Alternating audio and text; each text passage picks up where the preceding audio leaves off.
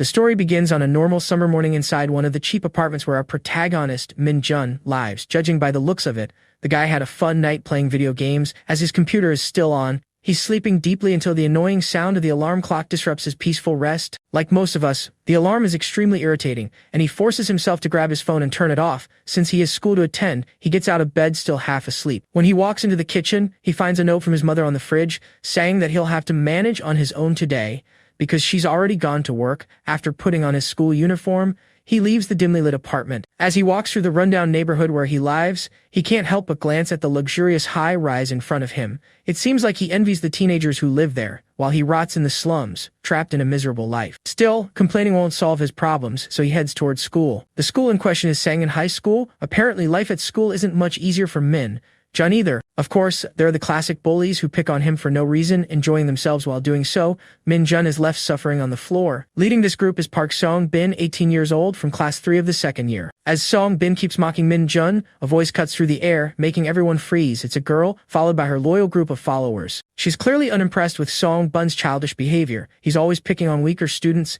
even though she also finds Min Jun pathetic. Still, she believes Song Bun's actions are damaging the school's reputation. Her name is Yana, also 18, from class 3. Song Bin quickly switches his attitude, pretending they're all best friends, treating Min Jun like the class pet, someone you can mess with without consequences. But Yana's point still stands. Song Bin is creating unnecessary chaos in the halls and ruining the school's decorum. If he wants to mess around, he should do it outside school grounds. Song Bin then points out that Yana probably hates Min Jun more than anyone, and now she's preaching morality. Yana defends herself by saying that while she may find Min Jun ugly, she's never physically assaulted him. Unlike Song Bin, we learn that Yana and Min Jun have been classmates since middle school, just like Song Bin has known Min Jun for a while. Trying to smooth things over, Song Bin invites Yana to come with him to meet a new friend, but she flat out refuses. Apparently, the last time she agreed to hang out with him, he took her to Min Jun's half-finished apartment, which was smelly, messy, and screamed poverty. So there's no chance she's repeating that experience. The reason this princess has such high standards is that she lives in the luxurious apartment complex Min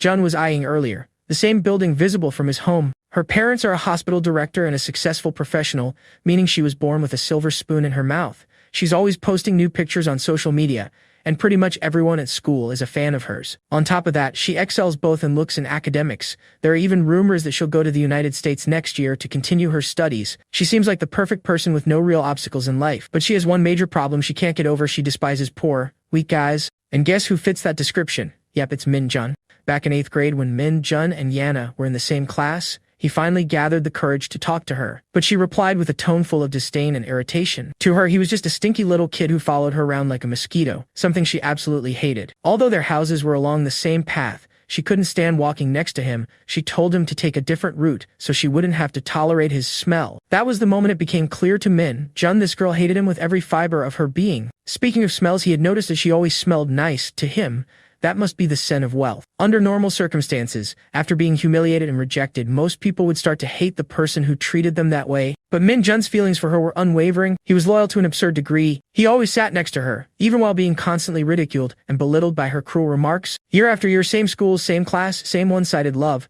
Despite all the constant mockery, he never gave up. At times, he began to question himself, am I crazy to love a girl who mocks me every chance she gets? This is Min Jun's life, physically beaten by Sabin and emotionally tortured by Yana. Welcome to the life of a certified and pathetic loser. Later, Min Jun is hanging out with his two friends, who are just talking about anime, being the otakus they are. The chubby one, in particular, seems obsessed with anime, while the skinny one beside him, Suho, hasn't really been keeping up with the anime scene lately. Meanwhile, Min Jun sits there silently like a background NPC, just observing. Suho, 18 years old, and the chubby one is Bone Jr., also 18. Suho and Bone Jr. are in different classes from Min Jun, but they're the only friends he has who actually share a personality similar to his. The only difference is, they're not the ones being bullied. Min Jun feels seriously envious of them. The only explanation he can come up with is that they're simply lucky, while he's the one who receives all the unwanted attention the world has to offer. His train of thought is interrupted when his friends ask if he's interested in going to a Luminina concert. If he's down, they'll grab extra tickets. The idol model on the phone looks hot, but Min Jun doesn't care about that kind of thing anymore. Honestly, he's lost his last bit of interest in these idols. Of course, his friends think he's missing out on a great opportunity. Now that they're thinking about it, they begin to notice that Min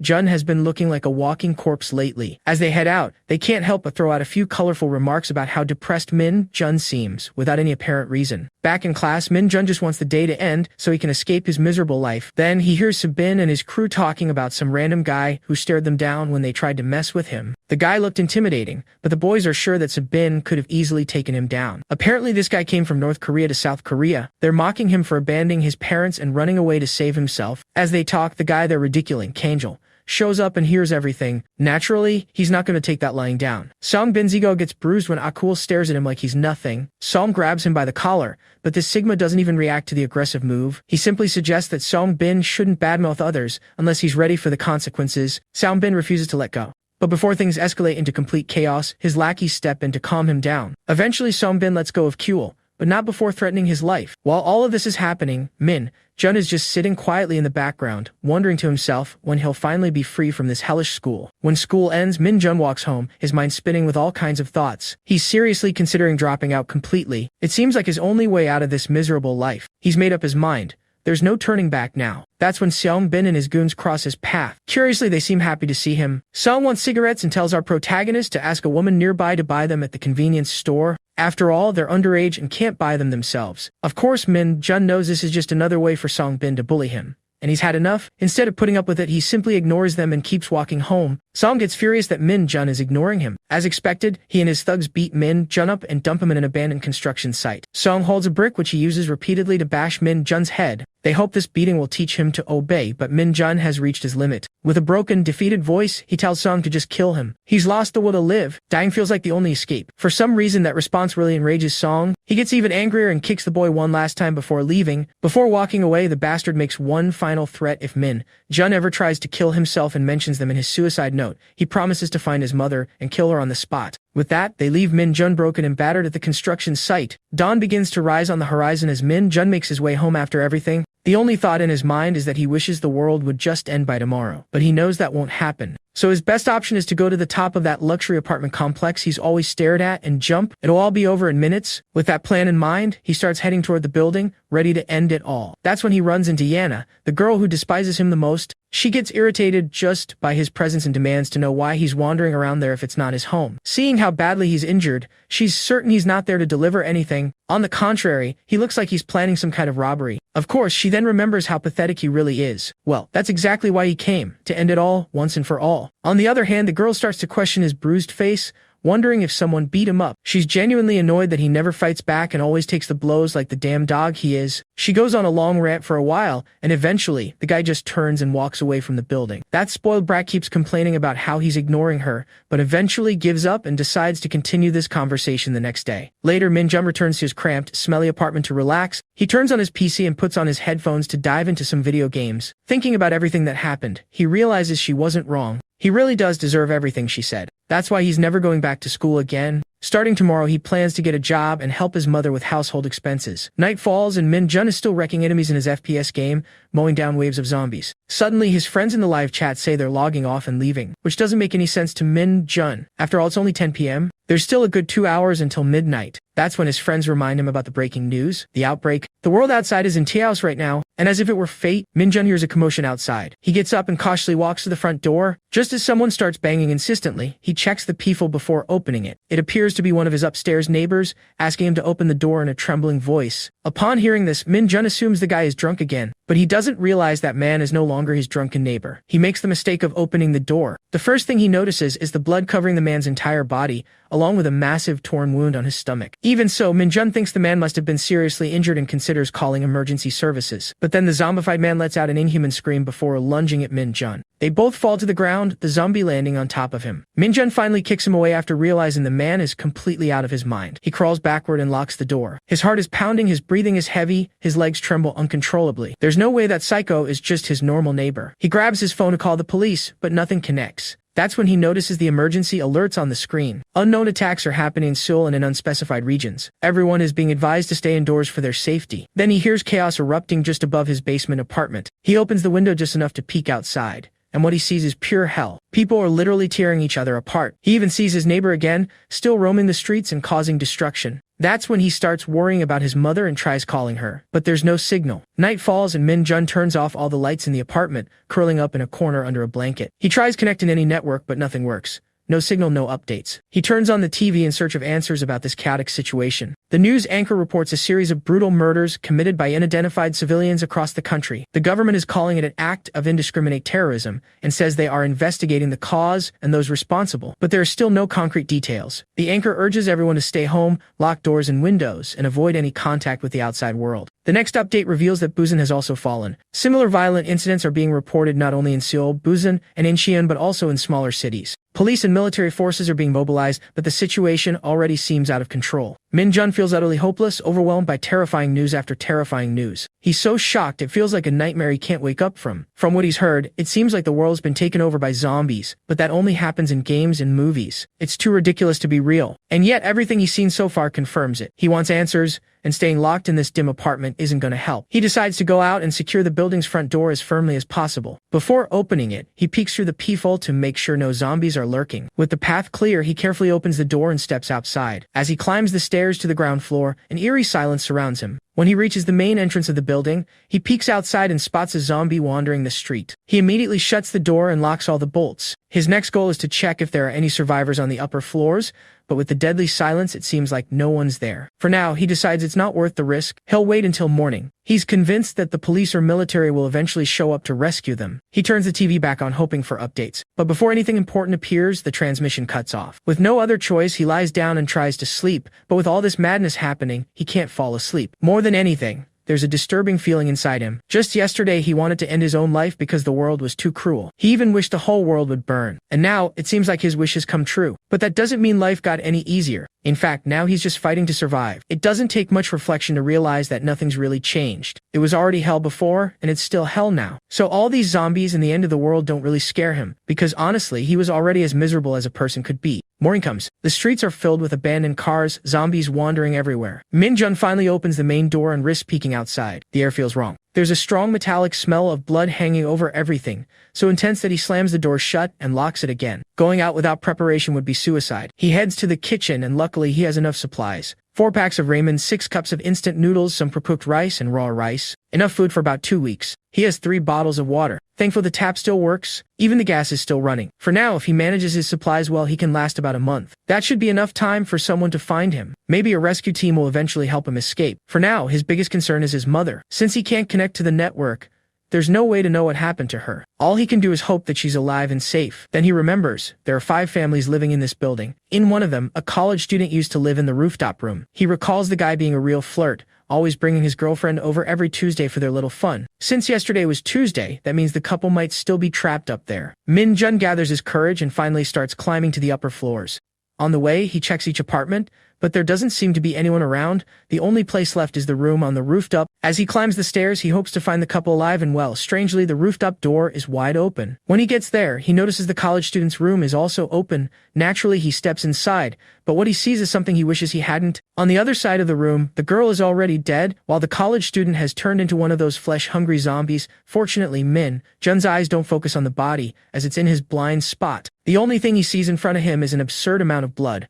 Enough to make him hesitate, he quickly abandons the idea of exploring the apartment. As he tries to retreat silently, he accidentally knocks over a flower pot, drawing the zombie's attention. Upon hearing the angry growls, Min-jun takes off like a cheetah, but his clumsy steps make him stumble. The zombie rushes out of the room and leaps at him immediately. Cleverly, he uses the zombie's momentum against it. He simply ducks, lets the zombie fly over him, and shoves the bastard, sending it falling off the rooftop. The scene leaves him breathless for a moment. He falls to his knees, nearly drained of strength. Without thinking twice, he runs back downstairs, locks the door behind him, and barricades himself again inside the apartment. He still hasn't processed that life, or death encounter with the monster. He can't yet accept that the university student from the rooftop, in whom he had placed his hopes, is now a mindless undead. And the most devastating part is that he literally pushed him off the top floor, causing his death. Even so, he tries to convince himself it wasn't his fault. What he did was just self-defense. The student attacked him first. Another night falls, and just like the one before, Min-jun is forced to spend it in that dark basement apartment. He sits in silence,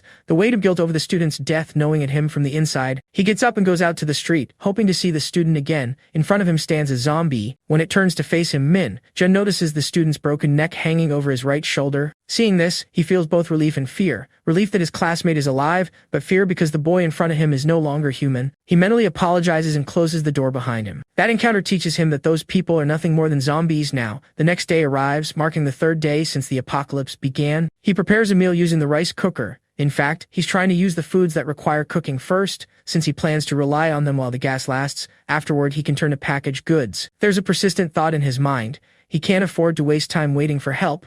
If the food runs out before then, he'll be doomed. On one hand, he's relieved the entire building is now zombie-free. It was only the rooftop student, and he's already gone. To draw the attention of rescue teams or other survivors, he considers lighting a fire on the rooftop. He's also thinking about leaving the building soon. He had already given up on life a few days ago, so even if he dies out there, it doesn't matter anymore. Besides, he's already survived 2 life or death encounters, which only gave him more confidence to fight these monsters. If things get intense, those zombie creatures don't scare him anymore. Suddenly, his phone rings. Miraculously, it's his mom. He doesn't waste a second before answering. His worried mother asks how he is. He quickly reassures her, saying he's home alone for now, and asks where she is. She reveals that she found the army during the evacuation the day before yesterday and is now in a shelter in Segun. She tells him not to worry and suggests he stay home, promising to ask the rescue team to come get him. With just that brief conversation, the call drops again. Even so, Minjun is happy to hear his mother's voice, a clear sign that she's alive. Out of nowhere, he starts receiving messages. They're from his 2 otaku friends. If they're sending texts, it means they're still alive in their homes. It seems those guys are so comfortable where they are that they're still cracking jokes in the middle of all this chaos. His 2 friends live close to each other, so Minjun is certain they helped each other in this situation. Besides them and his mother, there's one more person whose whereabouts he wants to confirm. Ina, the woman who always humiliated him. Of all the people he knows, she loves the closest, but he's not sure if she would ever return to his place, considering how much she hated it there. He remembers the past when Seong Bin and his gang were having fun in his apartment. One of them had invited Ina, but didn't tell her it was Minjun's place, someone she despised. Everyone was laughing while Minjun panicked at the news of her coming. When she finally arrived and saw the cramped, dirty place, she simply stared, hesitating at the smell of cigarettes, the sticky, moldy floor. She didn't even step inside and turned back immediately. At the time, Minjun was devastated by the look of disgust on her face. What hurt him most wasn't Park Bin and his crew taking over his home, but Ina's reaction upon seeing it. Now sitting on the toilet, he wonders if she's still alive, but even if she had turned into a zombie, Minjun wouldn't be too shaken. After all, his father is the director of a hospital. He still hopes his dad might discover which virus caused the outbreak, becoming one of the candidates to find a cure. But in the end, shouldn't he be more worried about his own survival than hers? Being the spoiled rich girl she is, she probably already escaped safely. But then a familiar voice calls out to him. He begins to feel unsettled as he recognizes it. It's coming from outside the apartment, through the window. She tries to call him, attempting to stay quiet. Even so, her voice ends up attracting zombies which start running in her direction. Desperate, she screams for him to open the door. Finally, Minjun opens it, pulls her inside, and locks it again. The woman is so terrified she's literally sweating. No matter how deeply she tries to breathe, nothing calms her down. Suddenly, Yena wakes up startled, asking if Minjun is okay and why he is there. With strength, the girl grabs the boy's shirt, still somewhat dazed. Right after, she buries her face in his chest, looking very shaken while Minjun remains confused. Her hand keeps tightly gripping the boy's clothes as if seeking safety. Minjun shows surprise, not fully understanding the girl's sudden reaction. Completely confused, he wonders what the hell happened for her to act like that. In a wider view of the room, we see the 2 on the floor with the girl still clinging to him. Worried, Minjun asks again if Henrietta is feeling okay. Gradually, she lets go of his shirt, seeming to regain her composure. Raising her face, Yena thanks Jung Minjun for the help he gave her. Honestly, she admits that if it weren't for him, she might have met a tragic end. The boy gets a bit awkward but relieved, saying that now she is safe, so it's all right. With a serious look, Yena observes the surroundings. Turning to Minjun, she asks if now it's just the 2 of them in the house. He explains that his mother left for work 3 days ago and hasn't returned, but he managed to contact her and she is safe with the military. Yena replies that she understands and is glad to know that he didn't sleep either. The boy takes the opportunity to ask about Han Yena's parents and how they are doing. The girl hesitates a bit before mentioning something about her mother, but she deflects, saying that both are fine and asks for water since she hasn't drunk anything in days. We see a wall clock showing nearly 3 in the morning at that moment. Minjun grabs some water bottles he had saved for her. Thirsty, the girl starts drinking the water desperately without stopping for a second. The boy is shocked, wondering how much water she can drink at once. He remembers they need to ration because if the water gets cut off, it'll be a big problem. But Minjun reflects that she probably risked her own life to get here. A bit awkwardly, he asks if she came straight from her house to his. Still confused, the young man asks why she chose his apartment in particular. Her answer is shocking. Yena reveals she had been hiding outside all this time. She starts to explain that it all began 3 days earlier, the day they bumped into each other. That day something happened. That's why she went back home to change and went out again. The girl begins to tell her story, recalling the screams heard on the street. Suddenly, everything started happening out of nowhere. People were running in despair. Running without thinking, Yen ended up hiding on the staircase of a nearby mall. She waited for a rescue that never came. Minjun asks, shocked, if she was alone there. Fortunately, Yena found a single unlocked door near the staircase where she was hiding. That door led to a small meeting room. With no other option, she hid there. Luckily, there was a water bottle inside. Yena survived on just that. But on the third day, thirst and hunger reached their limit. Yena decided to leave and run home. Upon leaving, the girl saw the street full of fallen people and others walking strangely. With an anguished face, the girl wonders why that path had to be like that. With little choice, she supposes she'll have to go through that narrow and dirty alley. That's how she ended up stealthily reaching Minjun's neighborhood, recognizing the area. To return to her apartment, Yena would have to pass through that chaotic side of the city. With no better option at that moment, the girl had to take that route anyway.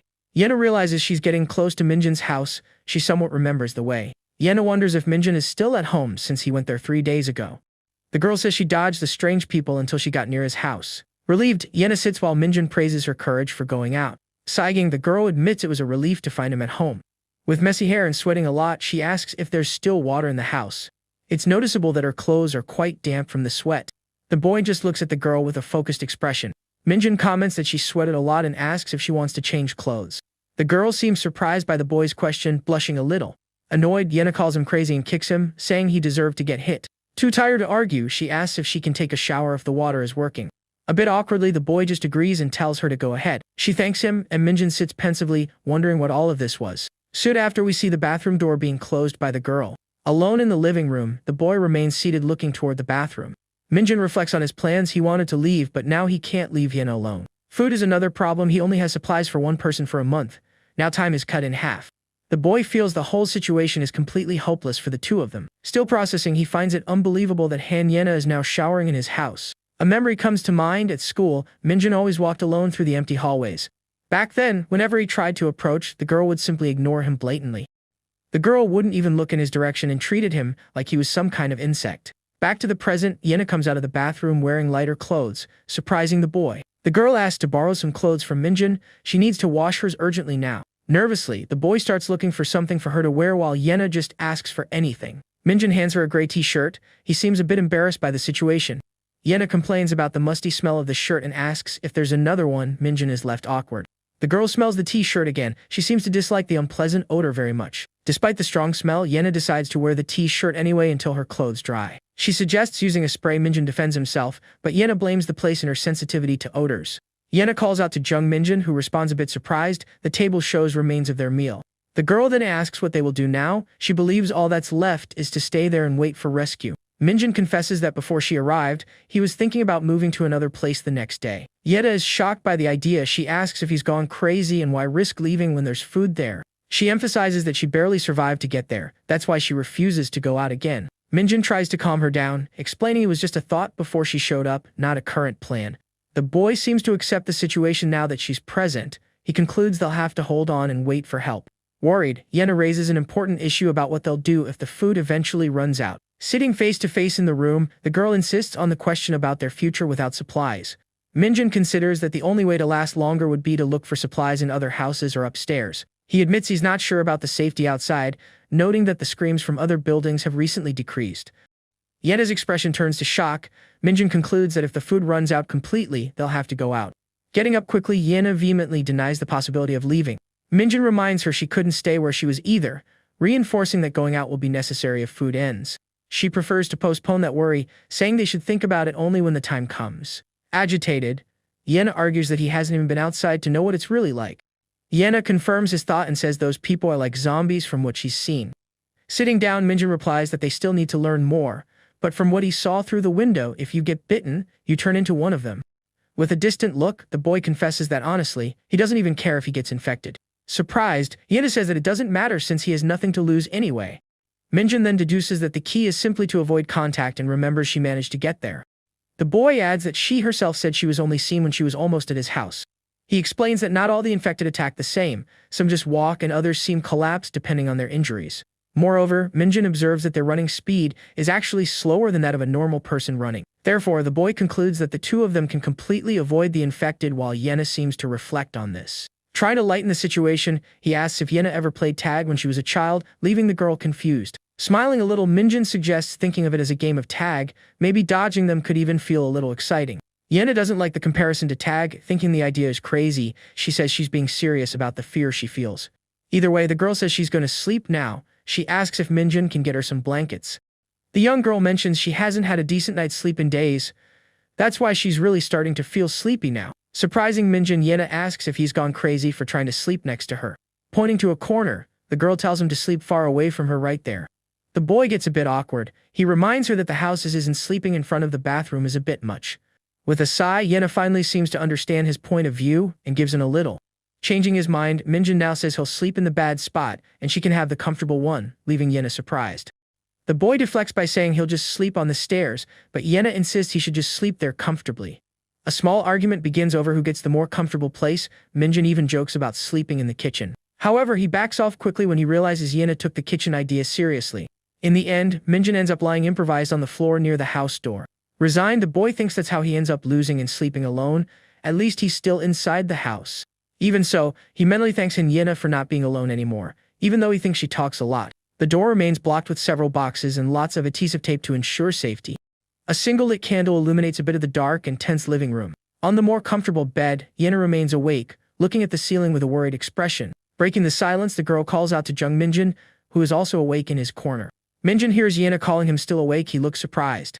Looking toward the bedroom door, Yena invites him to come in and sleep there. The girl confesses that being alone is scary for her. Meanwhile, the single candle continues burning slowly in the dark. Even in the comfortable bed, Yena cannot relax. Her mind is full. Her face clearly shows the concern that prevents her from sleeping. Her voice echoes in the silence, calling his name, Jung Minjin. The boy remains thoughtful, processing her request. She insists he just come into the room and sleep there. Yena emphasizes that she doesn't want to be alone because she's very afraid. The front door remains heavily blocked by boxes and tape. Accepting the invitation, Minjin is now sitting against the bedroom wall. Yena comments on a scary sound she has heard many times while hiding. With her back turned, she softly murmurs that she misses her mother. Sitting on the floor, Minjin listens to the girl's silent vent. Minjin responds that he can't sleep either. His eyes show a certain concern. Yena confesses that the constant noise from outside keeps her from relaxing and falling asleep properly. She describes the horrible sounds coming from neighboring buildings. This only increases the fear she feels.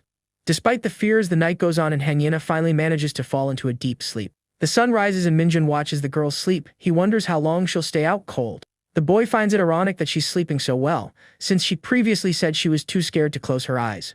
We see the clock on the wall showing 9:05 in the morning. The day has already begun for Minjin. Slowly, Yena wakes up. She sits on the makeshift bed, still a bit drowsy. The girl notices Minjin getting ready near the door. Her expression is full of questions.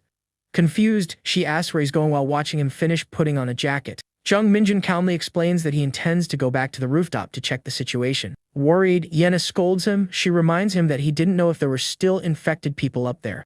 The boy says he'll be fine and will just avoid trouble. He even asks if she wants to come along. Calling him crazy, Yena immediately refuses. Minjin then decides to go alone and tells her to wait.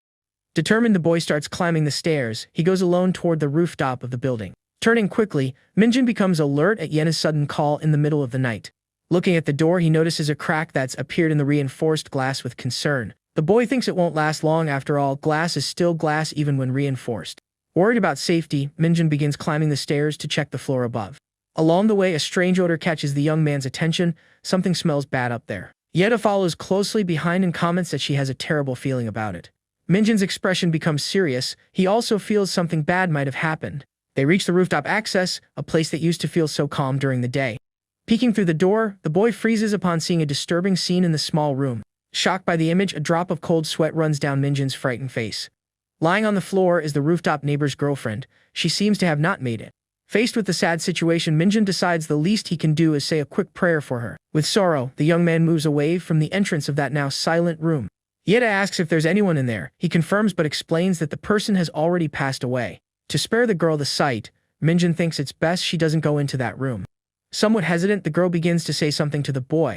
On the rooftop, Yena suggests making smoke signals to call for rescue, but Minjin finds the idea complicated due to the lack of timing with a helicopter. The young girl then shouts looking for survivors. Minjin immediately scolds her for the risk of attracting monsters nearby. And so Yena and Jung Minjin had to keep surviving alone in that place. She then asks what his MBTI is. The boy replies that he's never taken the test, which surprises Yena and prompts her to tease him about not having social media or followers. Curious, she asks what brings him joy in life or if he has any hobbies. Minjin replies that he likes playing video games. Yena laughs when she finds out he plays a zombie game, considering the irony of their current situation in a real apocalypse. Talkative, the girl assumes he's introverted and she's extroverted. She then asks if he prefers to plan or be spontaneous.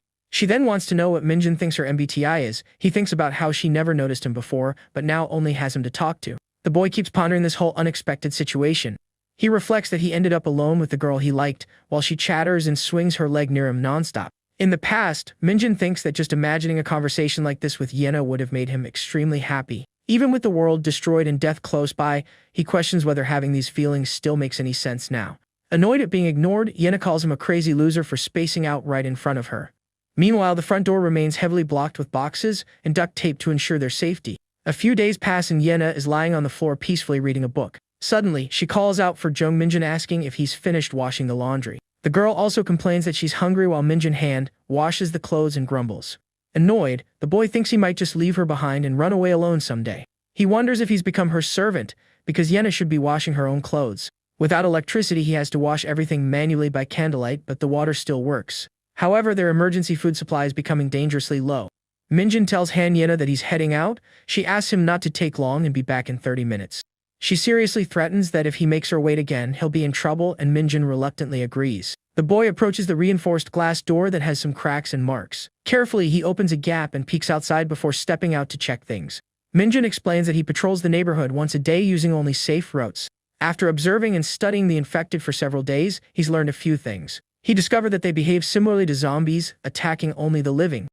With poor vision, they don't notice you from 50 to 100 meters away, but it varies between them. Replying to Minjin, Yena explains that they are very sensitive to sound. That's why it's crucial to stay quiet. Also, during the day, the number of infected is 2 or 3 times lower than at night. She goes on to say that they seem to move into shadows during the day. Maybe they don't like sunlight. Because of that, Yena emphasizes that he must never go out at night under any circumstances. However, Minjin notices something familiar about the infected's traits as he observes them. The boy remembers an online game he used to play a lot before all this happened. Maybe it's just his imagination, but the monster's behavior seems very similar to the game. The boy thinks he might be too immersed in that game. It must be just a strange coincidence. He considers that it can't be. But if the infected are connected to the game, the end of the world is coming. The next day, the front door of the building appears with the glass broken, showing danger outside. Meanwhile, inside, Yena complains about having finished her comics, feeling bored. Looking at the wall clock, she realizes time is passing very slowly in there. The girl grumbles at that jerk Jung Minjin is late again getting back. She thinks he's been listening to her less and less. Maybe she needs to train him better or something. Suddenly, the familiar sound of a helicopter echoes once again, but she wonders what the point is. The next day, the city looks calm from a distance, but tension still hangs in the air. Time passes slowly and the clock already shows almost 4:30 in the afternoon. Alone in the apartment, Yena starts to look visibly worried about Minjin's delay. In her thoughts, she curses the boy and wonders why he hasn't come back home yet. More than an hour and a half has passed, and the girl paces nervously, thinking the worst. Irritated, she complains that Minjin only understands things after getting hit and decides she'll stop him from going out tomorrow. Meanwhile, the sun begins to set, painting the city sky in orange tones. Yena's worry increases even more as night approaches. With a trembling voice, she mentally pleads for Jung Minjin not to be hurt. The candle keeps burning while Yena remembers that more infected appear after dark.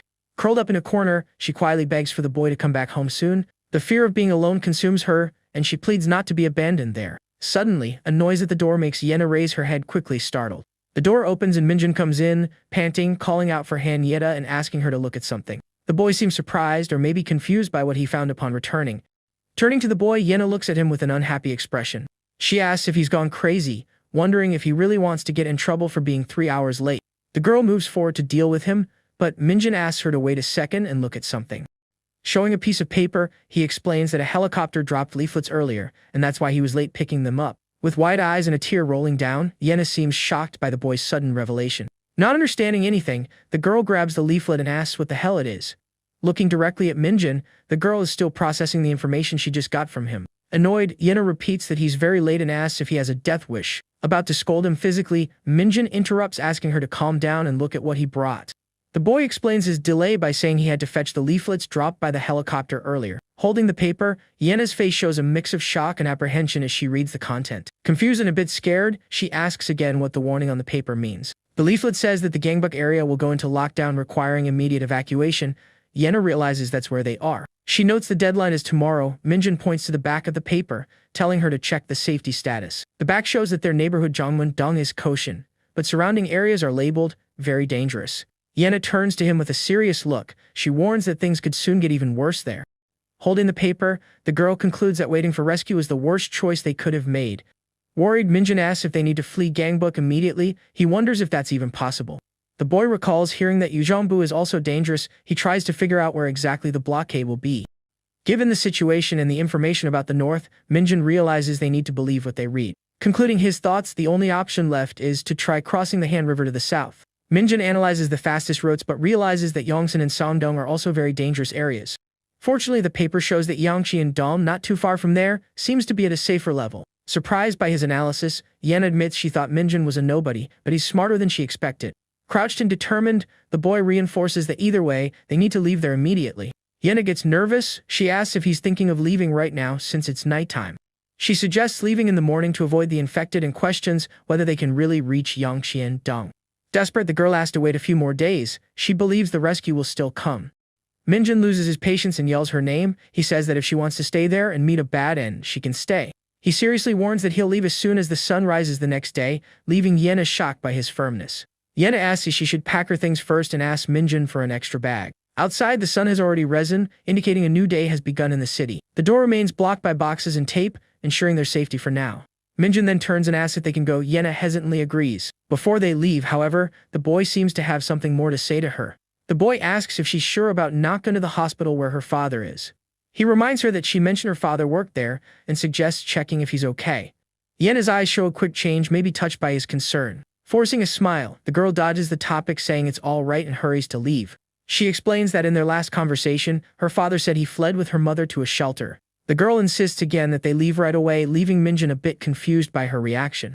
Outside, the sun shines brightly through the buildings and electrical wires on the street. Carefully, Minjin steps out first into a dirty alley with red marks on the ground. Peeking around a corner, he spots one of those creatures stumbling in the distance. Quickly, the boy gives a thumbs-up signal to Yena, who is right behind him. The scene shifts to a devastated street with an overturned ambulance. Bodies and red stains indicate the chaos outside. Cautiously, Minjin and Yena sneak through the destroyed street. They need to be careful as infected roam nearby. Minjin points out the way forward through the debris-filled street. Yena quickly agrees, following the boy. A wider view reveals the city street blocked by a crashed bus. Fallen trees also hinder the passage. In detail, we see the bus's broken, blood-stained window. A birthday ad contrasts with the horror scene. Minjin reflects that moving now is easier. He admits being very scared before and warns about dark places.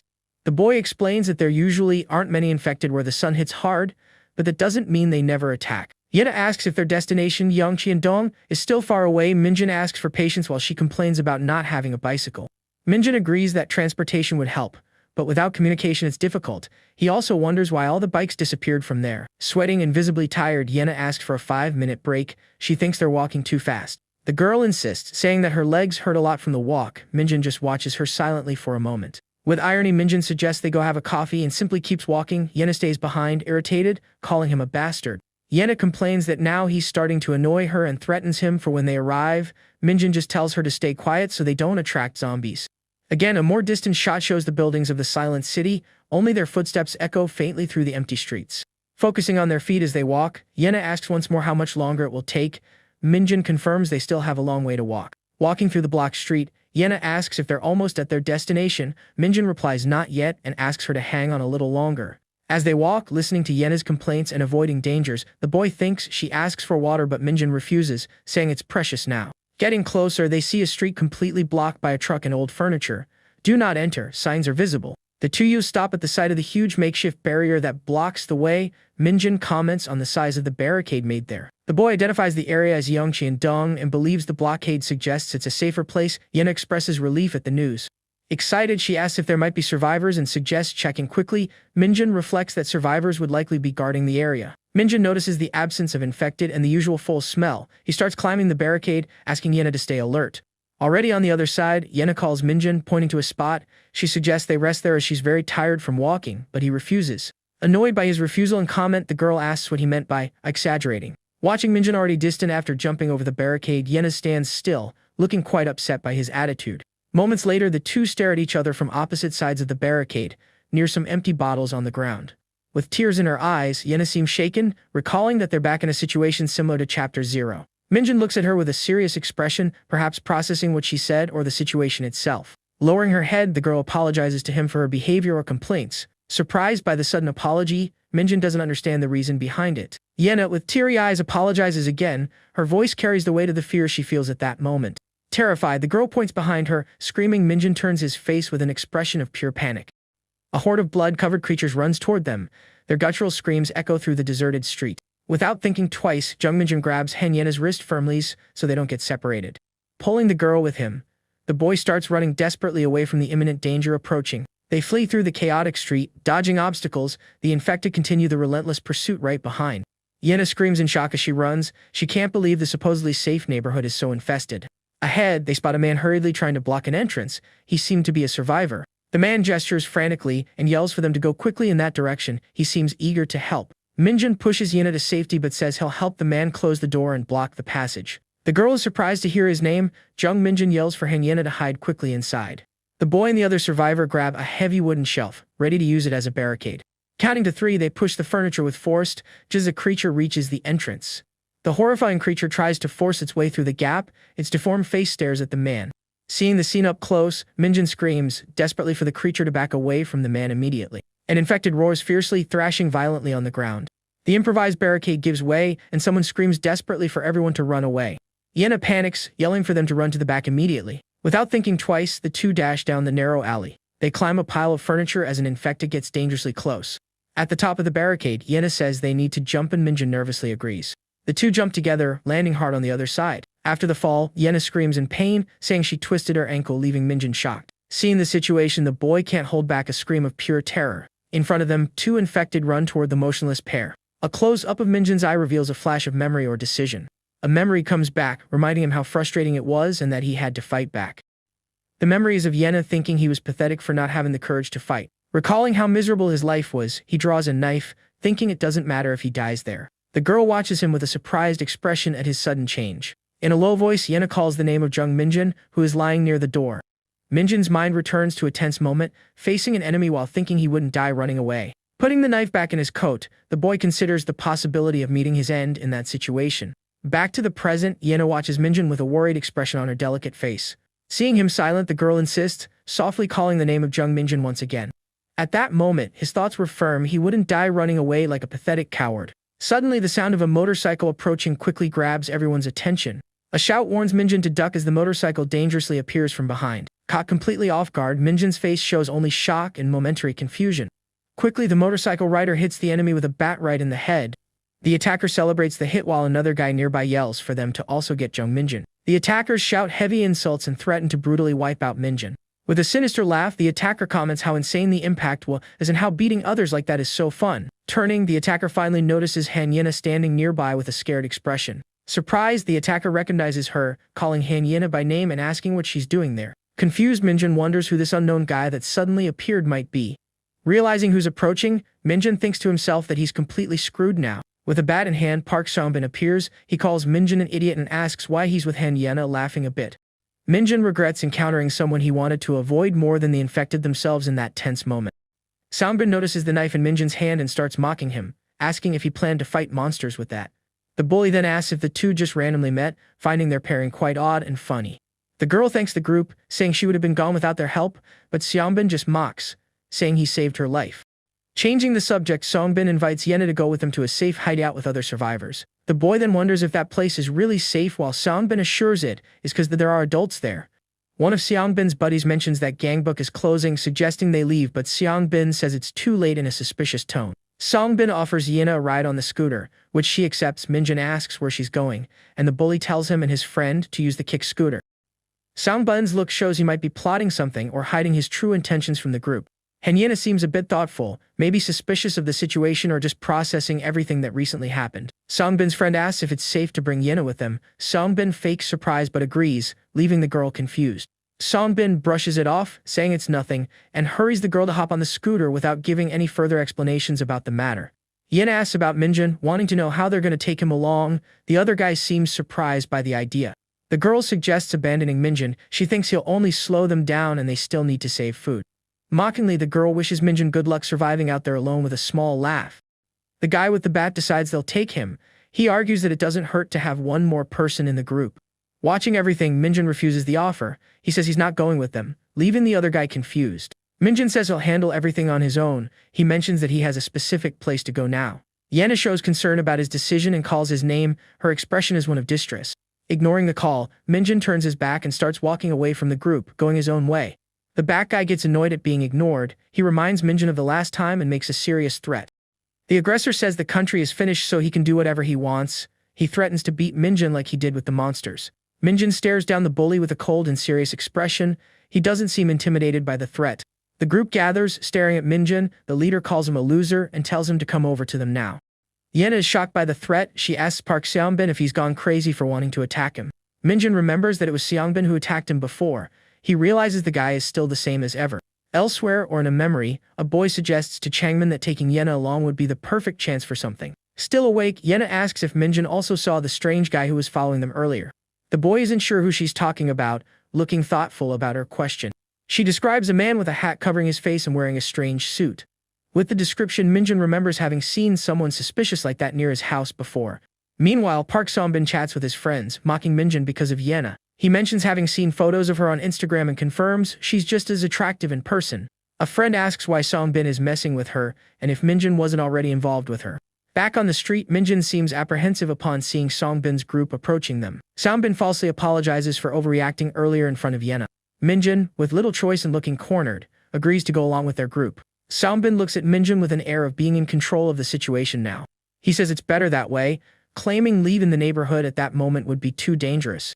The bully suggests they first go to the hideout to rest, promising to take him wherever he wants afterward. They start walking through an area that seems to lead to a more isolated and suspicious place. Confused, Minjin asks exactly where they're going, already feeling suspicious of the location. Responding to the moment, Minjin says he has a bad feeling. He thinks the guys outside might try something against the two of them. The girl tries to calm him down. She mentions Park Seongbin has been her lackey since elementary school. She promises to protect him if he tries anything. She asks about other survivors in the supposed hideout. Minjin questions if she really believes that. He knows their character. The boy insists. He asks if Yena still sees Park Seongbin as just some childhood acquaintance. The girl's expression turns serious. It seems Minjin's words made her think about her real situation with Seongbin. We see Park Seongbin from behind, walking down the hallway with a bat in hand. Yena then calls out loudly to him. Surprised, the group turns to face them. Yena awkwardly says they're just going back to their place now. The girl explains her plans. She heard her parents are in the Seopyeong shelter. She needs to go today before it's too late. Minjin is completely surprised by the news. He asks if there really is a functioning shelter in Seopyeong. The boy counters the information. As far as he knows, the Seopyeong area was completely destroyed during the incidents. Seongbin cuts in. He asks why Yena would risk going with a nobody like Minjin. He suggests she go with them tomorrow instead. Nervous, the girl tries to change the subject. She says it's urgent and they need to leave right now. Polling Minjin, Yena tries to get out of there quickly with a nervous laugh, but their group doesn't seem convinced. However, a rusty baseball bat suddenly appears, blocking their path and stopping them from passing. Seongbin stares firmly at the girl. He repeats that he already warned her. If she's gonna leave, it'll be with his group and only tomorrow. Minjin asks if something is going on between the two of them and what suddenly got into them. Frightened by the sudden question, Yena only mutters Park Seongbin's name. Clenching her fist, the girl says she'll go with him and asks if Minjin is being serious. With an expression like he already expected this, Minjin thinks he figured this would happen. Agreeing, the boy suggests they just go along with Seongbin to talk. Yena seems apprehensive. She comments that the sun will set soon anyway. Soon after, the three leave the house and walk down an alley with Seongbin in front holding a bat. Reaching the destination, Seongbin stops and looks at a building under construction ahead. Minjin confirms it's the right place and notices barricades on both sides to keep the infected out. Analyzing the makeshift structure, he thinks it looks hastily assembled despite the effort. Next to him, Yena remains nervous looking at the building while a drop of sweat runs down her face. Noticing her nervousness, Minjin gently holds the girl's wrist to calm her. Looking at her, the boy tells Yena not to worry about the situation. He then promises he won't leave her side, no matter what happens there. A little calmer from his words, Yena still seems tense about what's to come. Unexpectedly, Yena lets out a loud scream. The girl confesses she got really scared. Horrified, Yena sees the infected outside. She asks if the place is safe and demands Minjin do something. Getting closer, another guy tells Yena to relax. He assures her the infected won't be able to break in. The girl, however, doesn't calm down. She thinks the barricade looks like it's going to collapse at any moment. Looking from above, the group realizes the gravity of the situation. They're completely surrounded by infected below. One of the guys complains about the improvised shelter. Then he tells everyone to climb a nearby ladder. Minjin realizes the idea is to go up to the second floor. He thinks if they pull up the ladder, the infected can't climb.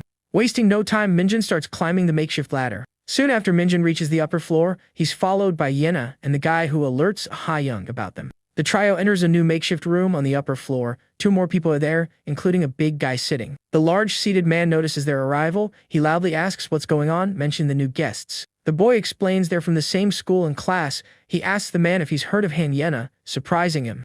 Excited, the man introduces himself as Lee Bonju. He says he really wanted to meet Yena and even followed her on social media. The boy mentions he had told Yena about Bonju before. The girl, however, doesn't remember and finds him pretty weird. Bonju assures him the place is totally safe and tells them to relax. Yena hesitantly mentions rumors about Gangbook being sealed off. Minjin replies that he's also still awake and asks if something happened to her. Yena stays silent for a moment before asking if Minjin has ever killed someone before. Surprised by the sudden question, the boy quickly denies it. He's never taken anyone's life. The girl explains that she can't stop thinking about the men she encountered earlier. Minjin listens attentively as Yena recalls the scary incident she experienced. She confesses that one of them grabbed her and how she felt completely powerless in the situation. Seeing how shaken she is, Minjin tries to comfort her, saying it's over now. Yena mentions it was all Park Seongbin's fault. She feels betrayed by him. A hand grabs Yena's arm tightly, pulling her away from there.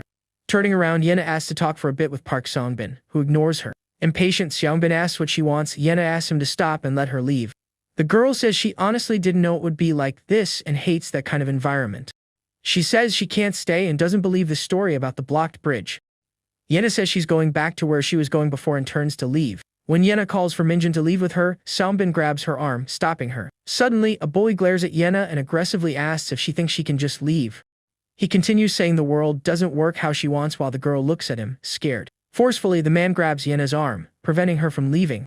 Minjin then steps in, trying to pry the man's hand off and asking him to let the girl go. The big guy looks at Jung Minjin, surprised by the sudden boldness of the boy with glasses. Annoyed, the man asks if Minjin has finally lost it for meddling where he wasn't called. With a frightened look, Yena stammers while being held by the arm. But soon, someone else grabs the arm of the guy who's holding her. Trying to intervene, Minjin asks the aggressor to let go of her arm. Surprised by the interference, Seongbin just lets out a mocking laugh. Staring at the boy with glasses, Seongbin accuses him of losing his mind. Somewhere else, we see some survivors observing a pile of rubble. Provoking the boy, Seongbin asks if he's going to use the knife from earlier. Yena screams for him to stop. Continuing the provocations, he calls him a coward and challenges him. Suddenly, 2 others arrive and Minjin wonders what's going on. Yena complains about the dirty place, but the big guy says they'll sleep in the tent. Additionally, the chubby guy reveals that Minjin is carrying a kitchen knife. Shocked by this, calling the boy 4 eyes, Bonji demands that he hand over the knife or else. In his thoughts, Minjin knows he can't give up his only weapon, but also can't fight 5 people alone. One of the thugs explains the hierarchy, saying that Bonju is the boss and he's second in command. Bonju then declares that the country is in a state of emergency, and without leadership the place becomes hell, giving 2 warnings before eliminating someone. Uncomfortably, the chubby guy pats Yena on the shoulder, telling her to go rest. Questioning if she cursed, Yena quickly denies it, explaining that she just got scared because of the recent panic days. Showing off his luxury camping tent, he invites her again to rest inside. Realizing the guy is nuts, Yena quickly thinks of a way to buy time and calls him Oppa. Stammering a bit, the girl says she's hungry and asks if she can eat something, surprising Bonju. Excited by the idea, Bonju says they got a lot of pork belly. Minjin suggests a party and everyone celebrates. Seeing the situation, Minjin thinks to himself that this is the worst-case scenario. This place has no police, it's basically a lawless zone with 0 safety. A bit awkwardly, Bonju apologizes to Yena and calls her cute. Especially for Han Yena, these thugs are as dangerous as the infected. Minjin realizes she's in danger. Worried about the girl, he thinks he needs to find a way to get her out of there immediately. He considers luring the infected to cause panic, but gives up thinking of the other survivors. Minjin also isn't sure if the 3 older survivors are trustworthy. Maybe at night, when everyone's asleep, it'll be time to escape, but he fears they'll do something to Yena before that. Letting out a sigh of frustration, Minjin feels powerless at the moment. Meanwhile, the pork is being prepared on the grill. Bonju sits next to Yena. She complains about the smell, but quickly covers it up by praising the food. The chubby guy tells Minjin to bring some meat to the older men. Looking at the plate, Minjin thinks the portion is very small and stingy. Deciding to help, he takes some of his own food to give them as well. Approaching the 3 men, Minjin looks a bit hesitant. He offers the 2 plates of food, saying it's not much but asks them to accept it. One of the older men thanks the boy for the kindness. Later that night, the starry sky covers the silent city. An improvised fire and a barrel lights up the campsite. Away from the main group, Yena and Minjin sit silently. The chubby guy calls out for Yena, who looks at him with apprehension. He asks why she's alone and invites her to relax with them, but Yena refuses. Saying it's already time to sleep, she says she'll stay there, planning to escape once everyone falls asleep. Annoyed by her coldness, Bonju complains that she's treating him badly. Seongbin watches. Unexpectedly, Seongbin steps in and tells Bonju to stop. Surprised and confused, the chubby guy turns to Seongbin, not understanding. Repeating more firmly, Songbin tells the fat guy to back off from her. Furious with the audacity, Bongyu asks if Songbin has gone crazy. Insulting the boy, Bongyu doesn't understand his behavior. The other thugs are also confused. With a strange smile, Songbin reveals that ever since they got trapped there, he decided he'd eliminate Bongyu first. Discarding the previous hierarchy, Songbin declares himself the new leader of the group. Enraged, Bongyu charges at Songbin with a roar of anger. The quick movement signals the beginning of their fight. Swiftly, Songbin gets the fat guy in a chokehold, telling him to go to hell. One of the other thugs is shocked and yells, asking if Songbin has lost his mind. Before he could do anything, the thug takes a strong blow to the head. Chaos breaks out, someone yells to finish them both, and the other thugs attack with clubs. Horrified by the scene, Yen and Minjin watch the fight. Someone asks if they should stop them. With wide eyes, Minjin realizes this is the opportunity he was waiting for. Turning to the girl, he says now is their chance to escape. In the middle of the confusion, Songbin notices the two making a move. The two start running to flee, but the older men yell to catch them. One of the men manages to grab Yena by the arm, making her scream. Scared, Minjin looks back when he hears her scream. The man holding her now has a knife, telling her to stay quiet if she doesn't want to get hurt.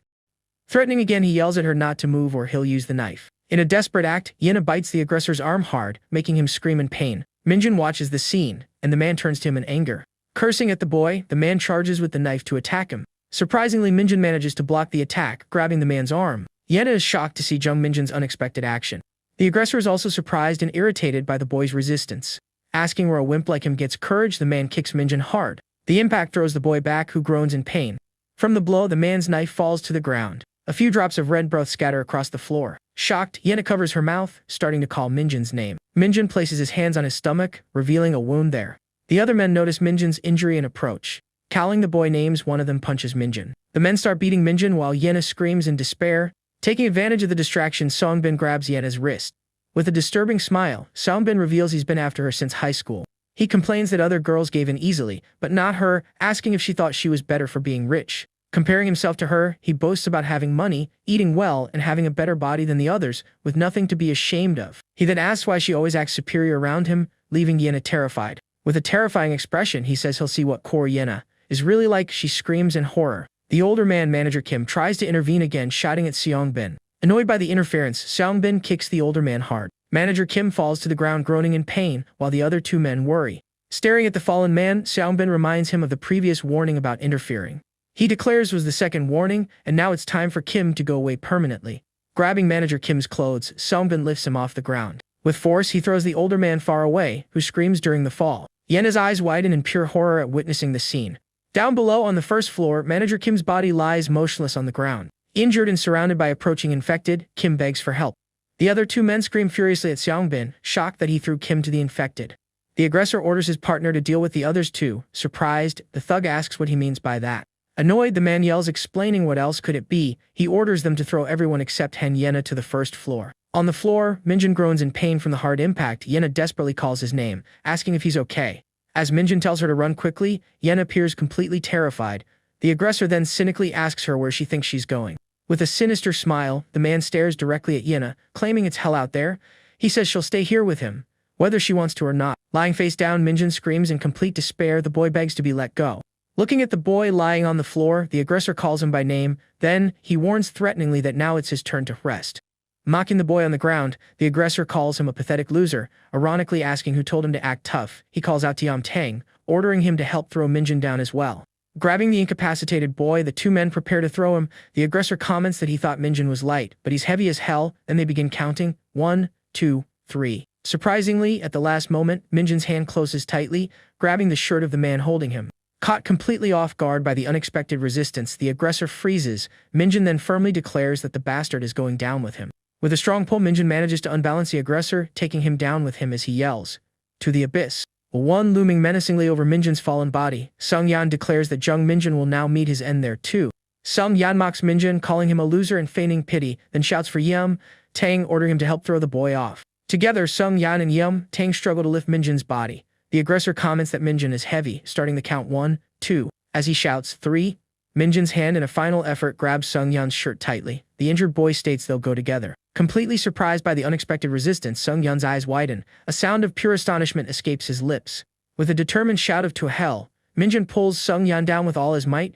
Both bodies plummet towards the ground floor. From above, Yam Tang watches the scene with a frozen expression, his face showing utter shock at the sudden turn of events. Desperately, he shouts to Sung-bin, asking what happened. Yam Tang reports that Kim Sung-yan fell to the ground floor along with Jung Minjin.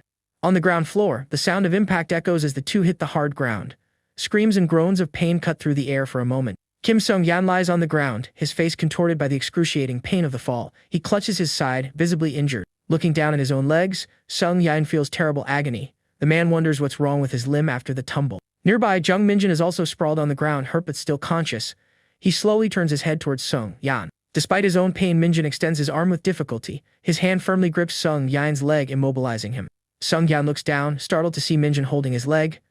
Angrily, he asks where the boy thinks he's trying to go. His face tight with rage, Sung-yan curses loudly. He accuses Minjin, claiming his leg is broken because of that act. Suddenly, a new threat emerges. An infected creature approaches, drawn by the noise, while a terrified Sung-yan begs Minjin for help. On the floor above, the two remaining delinquents watch in panic. One asks what they should do, while the other yells to abandon the idiot. Henyina witnesses the entire horrific sequence unfold before her. Her eyes are wide with horror, and a single tear rolls down her cheek. Taking advantage of the attacker's distraction, Yena quickly turns and starts running. She flees for her life, desperate. Song-bin, however, immediately notices the girl's escape. He curses and, without hesitation, begins to pursue her with grim determination. Quickly, Yena climbs onto narrow scaffolding, seeking an escape route in the darkness. With careful steps, the girl moves along the metal platform, trying not to make noise.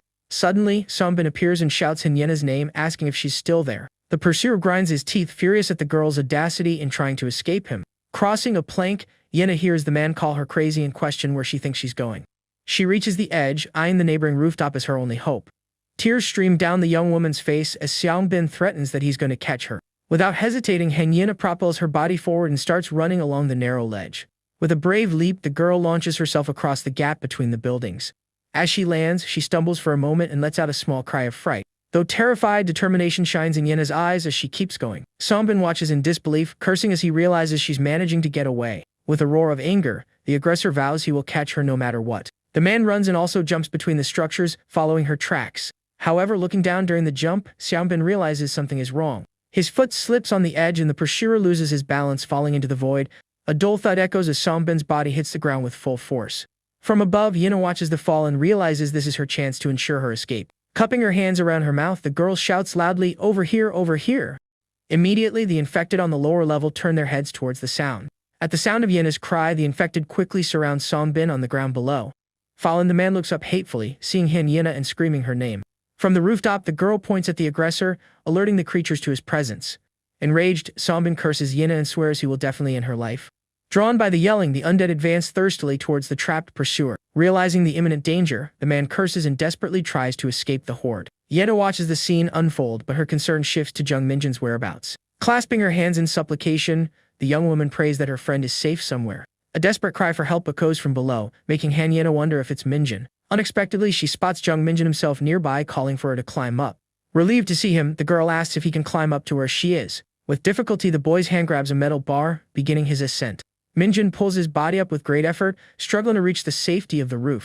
Yena encourages him, telling him to push just a little bit harder to make it. Quickly, the young woman extends her hand, offering support to pull her companion up. Joining forces, Minjin finally manages to reach the rooftop, standing beside Henyena. Completely exhausted, the boy collapses to the ground, while she approaches worriedly. She asks about his injuries and if he was caught, but he says he managed to avoid them, feeling dizzy. Suddenly, an angry voice emerges from the darkness. It was Song-bin's henchman looking for him. Even badly injured, Minjin tells Yena they need to get out of there as quickly as possible, and she agrees. With a dull thud, Yena and Minjin collapse onto the cold ground, the darkness of the alleyway enveloping them. Promptly, the girl turns to her fallen companion, worriedly asking if he's okay. Supporting her injured friend, she asks him to hang on just a little longer so they can keep going. With difficulty, Yena supports Jung Minjin, guiding him slowly through the darkness of the night. The night sky hangs above them as they desperately search for a safe refuge. Supporting the boy, Henyena mentions she thinks she sensed infected nearby, as the night is dangerous. His face pale and sweating cold, Minjin murmurs his friend's name, the pain evident in his voice. The boy suggests that if the creatures see them, she should escape alone, leaving her shocked. Determined, the young woman states she will find a place for them to hide and save him somehow. Suddenly, they spot a path that seems free of the creatures' scent, indicating their absence. A solitary light flickers intermittently in the dark alley, offering a partial view of the area. Carefully, the pair continues their journey, with Yena still supporting Minjin's weight. Unexpectedly, Henyena stops, an expression of surprise and apprehension crossing her face. A slightly open door appears ahead, perhaps a shelter or another unknown danger. Entering the place, a faint light illuminates a dark and apparently empty hallway. Cautiously, the girl peers into the new environment, searching for any threats. Relieved, she whispers she doesn't sense anyone nearby, questioning if they are finally alone. The young woman then helps Minjun into the room, suggesting they rest there for a moment. Exhausted, the boy can't hold on any longer and collapses to the floor, clutching his injured stomach as she calls his name. Kneeling beside him, Yena gazes at her friend with apprehension, pleading for him to be okay. Minjun remains lying face down on the floor, clearly in a lot of pain. With teary eyes, Yena stares at her friend, deep sadness etched on her face. The girl then whispers with a choked voice that this is all her fault. Sitting beside the boy, she blames herself for him staying at her house and for attracting the infected towards them. The young woman continues her lament, stating that because of her they went to the construction site and that he suffered at school too. Clutching her friend's shirt tightly, Yena begs him to please hang on. Tears stream down the girl's face as she stares at Jung Minjun in utter desperation. Suddenly, the sound of footsteps makes Yena look intently into the darkness of the hallway. The young woman's attention turns to the dark corridor, where the noise seems to have come from. Apprehensive and still beside Minjun, she asks aloud who is approaching. Her gaze remains fixed on the gloom, anxiously waiting for an answer or any movement. The unsettling silence of the hallway only increases the tension in the already fear-laden atmosphere. With a slightly firmer voice, Yena repeats the question, wanting to know who is hiding there. A dark stain begins to form on the floor beneath Minjun, indicating his wound is worsening. Suddenly, a figure emerges from the darkness, wielding an axe and approaching the pair. The newcomers, two men with axes, seem quite surprised to find Yena and Minjun there. Yena stares at one of the men, a clear expression of recognition appearing on her face. A quick memory flashes in her mind, showing the man who helped them near a barricade. The mental image confirms it's the same individual who offered them help in a moment of danger. Relieved, Yena exclaims that he managed to survive, while the man seems confused by her greeting. Surprised, the man notices the injured boy and sees that he's losing a lot of red fluid. Immediately, he asks if Jung Minjun was bitten, but Yena denies it, explaining it was a stab wound. Desperate, the girl pleads for help as her friend is in bad shape, and the newcomer asks about a first aid kit. Concerned, the individual asks the young woman if she is okay, and Yena, relieved, thanks him for his help. Suddenly, one of the man's companions grabs Yena, forcefully covering her mouth. Meanwhile, the other henchman laughs and comments on their luck, asking what they should do next. The same guy suggests taking the girl, but she resists and annoyed, he considers knocking her unconscious. Out of nowhere, the leader of the small group, who had previously helped Yena, curtly orders his men to stop. Facing his subordinates, the man gives them only 3 seconds to disappear. Confused, one of the henchmen asks what they should do with the leader, and the other suggests finishing him off. Without hesitation, the first attacker lunges quickly towards his now former leader, ready for a confrontation. On the floor near them rests the nail-spiked bat, an intimidating and dangerous weapon. Quickly, the man defending Yena draws a small knife, showing he's prepared for combat. The henchman who charged tries a quick, direct blow against his former boss. With agility, the leader manages to dodge and counter-attack, hitting the aggressor squarely. Wounded, the hit henchman coughs in pain, while his partner still holds Yena hostage. Annoyed by the situation, the man holding the girl shouts for the ex-leader not to move. Yena's defender raises the knife, warning the henchman that if he does anything stupid, he'll regret it. Taking advantage of the distraction, Yena manages to break free from her captor's grasp. The young woman looks back, her face expressing a mixture of surprise and fear at the turn of events. Surprised, the young woman stares at the newcomer and calls him Kang Hakchiul, noticing a mysterious glow around him. A translator's note: the glow seems like a stylistic choice, translated directly. The group moves to a safer room, apparently a makeshift storeroom or office in the back. On a table, we see various first aid supplies such as bandages, scissors, and antiseptics. Jung Minjun rests on a makeshift mattress, covered and apparently sleeping to recover. Hakchiul explains that Minjun is more in shock from the blows than from blood loss and needs rest. Yena thanks him. Curious, the young woman asks how he knows so much about first aid and where he learned it. He says it was by chance. The man then states that this neighborhood is extremely dangerous and questions what she was doing around here. Yena recounts that they saw helicopter flyers about Yongchin Dong being a safe zone and were captured by Park Song-bin's group. She continues, explaining that when they escaped, it was chaos with everyone being attacked, and Seong-bin also fled. Kang Hakchiul ponders, staring into space, that this means the aggressor might still be alive. Wiping a cloth, he states that the story of Yongchin Dong being safe is just a false rumor. The man details that those who stayed in Seoul tried to contain the infection with barricades, but the system collapsed. He warns that there are now more dangerous people than infected, and girls like Yena aren't seen on the streets. Hakchiul warns that if they capture her, she doesn't know what they would do, as northern Seoul is a lawless zone. Sitting, the young woman hears that soon all of Seoul might become like this, and thinks about how terrible the situation is. With a worried expression, Yena asks Kang Hakchiul directly why he is there. The man looks down with a serious expression, and replies that he has his own reasons for being in the area. Suddenly, he reveals that the next morning at dawn he will leave for Gangnam, leaving Yena perplexed. The girl, astonished, asks if he heard the news about the northern zone closure, which was supposed to start today. With a grim look, Kang Hakchiul simply comments that it means the situation has worsened considerably. Kang Hakchiel continues, mentioning he doesn't know if the entire north is closed, observing nearby containers. Adding information, he reveals that the bridges to Gangnam have been blocked for 2 days, depicting a chaotic scene of cars and infected. The man explains that Han River Park is full of infected because when the chaos started, everyone fled south. Faced with this, the government closed the bridges, causing more panic and resulting in hordes of infected near the river. Surprised by so many details, Yena asks how he knows all that, and the man replies he heard from survivors. The young woman, with a tear rolling down, asks if all that is true, showing her growing despair. Despite the bleak scenario, Hakchiel claims that not all is lost, showing a lit lamp. A translator's note, assuming lamparina refers to a portable light source, lamp or lantern fits. Using lamp for now, he suggests that with a small boat, they could cross the river, of course, avoiding the infected along the way. Still apprehensive, Han Yena asks if Gangnam is really safe, since there are rumors of infected throughout the country. Kang Hakchiel reveals that his sister is in a shelter there, and he needs to get to her no matter what, surprising Yena. Interested in the story, the young woman asks how he and his sister ended up separated in all that confusion. Beginning his account, the man says that the day after the outbreak, he, his sister, and his uncle went to a temporary shelter. Soon after, the army arrived at the location and announced they would evacuate some people to the southern region. However, only children and the elderly were taken first, which is why he stayed behind while his sister called out to him. Shocked by the situation, the young Hakchiel desperately asked where they were taking his little sister. A nearby soldier coldly informed him that her destination would be the Gangnam shelter in the southern zone. With a sad look, Kang Hakchiel concludes that part of the story, saying the army never returned for them. Yena, moved, then asks about his uncle's fate, wanting to know what happened to the relative. He continues, explaining that shortly after, infected appeared in the shelter, and everyone started screaming and running desperately. His uncle and he tried to escape together, but unfortunately the older relative didn't survive the attack. Kang Hakchiel informs them he will leave at dawn as every second is crucial. Surprised, Yena questions why so suddenly. The young woman then asks him to take them along, since they also want to go to Gangnam. The man replies that it would be impossible. He justifies this by saying that with 3 people, the danger becomes considerably greater. Situations like the previous one would repeat, and it would be obvious that at least one of them wouldn't survive. Additionally, Jung Minjin needs rest. Hakchiel acknowledges that the word crest sounds ridiculous at the current time. Desperate, Yena pleads with clasped hands, revealing that Minjin's mother is in Gangnam and they need to get there no matter what. Honestly, she admits not knowing what to do with just the 2 of them. The young woman confesses they don't know how to escape from there, feeling completely lost, and begs him.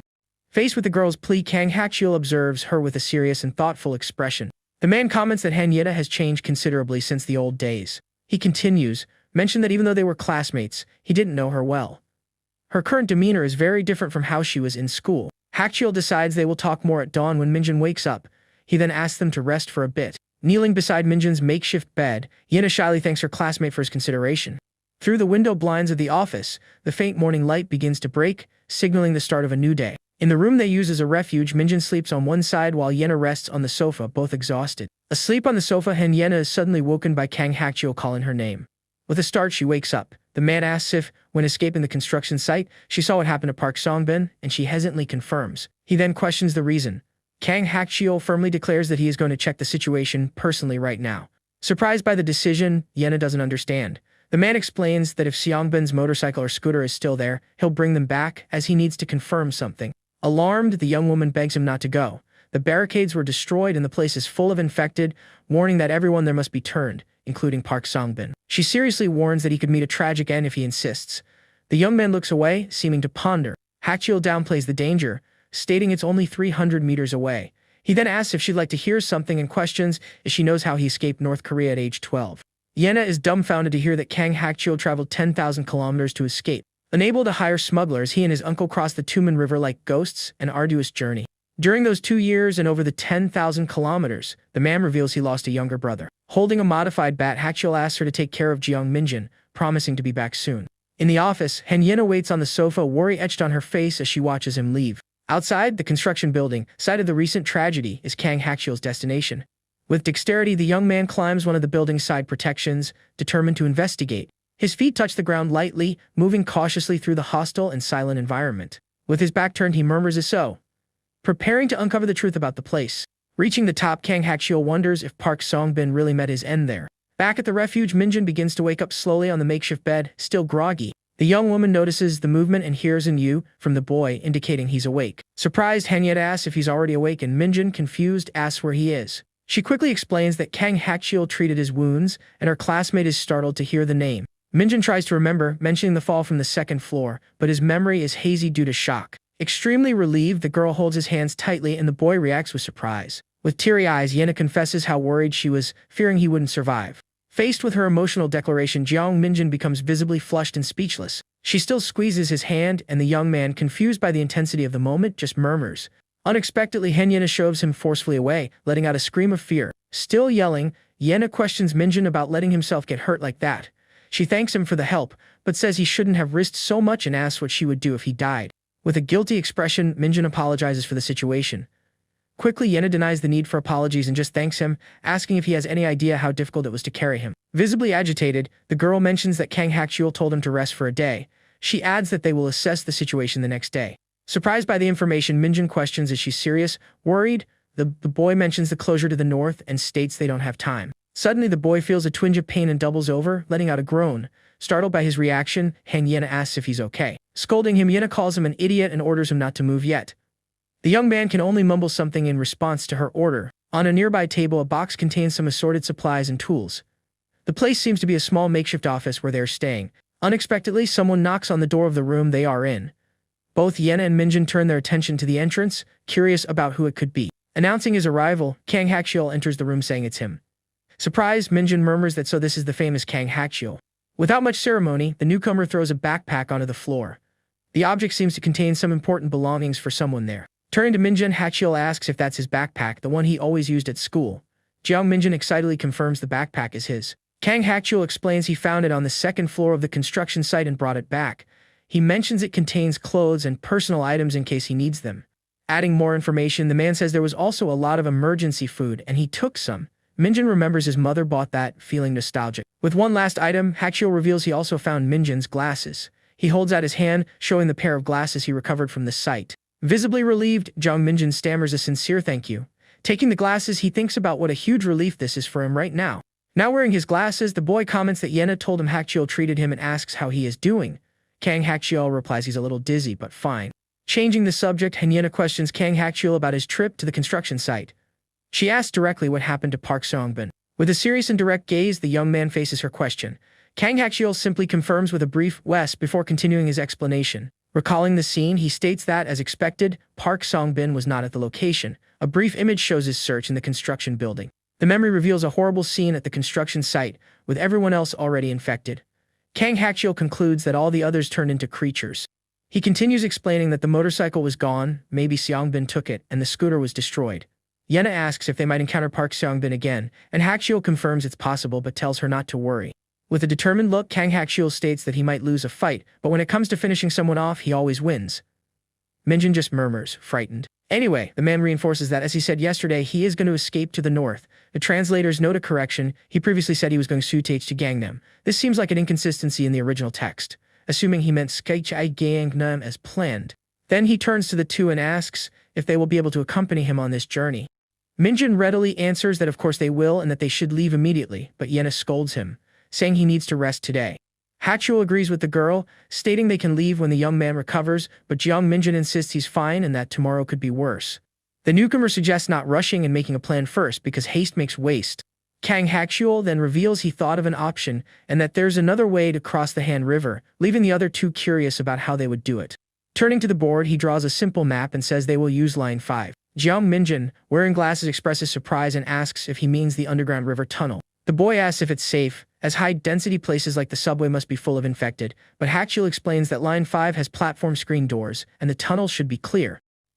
Kang Hakchul admits the problem is getting there, and that others might have had the same idea, or the government might have already blocked it, but he thinks it's worth a try. He informs them that the nearest Line 5 station is Jangin, and as they know, it's too far on foot and will be more dangerous upon entering the Jangin neighborhood. Outside, the sky takes on a pinkish hue over the buildings as night approaches. On the whiteboard, a list of survival rules is shown, with the first item being, don't take unnecessary risks.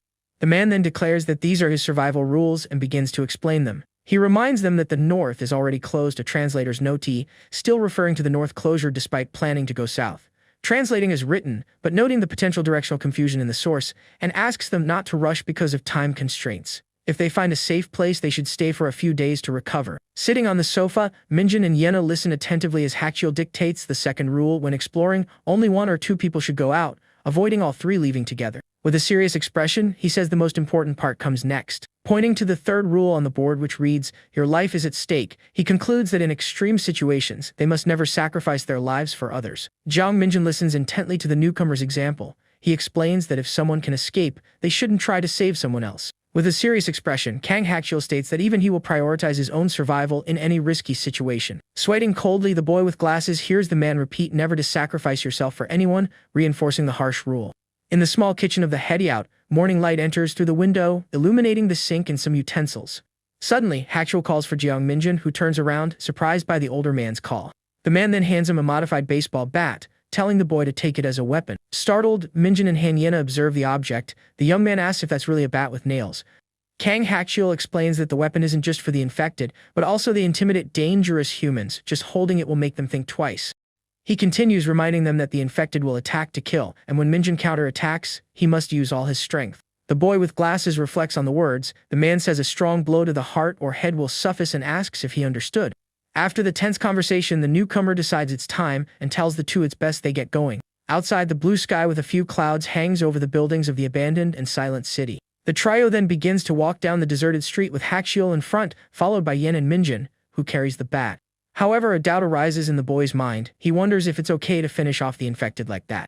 The boy recalls that they were once normal people with families and don't attack by choice, as some graffiti suggests.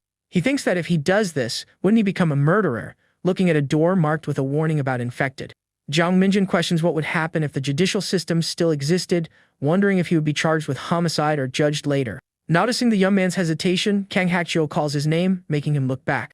The more experienced man scolds the boy, telling him not to think about nonsense and forget that useless worry. With a stern look, Hakchiel declares that this is a matter of life or death, and if Minjin doesn't harden his heart, he certainly won't survive. Hanyena murmurs softly that she understood the instruction given by the more experienced man. With her back to the young man, the girl asks him to wait a moment, getting his attention. Turning around, she asks if they can avoid that specific street, as there must be many infected. Kang Hakchiel, carrying a large backpack, questions how she would know that for sure. The young woman explains it's the smell, a peculiar odor that gets stronger near the infected, and it's very strong there. The man in the blue shirt then asks if she can sense their exact location. As they walk down the deserted street, the trio remains alert to the dangerous surroundings. Jiang Minjin replies that it's more of a hunch on her part. She doesn't detect them well if there are only a few. Then he remembers something. The boy recalls that Yena has always been very sensitive to smells, even before the current situation. Hakchiel decides to check and says he'll take a look up ahead alone. Cautiously, the older man peers from behind a post, analyzing the path ahead. His expression turns serious as he observes what lies around the corner. On the street ahead, several infected wander among the cars, with a body lying on the ground. The group leader focuses his gaze, thinking about what Hanyena had just told him. He turns to the girl, asking if she can really sense the infected. She asks if she was right. Confirming the danger, Hakchiel states that going that way would be a terrible idea. Minjin then points upwards. The boy with glasses and the older man look up at the top of a building. Hakchiel asks what he sees. On the rooftop, the silhouette of a soldier is visible. The young man questions if that soldier is also infected. Kang Hakchiel shows slight confusion at the observation made by the boy with glasses. Urgently, the more experienced man calls the two to come with him, surprising the young pair. Inside the building, the trio observes a messy room, with bottles and gas cylinders scattered on the floor.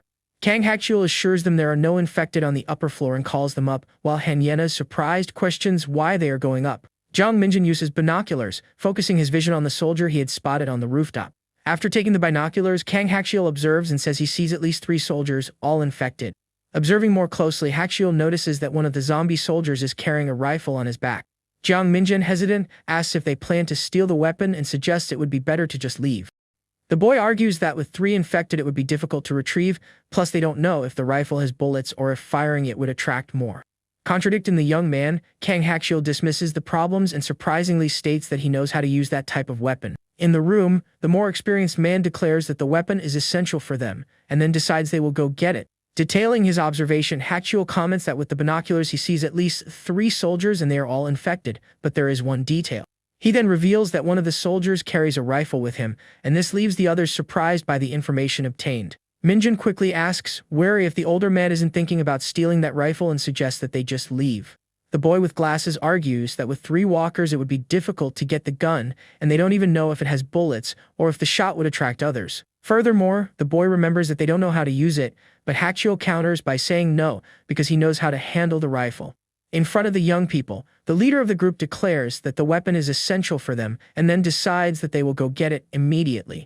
Meanwhile, a deserted street shows how dangerous the world has become for anyone trying to survive out there alone. Hyena then questions if Hachiel has gone mad and says that Minjin is right about how he would face 3 infected in that cramped space. The girl continues her questioning, remembering that the rifle is hanging from the soldier and that drastic action would be necessary to get it. She concludes that to obtain the weapon they would first have to eliminate the zombie soldier, which represents a great danger to the group. However, the boy with glasses thinks that there is something that worries him a lot in that whole situation. Suddenly he remembers playing a first-person shooter game in his messy room. On the computer screen we see the game interface showing an armed character facing an infected person. That feeling of anxiety still lingers in his mind as he recalls the shooting in the game. Maybe one day they will desperately need that weapon to survive the dangers. Then Minjin agrees to the idea of going after the rifle, and this leaves Hyena completely shocked. The girl asks if they have gone crazy because just climbing up there seems difficult and how they plan to face the infected. Hachiel then says that the 2 boys will go while she stays hidden, and Hyena shows concern. The girl reluctantly agrees to help and asks what she should do to assist in the dangerous mission. The more experienced man explains that the space is narrow and it would be dangerous if the 3 of them went, so she stays behind looking after the backpacks. Looking at the sky between the buildings, they prepare for the difficult mission that awaits them on the roof. On the way up, an infected person appears in the hallway, surprising the 2 who were advancing cautiously. Hachiel quickly sneaks behind the wanderer, trying not to make any noise to avoid being noticed. Going up the stairs, the older man asks if Minjin is okay and he confirms, still a little nervous. Hachiel then questions if the boy isn't afraid of the infected since he moves without hesitation, and he says he's just tense. On the roof, the 3 zombie soldiers roam around as the 2 cautiously approach the edge of the place. Hidden behind a low wall, Hachiel carefully observes the movements of the infected soldiers on the terrace. The 3 uniformed wanderers continue their patrol without noticing the presence of the survivors close to them. Hachiel comments that as expected there are only 3 soldiers, but they are very close together, making a sneak attack difficult. The leader mentions that Hyena spoke of Minjin's skill with knives, and he questions if he will use them, so Hachiel says they will act in 10 seconds. Surprised, Minjin questions if it's only 10 seconds and how they would eliminate 3 infected people in that time. Hachiel then explains that he obviously can't handle 3 alone, and so he needs the boys' help. Detailing the plan, he says he will attack the closest walker first, and the other 2 will go after him. Then the eldest instructs Minjin to eliminate one of the remaining ones with the stick, leaving the boy with glasses apprehensive. Hachiel advises him to focus on just one thing in case something goes wrong and not get bitten, then asks if he can, and Minjin hesitates but accepts. With his hand on the young man's shoulder, the more experienced man tries to encourage him for the difficult task that lies ahead. He then states that he understands the boys' doubts, but now their survival always comes first. Hachiel firmly declares that they will do whatever it takes to stay alive in that dangerous world. Minjin nods and says he understands the urgency of the situation and the need to act. In his thoughts, the boy reflects that since the incident on the roof he has understood that those creatures are no longer human. On the roof, the 3 infected soldiers continue to wander around without noticing the approach of the survivors nearby. Behind cover, Hachiel and Minjin prepare for the attack, with the elder in an elevated position. Jumping from his cover, the most experienced man begins the attack against the wanderers who were there.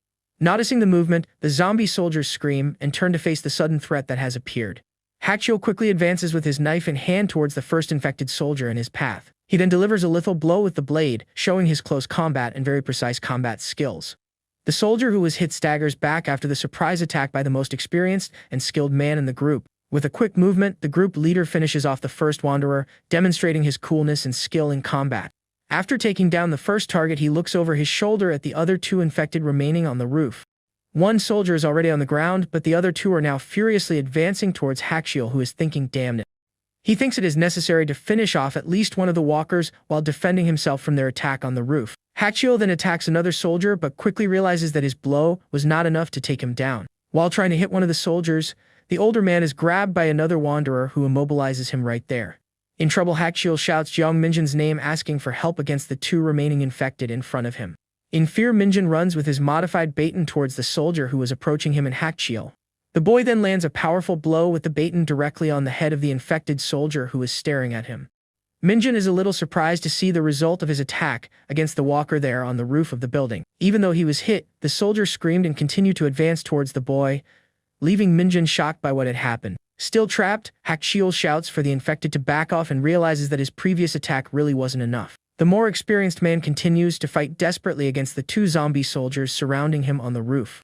In the middle of the fight, Hachiel thinks that they should eliminate the soldier with the rifle first to have an advantage. With agility, he manages to deflect the barrel of the gun and prepares for a quick and precise counterattack. Soon after, the more experienced man lands a strong blow on the neck of the infected soldier who is holding him. The two then fall to the ground with Hachiel on top, but the fight is not over for them there. Unfortunately for him, his knife slips and falls far away, leaving the group leader frustrated and in a bad position. The last infected soldier screams and furiously advances towards the two fighting survivors. Worried, Hachiel sees a walker attacking Jung Minjin, while another one quickly approaches him from the side. In this moment of despair, the older man feels his only option is to pray for a miracle to happen. He quickly picks up the fallen soldier's rifle and hopes the weapon has at least 2 bullets left. Without hesitation, Hachiel cocks his rifle, ready to use it against the infected that threaten their lives there. On the ground, Hachiel screams as 2 walkers surround him, and one of them points the rifle directly at him. Meanwhile, Minjin fights an infected soldier and is amazed by the incredible strength of that hideous creature. Being grabbed by the Wanderer, the boy with glasses desperately screams Kang Hachiel's name seeking help. The scene then shows Minjin fighting with a soldier while Hachiel is still on the ground, with 2 others screaming loudly. Fallen but with the rifle in his hands, Hachiel thinks that Jiang Minjin was really brave for a rookie in that situation. He then takes firm aim with his gun and declares that this is just the beginning of the group's fight for survival. Down below, Henyena is startled by a very loud noise coming from the direction of the roof of that abandoned building. Looking out the window, the girl realizes that there were 2 shots and the sound is truly deafening to her ears. Worried, she quickly grabs the binoculars and looks around, hoping that her companions are safe up there. Through the lens, Yena sees Minjin and Hachiel standing on the roof and is relieved to see that they look completely safe. Back on the rooftop, Minjin apologizes for not being of much help, but Hachiel says that distracting one of them saved him. The boy with glasses then praises the older man's incredible aim and asks if he had ever practiced before that. Hachiel replies that he shot a few times when he was 12, and that was his first shot with his left hand, so it was lucky he didn't hit Minjin. The group leader then checks the gun's magazine to see how many bullets are left after the confrontation. Minjin watches closely as the older man counts 1, 2, 3 bullets into the rifle's magazine there. Hachiel warns that the infected are approaching, attracted by the gunfire, and they need to hurry up. He asks the boy to check if there is more ammunition with the fallen soldier, and Minjin readily agrees to the task. In the messy room, Henyena waits for her companions, while worrying about how long it will take for them to return from the roof. Looking out the window with the binoculars, she wonders if they have already come down and thinks about going to meet them down there. When opening the door to leave, the girl comes across something unexpected and screams in fright at what she sees. From the window, the girl sees that the infected are gathering outside on the street, and this makes her very scared. She then thinks that she can't go down now and wonders if she should wait or if her friends will be able to come back. Suddenly, a detail catches her attention and she seems to notice something new and very worrying in the room. On the ground, a legless walker crawls towards you while others also begin to enter the place. The crawling infected then displays a terrifying smile, and this leaves the young woman completely terrified and without reaction. Terrified, Henyena covers her mouth as she sits on the ground and is unable to move in the face of that horrific threat. With her hands on her face, she wonders if that creepy smile on the walker's face was directed at her. The messy room with the window in the background shows the imminent danger surrounding the girl in that tense moment. Meanwhile, footsteps are heard on the dark staircase, indicating that someone is coming down towards her floor. The darkness of the now empty staircase makes one think that the person has already passed by or is further down in the abandoned building. On the dark staircase, a guttural sound echoes KGH and makes the environment even more tense and frightening. Suddenly, a silhouette appears in the darkness of the stairs and lets out a completely terrifying GRRR roar. In the room, Henyena screams GAH, terrified by the noises that are getting closer and closer to her. Still huddled, the girl trembles with fear and thinks that the situation makes no logical sense to her. She then recalls that they closed the door to the second floor and even blocked the entrance with several heavy things. Even so, looking at the window, the girl wonders, intrigued, how that thing managed to get there. A GRRR roar echoes through the place, and Yena wonders how it is possible for an infected to move like that. Desperate, she thinks no and realizes with horror that danger is coming up the stairs towards her. In the darkness of the staircase, the bare, dirty feet of a wanderer slowly appear at the top of the steps. To her utter horror, the legless infected she saw earlier crawls up the stairs with a hungry look in his eyes. The legless infected continues to slowly climb the stairs and lets out a very frightening guttural KGK sound. In the room, Henyena cries, huddled in fear, as the wanderer limps into the room and approaches her. The infected man looks around the messy room and appears to be searching for something or someone there. Suddenly, he turns towards the girl and displays a creepy smile with his completely white eyes. Close up of the walker's bloody legs as he slowly walks towards the helpless young woman in the corner. Terrified, Yena hides behind some boxes, desperately trying not to be seen by the infected nearby. With her eyes wide open and her mouth covered, the girl watches in terror as that horrible, hungry creature approaches. The walker then leans over the boxes and smiles creepily at the young girl who screams AAAH in pure terror. In a quick movement, the infected advances on Hyena, who is completely defenseless and has nowhere to run. Tears stream down the girl's face as she faces the imminent danger with no hope of escaping the situation. Suddenly, Hachiel and Minjin appear, and the older man asks if Hyena is okay, leaving her surprised by his sudden arrival. A closed door is seen and is likely the one Hyena mentioned the boys blocked before heading to the roof. Kang Hachiel with a serious look then asks Hyena if the infected person really smiled at her, seeming to doubt the story. Hyena explains that it seemed like he wasn't infected and was a normal person, and even reminded her of a perverted old man who scared her before. The boy with glasses then comments that they closed the main door and blocked it with objects, and it wasn't the strongest blockade, but the items were thrown and the door was broken. Kang Hachiel reflects that it was as if someone uninfected had done it on purpose, and from what he knows, walkers act on aggressive instinct. He then asks if the infected person retained emotions or other instincts, and Hyena responds in horror that no, that cannot be true. The more experienced man then theorized that some infected may be special like Hyena said, or maybe they're evolving, leaving Minjin confused. Continuing his theory, he says that they will soon be able to climb, jump, and even coordinate attacks against survivors, and will become more intelligent and advanced. While he says that they are almost in a vegetative state but with pure aggressive instinct, Hyena is surprised to ask how he knows all that. Minjin then replies that it's just a guess, and although it seems absurd, he's not sure what to think. The boy with glasses goes on to explain that the infected remind him of a game he used to play a lot. In the room, the three talk about the situation, and Minjin mentions that he was obsessed with the game and maybe it was just his fertile imagination. Hachiel agrees that it sounds ridiculous, and Hyena asks if he means they are inside a game, which Minjin vehemently denies. With a serious look, the more experienced man states that in any case, this is the worst pandemic in history and they need to survive it. Hyena then asks about the blood of the infected, and whether Hachiel will not be infected due to being splashed with the liquid. The leader of the group explains that he has had blood splashed on him before, and the contact does not affect him unless he is bitten by one of them. He then shows that they now have a K2 rifle with 15 bullets, and also 2 military knives to defend themselves. Hachiel says he has his pocket knife, then hands one of the knives to Jeong Minjin and the other to Hyena. Surprised, the girl asks if he wants her to carry that, and he replies that she needs to protect herself and cannot always depend on them.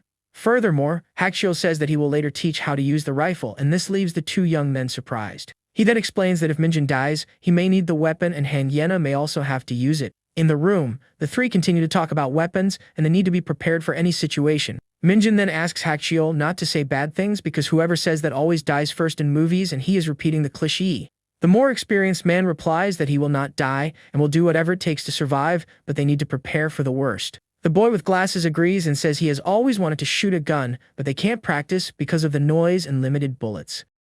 Hachiel then asks Hyena if she doesn't want to shoot, and she looks away thoughtfully about the question. Minjin watches the girl's reaction, waiting for an answer from her about whether or not she wants to learn how to use the weapon. After a moment, Hyena replies that she doesn't know, and Minjin is a little confused by her evasive answer.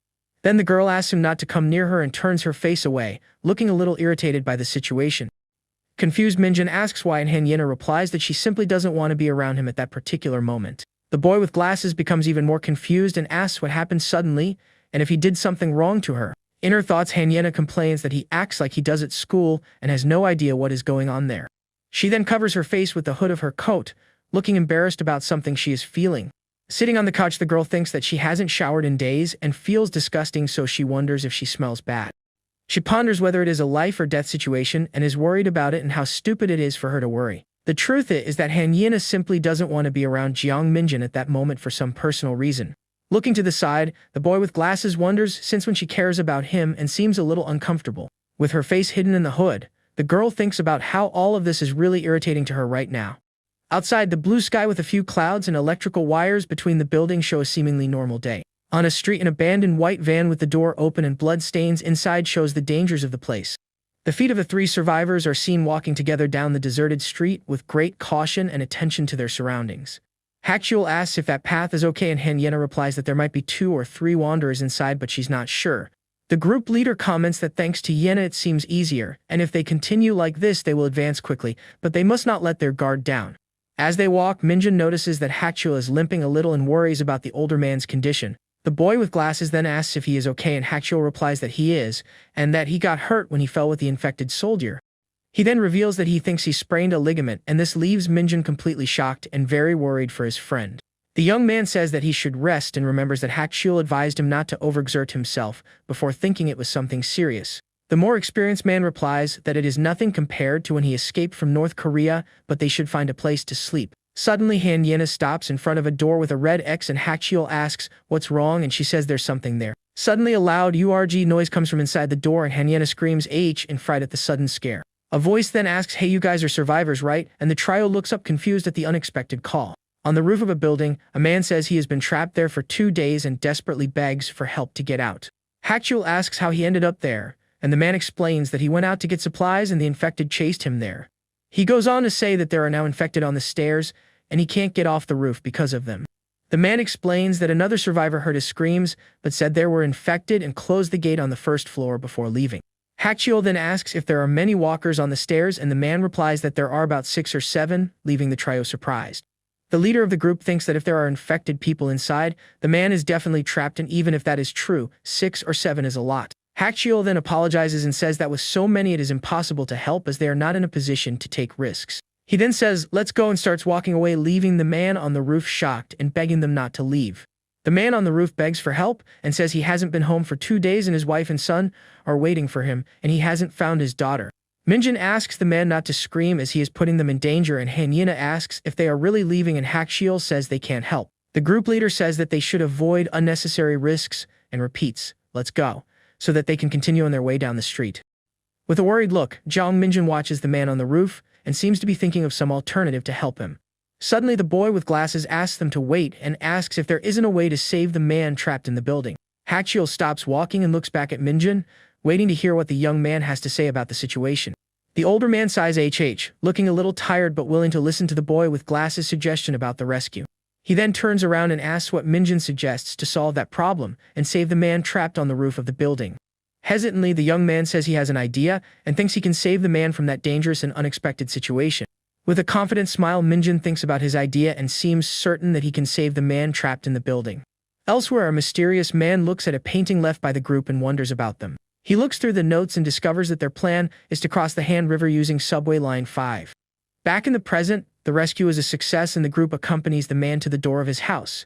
Very happy, the guy shouts that his father has arrived home while calling for his wife and son. Hakchiel, however, stops the boy with glasses from entering and asks him to wait a second outside. The older one says he'll go in first to make sure it's safe, and Minjin agrees with the idea. The father runs inside and the leader of the group thinks that if this is a trap, they will take over the house. Holding his weapon firmly, he enters right behind, prepared for any type of ambush. To his relief, a woman and a boy appear in the room and the son shouts for his father, who has just returned. The man hugs his son and apologizes for the delay, while his wife cries with emotion at the reunion. Observing the scene carefully, Hakchiel realized that the man was telling the truth and that there was no danger. Completely inside the house, the 2 survivors look around, relieved to be in a safe place. The father then introduces his rescuers to the family and his wife thanks them very much for bringing him back. The image shows the house's ceiling fan, indicating that the group has finally found temporary shelter. The man's wife introduces herself as Ji Yan and invites them in, saying that the water is working. In disbelief, the hyena asks if she can really take a bath, and the lady confirms with a smile on her face. Holding the girl's hands, the woman shows her gratitude and seems very happy to welcome them there. Jaeyeon compliments Hyena's beauty and asks why such a lovely girl is out there in danger. A little embarrassed, the young woman thanks and also praises the lady while Minjin watches everything in silence. Suddenly, the woman's expression changes to one of sadness, and she seems to remember something bad. She then comments that her missing daughter is about the same age as Hyena. The mother continues saying that the girl started college but disappeared a few days ago, leaving Hyena embarrassed. Trying to be kind, the young woman says that she is sure that her daughter is still alive somewhere safe. The lady thanks her for her kindness and says she will prepare dinner, and Hyena offers to help in the kitchen. Jai Yan refuses the help and says that the girl can borrow clothes from her daughter if she needs to. Hidden behind a piece of furniture, the couple's son watches the group with a shy and slightly scared look. The boy gets scared when he realizes he's been seen and runs to hide in the hallway again. The boy with glasses then asks if that is their son and comments that he looks very young. Sitting on the couch, Hakchiel rests for a bit and Minjin approaches to ask how his foot is. Minjin looks at Hakchiel's foot and realizes that it is very swollen, leaving the boy quite worried. The older man says he'll be fine and just needs to rest a little to recover from his injury. The boy comments that Hakchiel is always very cautious and that experienced survivors are different. Meanwhile, in the bathroom, a person takes the opportunity to finally take a hot shower and relax. Hyena enjoys the water and thinks about how dirty and disgusting she felt before that happy moment. She washes her hair and looks very relieved to finally have some comfort and privacy there. The girl remembers how Minjin ran to lure the infected alone to save the man on the roof. At that moment he seemed very scared, but he still kept running to ensure the rescue. Thinking about this, the young woman becomes irritated and wonders why he acts so recklessly and without thinking. She sighs and admits that she thought he was different, but that in fact he has a lot of courage to do that. After some time the clock in the living room reads 6:30, and it seems that dinner is finally ready. On the table we see a complete meal, and everyone gives thanks for the food before starting to eat together. The group eats happily and comments that it has been a long time since they had a real meal like that. The father then asks about their plan to get to Gangnam and warns them that all the bridges are closed. Hachul explains that they intend to use the Line 5 tunnel, and the man is shocked by the idea. Hachul looks confused and waits for the man to explain why he was surprised by Line 5. Seo Jae-hoon says that the last contact with his daughter was at Gwangnam Station on Line 5. Thoughtfully, the group leader realizes that Gwangnam is the last stop before crossing the Han River. A map shows the route they would have to take and how that was the final destination before the crossing. The most experienced one then says that if his daughter is alive, she will probably be near the station. The professor agrees with the idea and reveals that he also thought about the same possibility. He says he tried to drive there, but the traffic was terrible and he had to abandon the vehicle. When arriving at Jangin subway station, the place was already completely taken over by infected people. The man says that because it is far away and he cannot leave his family, he ended up stuck at home with nothing to do. Hachul comments that 10 kilometers is indeed too far and asks about other roads. The teacher explains that most of the streets are blocked by cars and that it is dangerous to get stuck. The group leader becomes thoughtful and concludes that traveling by car would be too risky at the moment. Changing the subject, the man introduces himself as a university professor and the group is surprised. Everyone laughs and agrees to introduce themselves as the situation has become calmer and more friendly. Outside, night falls and the illuminated house seems like a small safe haven in the midst of chaos. In a room we see the air conditioning on and some pictures on the wall showing a peaceful environment. The lady offers her daughter's room for them to sleep, but Minjin says that he and Hachul will stay in the living room. Jae-yin then insists that at least Hyena should get some rest in the comfort of the spare room. The girl looks at the boy with glasses, seeming a little indecisive about what to do in that situation. Hyena refuses and says that she prefers to sleep in the living room with her friends, leaving Minjin surprised by the answer. The boy insists that she sleep in his bed since she hasn't been sleeping well and she seems a little irritated. He asks why she suddenly changed her mind since earlier she didn't want to be around him. With a quick movement, the young woman grabs Minjin by the neck and calls him scared for wanting to sleep alone. The group leader watches the scene without understanding anything, while the girl complains that Minjin is very annoying. Outside, the house remains safe with the gate closed as the night slowly advances. Looking at the ceiling fan, everyone says goodbye and wishes each other good night. Minjin asks if the house is safe and Hachul confirms, but the boy notices that he sleeps with the gun. The clock on the wall reads 10:30 at night and silence takes over the place as everyone sleeps. In the living room, the group sleeps on the floor and on the sofa, taking advantage of the opportunity to have a peaceful and safe sleep. Finally at peace, the girl sleeps deeply, looking much more relaxed than before. In the middle of the night, the girl wakes up and seems like she can't go back to sleep. She asks if the others are sleeping and Minjin replies that he is still awake. Lying under the covers, the boy also cannot fall asleep and keeps staring at the ceiling. The young woman sits up and asks why he is awake since he must be tired and suggests they talk. Curious, she wants to know what he was thinking before she called him to talk there in the room. With a sad look, the boy with glasses replies that he was thinking about his mother at that moment. He says seeing that happy family made him think about her and worry if she is safe somewhere. Hearing his outburst, the girl looks at him with a serious expression and seems to understand what he is feeling. With great determination, she promises that she will help him find his mother no matter what happens. The boy is surprised by the sudden promise and looks at her without knowing what to say. A little shy, he turns to the side and quietly thanks her for her kindness and support.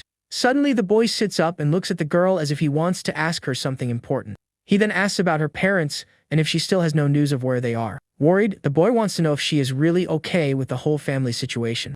The girl's expression changes to one of sadness and she looks away, seeming not to want to talk about it. The young woman agrees to tell her story and says she can trust him to keep her secret. She reveals that she has never told anyone about her parents and that she will share this with him for the first time. The girl then begins to say that her family is actually reconstituted after her parents' divorce. Upon hearing this, the boy is shocked and the young woman adds that the whole situation is a complete mess. She says that her father was a doctor and her mother was a researcher, and they divorced when she was still young. The scene then takes us to Haine's past, revealing a tall building and the beginning of her memories. At that time, we see Min Jun leaving after class and Hyena asks if he is just going to leave. Very irritated at being ignored, the young woman yells at him and asks if he has gone crazy for not responding. Sighing, she thinks to herself that he is a very weak guy for not being able to defend himself. As the boy walks away alone, she decides that the next day she will deal with the bully Park Sung Bin. After class, the girl arrives at her building and types in the password to enter her apartment. Stopping at the door, she reflects and realizes that she has no right to call him poor because of his problems. She thinks she doesn't want to go in because if her stepmother is there, she will have to leave again as soon as possible. Even though she was afraid, the young woman opened the door and entered her house with a serious expression on her face. At the entrance, she sees shoes scattered on the floor and hears a voice calling for her loved one from inside. Shocked by the scene, the young woman thinks that her stepmother is completely insane for doing that. She explains that the woman openly cheated on her father and he was never home because of work. In her room, the young girl takes off her school uniform while thinking about how complicated her life was. Suddenly, the stepmother bursts in, shouting and asking why she came back from school so early. The woman complains that the young woman should have rung the bell and that the smell of alcohol bothers her.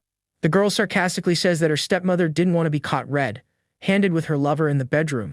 The angry woman criticizes her stepdaughter's short clothes, but the young woman responds that she is more decent than her. The lover appears shirtless and the stepmother says it's just her husband's daughter there.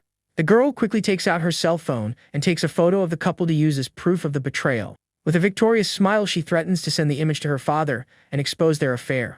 The couple panics and the woman lights a cigarette, trying to appear calm in the face of the threat. The stepmother named Choi Soo-jin says that she consented as the father won't do anything about it. The girl is surprised and the woman reveals that she has secrets to blackmail her husband and keep him quiet. Blowing smoke, she threatens to tell all the man's secrets if her stepdaughter doesn't cooperate. She explains that if her father gets divorced, he will lose everything and his hospital will end up going bankrupt. Laughing, the stepmother challenges the young woman to ask her father for a divorce and the lover just watches. Out of patience, the girl curses the woman who is shocked by her stepdaughter's boldness. The oldest one tries to attack the hyena, but her lover holds her back and says she is very drunk. The stepmother then insults the young girl and says that she is just like her mother with a horrible personality. The angry woman shouts at the girl to leave once and for all and disappear from her sight forever. Without saying anything else, the young woman slams the door and finally leaves that toxic place. Walking through the park, the girl decides that she will never return to that disgusting house. With a look full of anger and determination, she swears that she will never set foot in that place again.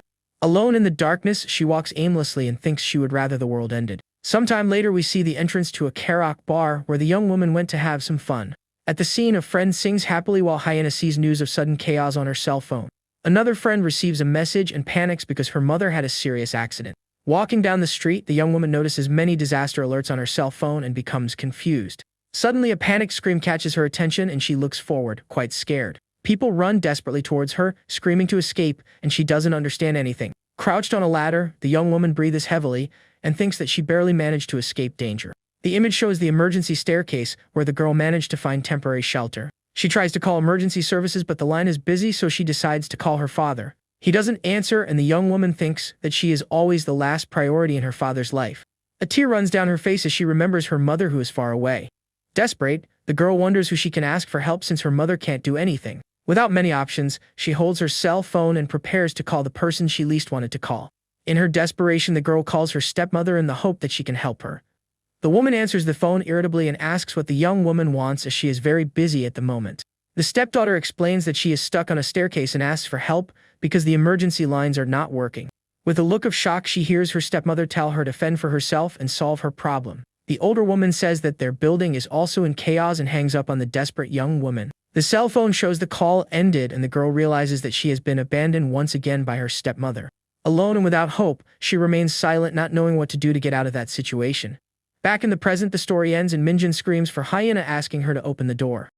In her memory, her mother asked her to open it, but the young woman just wanted her to leave quickly. Tears streamed down her face as the girl felt completely abandoned and alone. Curled up in the corner, she thought about her biological mother and missed her so much at that moment. Back in the present, she ends the story by saying that her stepmother abandoned her and her father never looked for her. For this reason, the young woman says she doesn't want to meet either of them or know where they are. With a sad look, the girl reveals that at that moment she only misses her real mother. The boy then asks if her mother is still in the United States, and Hyena explains that she never contacted her. Minjin understands everything and remembers that this is why she wanted to study abroad to find her. She says she said mean things to her mother and was hesitant to call even though she couldn't help. The girl then says sadly that now she has no one around to count on for help. The boy looks at her with a serious expression and seems very touched by the story he heard. He then asks her not to say that and states with certainty that she is not alone anymore. Surprised by his words, the young woman looks at him and listens attentively to what he has to say. The boy with glasses assures her that he and Hakshaw are there with her no matter what. With a gentle smile, he promises that they will survive together until the end no matter what happens. Touched by the boy's kind words, the young woman looks at him with a surprised and emotional expression. With her face a little flushed, she agrees with him and seems to feel a little more secure. The clock strikes almost midnight, and the boy suggests that they should finally get some sleep. Outside, the night is dark and some infected roam the streets looking for new victims. In the backyard, the clothes on the clothesline sway in the wind, and the morning is about to begin. Inside the room, everyone is sleeping soundly, enjoying the rare opportunity to rest in peace. Even while sleeping, the group leader hugs his weapon, showing that he is always ready for danger. Suddenly, in a dream, a voice screams and threatens to drag someone and end their life there. On the ground, a young actual is beaten and humiliated because of his traitorous uncle who fled to the south. The attacker smiles evilly and says that his destiny is to live in misery and challenges him to fight back. The older man wakes up scared and panting, looking very disturbed by the nightmare he just had. He suddenly gets up because he thinks he heard the sound of a car engine outside. The teacher also heard the noise, and the group leader says he will check what is happening. Through the window, we see the front gate of the house still closed while the darkness remains outside. Outside, Hacktrell hears car doors and worries about the danger the noise could attract. He looks to the side with a surprised expression and seems to have found something unexpected. A metal ladder is in the backyard, and he seems to have an idea to get a better look at what's going on. He quickly positions the ladder against the wall so he can climb up and get a view of the outside. Holding his gun carefully, the elder climbs the ladder to reach the roof of the house. Arriving at the top, he prepares to look at the street and see who arrived by car in the middle of the night. To his surprise, he sees something completely unexpected and is shocked by the scene below. The scene begins in front of a building on a quiet street in the middle of the night. Inside, an armed man hears the sound of a car door closing. He wonders who would have come here and if this would attract the zombies. The boy then decides to look and finds a ladder in the backyard of his shelter. That metal staircase leads directly to the roof of the building he is in. Without wasting time, he quickly climbs up to get a better view of the street. Arriving at the top, he positions himself to see what is happening down below. His face shows total surprise as he looks at what is on the street. From above, he sees two survivors standing in front of the gate of his shelter. The pair discuss whether they should go in as there may be people or infected people inside. Then one of them pulls out a pistol and says they need to get in quick before they are seen. At that moment, the man shouts from the roof, ordering them to stop and drop their weapons. The boys are scared and the shooter threatens to shoot them if they don't obey within 3 seconds. In fear, the boy throws the pistol on the ground and the man tells him to move away. He looks at the gun and wonders where they got a pistol. One of the boys shouts that they are not strange people, while the man on the roof wonders if they are thieves. He retorts that they tried to break in with a gun, and the young man insists that the house appeared empty. The boy with glasses explains that he took the pistol from a lifeless body he found, and it was not a soldier. In disbelief, the man questions how a civilian would have a weapon like that, but the boy says it's true. The young man points out that the shooter also has a rifle, so he explains that his weapon is from the army. They introduce themselves as a college student and a worker, and say they came from the Gunja Station shelter. The man on the roof hears the mention of Gunja Station and becomes interested at the time. He asks if it's the station on line 5 2 stops before Gwangnaru, which makes him look quite serious. The survivor confirms, shaking with fear, and says that there's a large shelter there. The man asks how they got there, and the boy explains that the surrounding stations are full of infected. After hearing the explanation, the boy on the roof becomes thoughtful and says he needs to know more about this story. He offers a deal in exchange for information and asks if they have seen a woman named Seo Kong. The two boys are surprised to hear that name, and one of them repeats it in a low voice. The man then invites them to come in and talk, but warns them that weapons are prohibited inside. Inside the house, a man wearing glasses and sweating coldly asks about the shelter at Gunja Station. The boy explains that the shelter is large with hundreds of survivors and a well-organized entrance. The older man then asks them to tell Seo Kong what they know about his daughter. He remembers that the last call with her was cut off at 8:10 that night. In a flashback, the girl said on the phone that people were attacking each other and it was chaos. Desperately, she said she was scared and running to the next carriage to protect herself. She then shouts that she is almost at Gwangnaru Station, but the call is suddenly cut off. Back in the present, the father says that the subway stopped there, but he doesn't know if his daughter got off. The other survivor then reveals that he was also on the subway going from Gwangnaru to Gunja. He explains that an outbreak started on the train that passed by and only stopped at Gunja Station. The boy concludes that if the story is true, it is very likely that his daughter is in the shelter.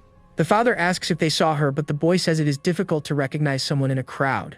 He looks at the photo on his cell phone and says he doesn't remember it because there were more than 200 passengers. Since many were infected on the train, they don't know if she survived or turned into a monster. The survivor asks the shooter if he will go with them and warns him that the entrance is well guarded.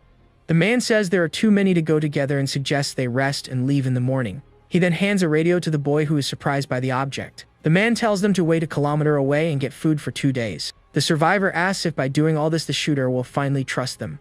Our protagonist just stares at the boy with a serious and determined look.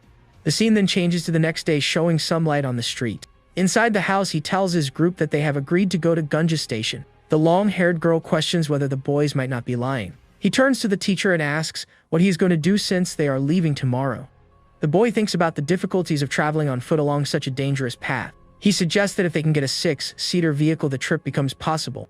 The shooter warns that he will take care of himself, and the teacher will have to protect his family. He tells you to think very carefully about your final decision about the trip. The professor's wife and son look at him with worried faces. On the wall, we see pictures with medals showing a past of achievements. The girl says she will ask Mrs. Mo for a backpack to carry more food.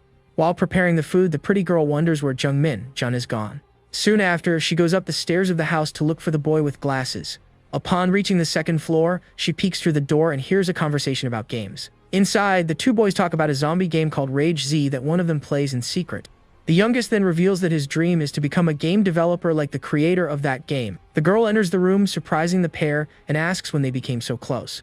The boy with glasses looks embarrassed as she continues to stare with a curious look. He then notices a poster of an idol group on the wall, and the youngest confirms that he is a fan. The girl asks the boy to come down and talk to his parents, and he happily agrees. The camera then focuses on the face of one of the idols on the poster, a girl with blonde hair. The girl notices that the boy is staring at the poster and asks if the idol is his type. The boy with glasses is left speechless and just stares at the girl after the unexpected question. He reveals that the idol on the poster is actually a person he knew when he was younger. The young woman is completely shocked and speechless upon hearing the boy's revelation. Laughing a lot, she points at the boy and tells him to stop lying, because this joke is not funny. The boy insists it's true and says he lost contact with her when they entered high school. He says that when he found out she became an idol, he just continued rooting for her from afar. The girl continues to doubt him, and he says that his friends also called him crazy when he told them. Laughing, she says it's ridiculous that he knows the idol, and the boy agrees that it was just a joke. After he leaves the room, the girl is left alone staring at the poster on the wall. She looks thoughtful and begins to wonder if his story could be true. The young woman looks at the poster again and admits that the blonde idol is indeed very beautiful. The scene then changes to a view from outside the house, showing that the decision has been made. In the classroom, the teacher approaches Hak Cheol, who is sitting on the sofa waiting. The man announces that he talked to his family, and they decided to go to the shelter together. With the decision made, the teacher awaits the response from the boy who has the gun at his side. Hak Cheol says he already has a vehicle in mind for the trip they will take. The professor mentions his car and SUV, but says it is abandoned and difficult to recover. He reveals that there is an ambulance a kilometer away with an infected person in the driver's seat. The problem is that there were at least 5 infected people in total inside the vehicle. The shooter confirms that he saw with his own eyes 2 infected people inside the cabin. The professor says he saw the ambulance about 3 days ago, and it's probably still there. Hak Cheol believes that with help they can handle 3 zombies, but more than that would be dangerous. Everyone then agrees to finish preparations to leave together the next morning. The next day the sun rises, and the group prepares for the journey to the ambulance. The backpacks are all packed, and it looks like most of the gear is ready. The boy with glasses approaches Hak Cheol and asks what else they need to bring. He then suggests that it would be a good idea for them to prepare some Molotov cocktails. Surprised, Hak Cheol agrees as he believes they may need it later. The shooter thinks for a moment and agrees, saying that the idea is actually very good. Night falls over the city again, leaving the streets in total darkness. Inside the house, everyone rests while Hak Cheol keeps watch lying on the sofa. Suddenly, the radio calls and the other pair asks if he has already got a vehicle. He explains the ambulance plan and warns that unforeseen events may occur along the way. The duo says they will wait, and Hak Cheol hopes that no serious problems occur. In the darkness of the night, the city is covered in an ominous and silent fog. Through the dark streets, the ambulance is stopped while zombies roam nearby. The zombies' moaning is heard, and the boy on the radio wishes them good luck. Back at home, the night continues with the interior lights still on. Meanwhile, the long-haired girl sleeps peacefully in her bed. She appears to be in a deep sleep, completely oblivious to the danger outside. The scene then changes to an empty school hallway, beginning a dream. Inside a classroom, the girl is sleeping alone at her desk. With her head resting on her arms, she lets out a small moan in her sleep. She finally wakes up and stretches, complaining about a horrible dream about zombies. Looking around, she realizes she is alone and wonders if everyone has gone home. When she looks at her watch, she panics because she's going to be late for the gym. In a hurry, the girl grabs her backpack and runs out of the classroom.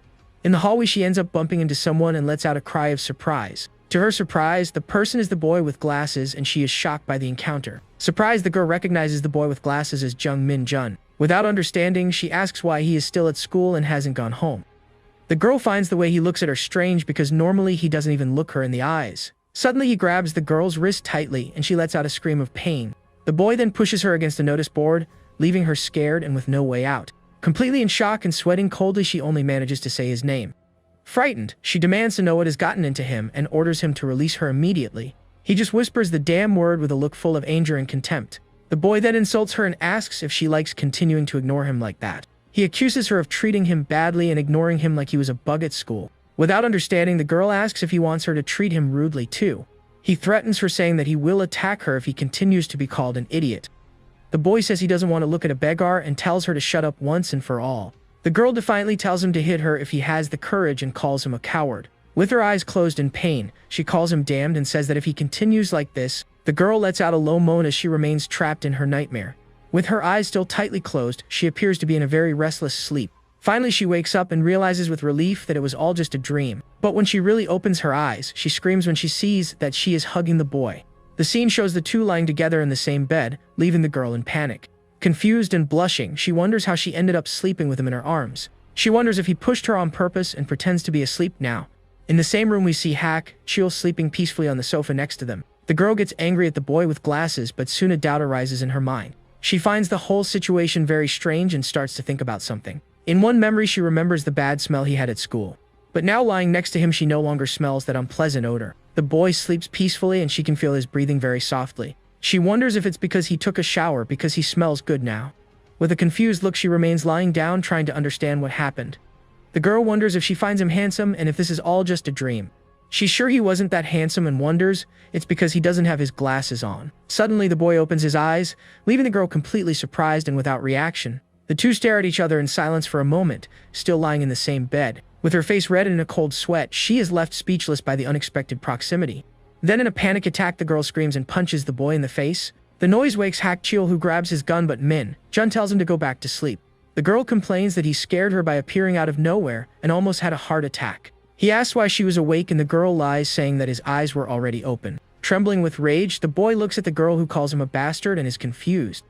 She then accuses the young man of insulting her and even hitting her while she was sleeping. Very angry about this, the girl kicks the boy with glasses right in the face. The poor guy is on the floor holding his face without understanding anything about what happened. Completely confused, he wonders if he actually insulted Han Yi now without realizing it. He denies it to himself and begins to wonder if perhaps he said something in his sleep. The next morning arrives with a dense fog covering the entire city. Hak-Chil repeats the plan so that when they get the ambulance, they go straight back. He then asks Min-Jun to go up to the roof and keep watch until they return. The group says goodbye, and the professor's wife asks her husband to be careful. With the plan drawn up, the two men leave through the front door of the house. Time passes slowly as the other two wait inside the shelter. On the streets, a thick fog takes over everything, making visibility very poor. On the roof, the boy with glasses uses binoculars to try to see something. Through the lenses, he can see a taxi stopped in the middle of the empty street. The girl asks if he can see them yet, but he replies that the fog is getting in the way. Worried, she says that an hour has passed and they haven't shown up yet. He reminds her that there were infected people in the ambulance and that it would take time to resolve. Suddenly, a loud gunshot echoes through the street, scaring the duo on the roof. The girl asks in fright if the shot was from Hak-Chil, but the boy says no. With a pale face, he explains that the sound is different from their friend's rifle. The girl asks who shot it and if it was the boys who came yesterday. Suddenly, the young woman's face fills with panic and she is in shock. She covers her mouth with her hand, feeling a very bad smell spreading through the air. With an expression of disgust, the girl complains about the smell that makes her feel sick. The boy with glasses also smells it and warns that something is approaching. A desperate voice shouts from below, ordering them to open the shelter door. Without hesitation, he quickly grabs the binoculars to see what is happening on the street. Through the lens, he sees one of the boys from the previous day running alone in the fog. The man runs with a gun in his hand, shouting for them to open the gate quickly. Down below, the group gathers and the original residents face the survivor. The newcomer looks at the group and one of them asks if he is the one who came yesterday. Back on the roof, the girl asks where the car and the other person are. Desperately, the survivor runs towards the house's gate to be able to enter. With the pistol in his hand, he shouts once more for them to open the gate to the shelter. The boy asks about the other one, and he says that his companion was attacked and that was it. The survivor is sweating and has a dirty face as he says that an infected has appeared. Desperately, he shouts that a monster has appeared and that shooting it will do no good. On the roof, the boy with glasses quickly raises his binoculars to see the scene. He is completely shocked by what he sees and can hardly believe what is in front of him. Huge, swollen feet walk down the street as the survivor calls out for Han Yena. In a memory, a large smiling man introduces himself as Bong Jiu. We then see a disturbing image of him covered in blood asking about Instagram. Min-Jun remembers playing a video game where a fat zombie appeared. That doubt that haunted you about the game suddenly starts to make sense. If the similarity between the game and reality were true, the world would be lost. The same hideous creature from the game is now right in front of you in real life. The giant, deformed monster walks down the street, and the boy finally understands everything. In his room, our hero is just chilling, playing a game, when a warning pops up on the screen about some jumbo-sized zombie and telling him to get out of there. For some reason, that creature on the screen gives him this weird, sinking feeling of anxiety and dread. So he starts thinking, if this game is even the tiniest connection to real life, well, that means the world is pretty much toast. Suddenly, that anxiety becomes all too real when we see a real-life version of the creature, all covered in nasty-looking injuries. Seeing the monster in its full, grotesque glory, he's positive the apocalypse has officially kicked off in his world. A barbed wire fence is shown as the chapter title declares that the apocalypse has finally arrived. A few moments earlier, we see the city streets are completely empty, with a strange fog blanketing the entire urban landscape. Just before that, we see a parked ambulance with 2 infected figures trapped inside. Next to the vehicle, 2 guys are planning their escape. One of them, armed with a bat, sizes up the situation. A loud noise grabs the guy's attention, and he looks up, confused by the sudden sound. His partner asks what that noise was and if he's managed to get the vehicle so they can bail. The young man explains the sound came from the people from yesterday, and the professor is shocked by the news. Someone warns them not to open the driver's side door and to shoot, because the infected would be all over them. Meanwhile, the other man makes a desperate run for a door, trying to escape the danger. Desperate, he bangs on a green door, begging them to open up or else he's a goner. The door swings open, and a young man with glasses tells him to get inside the safe house, quick. Just as he's about to say thanks, the monsters catch up and grab him from behind, much to his horror. The kid with the glasses just freezes, completely paralyzed with fear by the scene unfolding right in front of him. The man screams in pain as he's dragged to the ground and attacked by the creature that grabbed him. He begs for help, but the guy with the glasses and the girl just stare, terrified by the gruesome scene. The young woman is in total shock, completely confused and unable to process what's happening around her. Out of the fog, a whole horde of infected emerges, and among them is the big, beefy monster from the game. The enormous creature looks right at them and says in a chilling voice that it's finally found them. Terrified, the girl falls to the ground, and the guy with the glasses stands frozen in front of her, completely panicking. Seeing the horde getting closer, the kid with the glasses makes a split-second decision and slams the door shut. From the inside, he holds the door with all his might, listening to the man's screams from outside. The girl in shock asks the young man what that monstrous thing was. The young woman recognizes him as Lee Bong-jiu, the guy they met at the construction site who knew Park Sung-bin. Outside, the giant monster lets out a terrifying groan, calling out the name, Wai Na.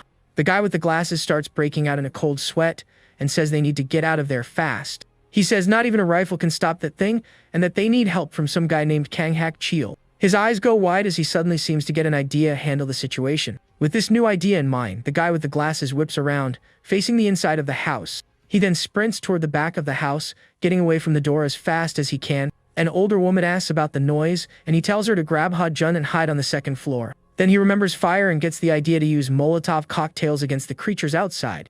He turns to the girl and tells her she needs to listen carefully because he's going to need her help. The young woman named Ham Yi-nai is still paralyzed with fear, tears streaming down her terrified face. The guy with the glasses yells at her to snap out of it and listen to the plan he's cooked up for them to survive. He explains that the creature is going to break through the gate and the door, so he'll throw Molotovs to buy them some time. When the monster gets in, she has to throw gasoline on it and then follow up with more Molotovs to stop it. The young woman seems to hesitate for a second, but quickly agrees to help with his risky plan. With her confirmation, he turns and yells for everyone to run to the second floor immediately. Someone then grabs one of the bottles they've turned into Molotov cocktails for the plan. Outside, the young man gets ready with the bombs, thinking that the noise is going to attract even more walkers. He figures that even with their attack instincts maxed out, the infected are still vulnerable to fire. With a swift motion, he hurls the firebomb, knowing the creatures will mindlessly jump into the flames. A huge explosion goes off, and with it, he hopes to stop the monsters from swarming and uncontrollably. Even with the intense fire, an infected's hand manages to reach through the now destroyed gate. In a close-up, we see a zombie's foot on fire, and more importantly, the plan seems to be working. The jumbo-sized monster pushes through the flames and screams the girl's name as the young man says they need to finish it. Even with its body burning, the creature doesn't stop advancing and seems to ask if it has finally been found. From above, Na throws a bucket of some liquid to help fight the threat down below. The liquid hits the monster in the face, which screams one of the guy's names in agony and fury. Seizing the opportunity, the young man hurls another Molotov cocktail at the creature, screaming for it to just drop dead already. The bottle hits its mark and causes a gigantic explosion that completely engulfs the zombie. The monster is completely consumed by the flames, screaming in pain as its body is incinerated. The young man yells that it's not enough and tells the girls to keep throwing the bombs. However, one of the infected manages to get through the fire barrier and breaks into their safe zone. The guy with the glasses starts to worry because he's running out of Molotov cocktails, and without them, things will get dangerous. On the second floor, Ye Ne and the other young woman have also used up almost all their firebombs. Minjun then holds the last bottle he has left to use for defense. Suddenly, one of the infected that got through the fire lunges and attacks him by surprise. The monster grabs him by the neck with its filthy hands and throws him backward with incredible force. Seeing the horrible scene from above, Hanyina desperately screams the young man's name. The other woman asks what to do, and Yi now realizes she can't throw the bomb without hitting him. In the courtyard, more zombies keep pushing forward while Jun is being attacked on the ground. Pinned down and being attacked, the young man looks up and screams with what's left of his strength. He thinks that if any more creatures show up, it's over for all of them. Realizing his time is up, the kid accepts his fate as the monsters attack him without mercy. The guy with the glasses' body starts to catch fire as the infected continue their assault. With his eyes closed, he seems to have given up and accepted that his life has come to an end. Suddenly, a voice yells at him to get up and not give up on his life. It was that Kang Hak Chio guy yelling for him to get up before more monsters show up. With his last bit of strength, the guy with the glasses calls out the name of his savior who just appeared. Hak Chio then extends his hand and helps him up from the ground where he had fallen. Meanwhile, the giant monster, still on fire, hasn't been defeated and continues to threaten them. Flashing back a bit, we see Hak Chio yelling for everyone to get into a shelter, fast. Through the streets, a massive crowd of infected runs frantically, causing total panic in the city. In front of an ambulance, our hero aims his weapon at a creature sprinting toward him. He fires a perfect shot, hitting the monster right between the eyes, stopping it in its tracks. After the shot, the young man remembers that was his last bullet, and now they really have to run for it. We get a close-up of the ambulance's license plate, smeared with blood, as everyone gets ready to flee.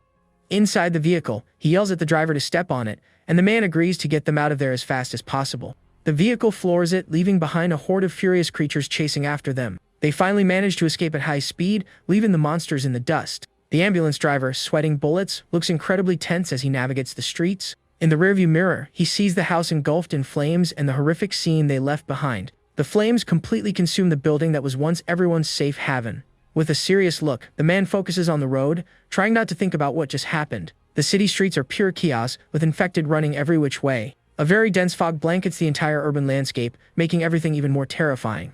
The image confirms that the apocalypse has finally arrived to change the world forever. Now, their vehicle moves slowly through the abandoned cars on the deserted street.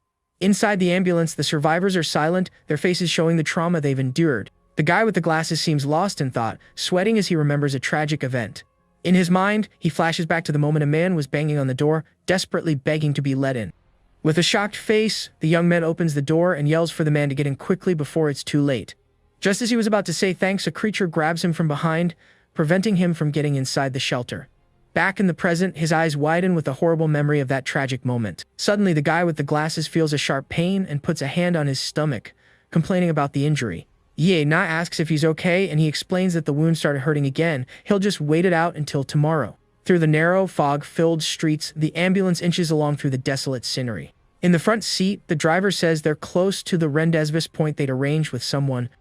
The leader thinks they've gone far enough, but the other guy prefers to wait since the weather is turning and it might rain. Suddenly, the driver is startled and points ahead, yelling that he can already see the place. They then arrive at their destination, the Sky Motel building on a completely deserted street.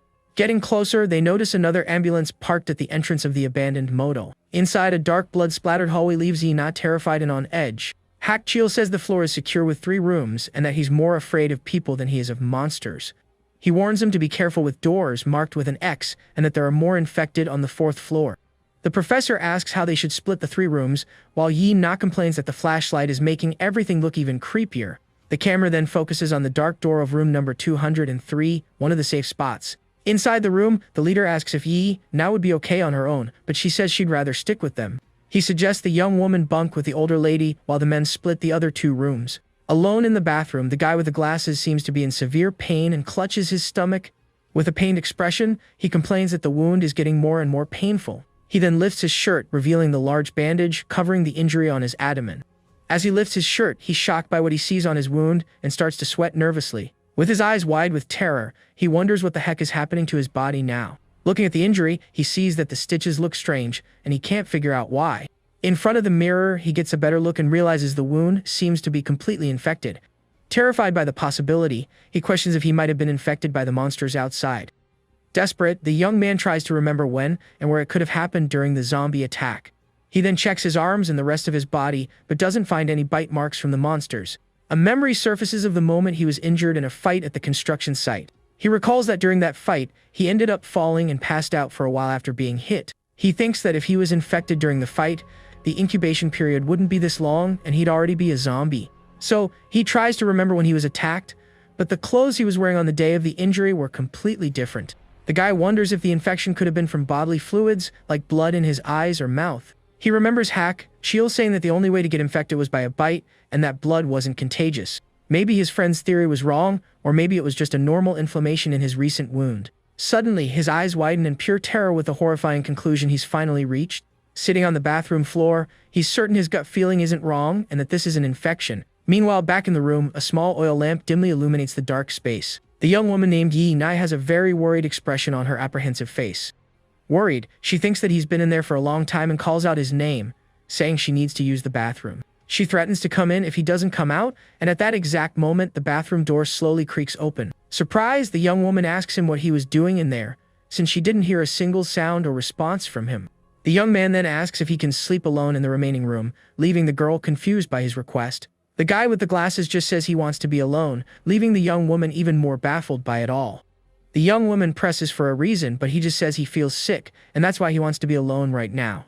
Awkwardly, the young woman asks if the idea is for her to share a room with Kiel, finding that a bit weird.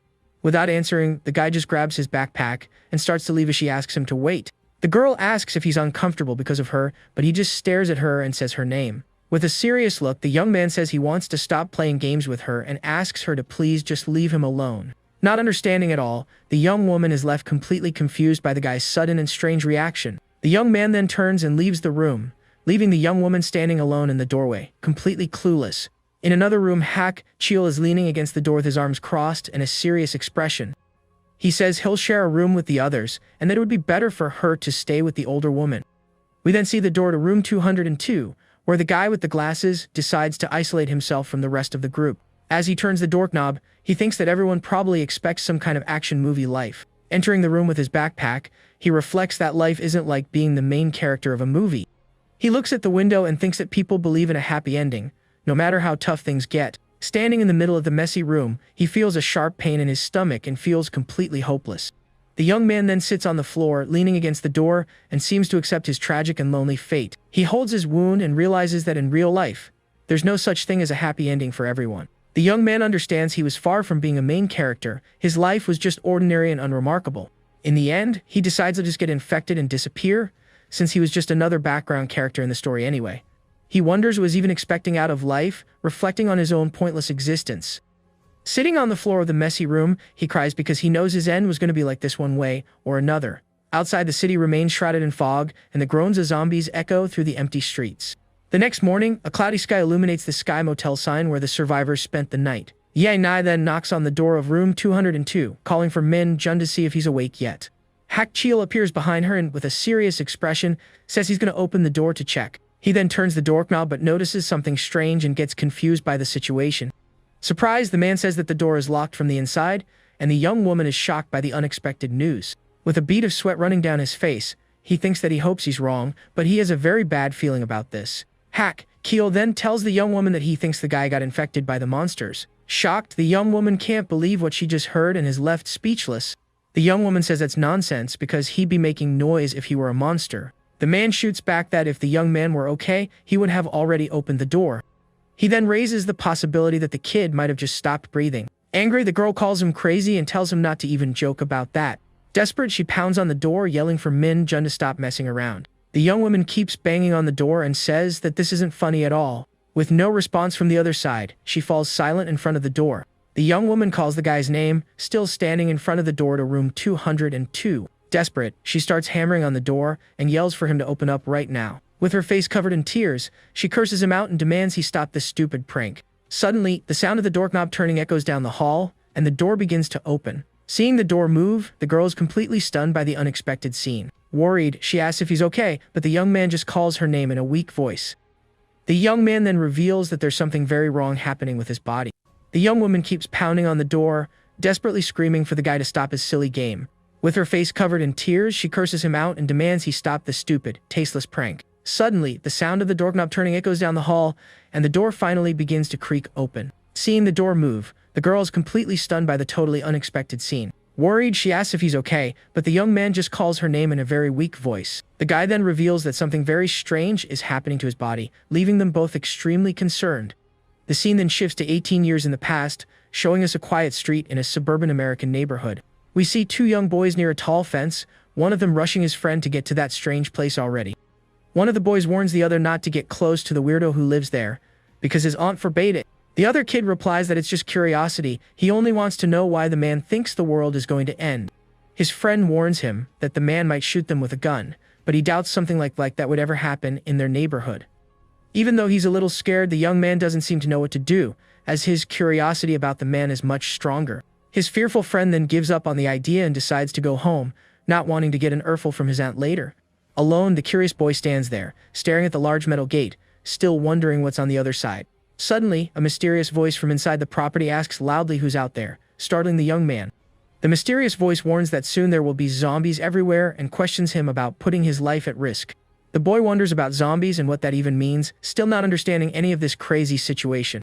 The voice comments that it heard him speaking Korean and asks where he's from, surprising the boy. The man asks if he's the son of the Asian couple who lives nearby, but the boy denies it and explains his situation. The voice then asks where his parents are, and the young man gets a sad look on his face, not answering. With an empty gaze, he reveals that his parents passed away while they were still living in South Korea. Because of that, he and his twin brother were sent to live with their uncle, and the voice apologizes for the question. The man warns that it's dangerous outside and that the zombies will come, but the boy just thinks he's a nutjob. The voice asks if he's looking for a hideout, and the young man wonders if this is some kind of role-playing game. Playing along, the boy says the zombies are chasing him, and that's why he's running from the danger. The man asks if the zombies have finally appeared and if he's been bitten, but the young man says no. Suddenly, the large metal gate opens a crack, revealing a small gap to the inside. The boy stands frozen in front of the now open gate, completely surprised by the unexpected scene. An older man with a shotgun appears in the doorway and yells for him to get inside quickly. With a bead of sweat running down his face, the boy is speechless in the face of this utterly bizarre scene. We then see the large metal gate closing and the house fortified with bars and strange warnings. Inside the yard, there are scaffolds, boxes, and metal plates, showing the man's preparation for something big. Even the house windows are all covered with wooden planks so that no one can get in. Inside the house, we see a messy room with leftover food and bottles scattered across the coffee table. The boy asks what zombies are, and the man laughs, saying that he knows absolutely nothing. The man then asks where sinners go when they die and answers his own question to hell. He explains that if hell gets full, God will pass a cruel and merciless sentence on all of humanity. When there's no more room in hell, the dead who can't go there will wander the earth. The boy's eyes go wide, completely shocked to hear the man's bizarre story. The man warns that divine punishment is near, and that if he doesn't prepare, it will be hard to survive. With a serious look, the man says he's going to show the boy something incredible, leaving him clueless. He takes him to a basement and shows him shelves full of supplies and food for the apocalypse. In another part of the basement, we see an entire wall filled with firearms and ammunition of various calibers. The man guides the boy through the basement, showing off his entire survival arsenal for the end of the world. Shocked, the boy asks what all of this is, a bead of sweat running down his frightened face. The man says with a serious look that the end of the world will come one day, and he needs to be prepared. Without a doubt, he shows an armored vehicle in the garage as proof of his preparation for the apocalypse. The scene returns to the present, and we see a monster stumbling through the streets in front of the Sky Motel. Next, we see the door to room 202, where the group of survivors is now gathered. 18 years later in Seoul, the guy points a gun at Min Jun, who is lying injured on the bed. The girl asks why he's pointing the gun, and the young man replies that you never know what might go down. He explains that the kid could turn at any moment and attack them all by surprise in the room. The professor says that a fever of 107 degrees isn't normal and doesn't seem to be just from the wound. Lying on the bed, the young man insists he wasn't bitten and doesn't understand the reason for the symptoms at his cut. The young woman says the incubation time is short, and the man explains that it doesn't last more than a full day. The guy is sure he was infected by the dirty knife or through the exposed wound. In that case, the infection would have happened before she treated the wound, leaving the young woman deeply shocked. Terrified, she asks if this means Min Jun has been infected for several days without knowing it.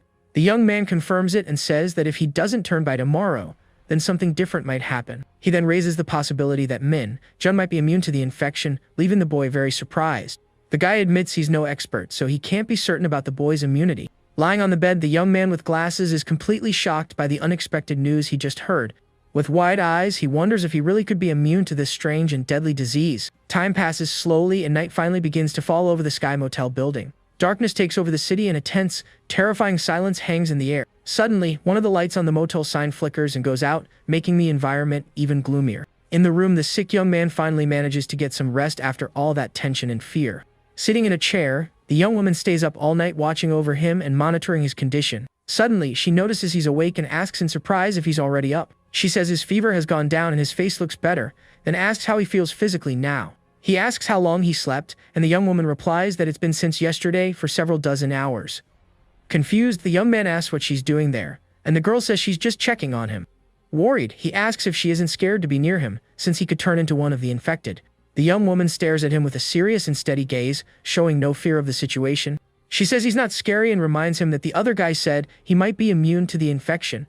He asks if she's changed a lot, and the young woman replies that even without him, she would have survived somehow. With a flushed face, she says that taking care of him was just to check on how he was feeling at the moment. The boy then simply thanks her for all the help she's given him during this whole time. The guy says she's different and that he never thought he'd depend on her, thanking her once again. The young woman gets flustered and says that she's actually the one who should be thanking him for all his help.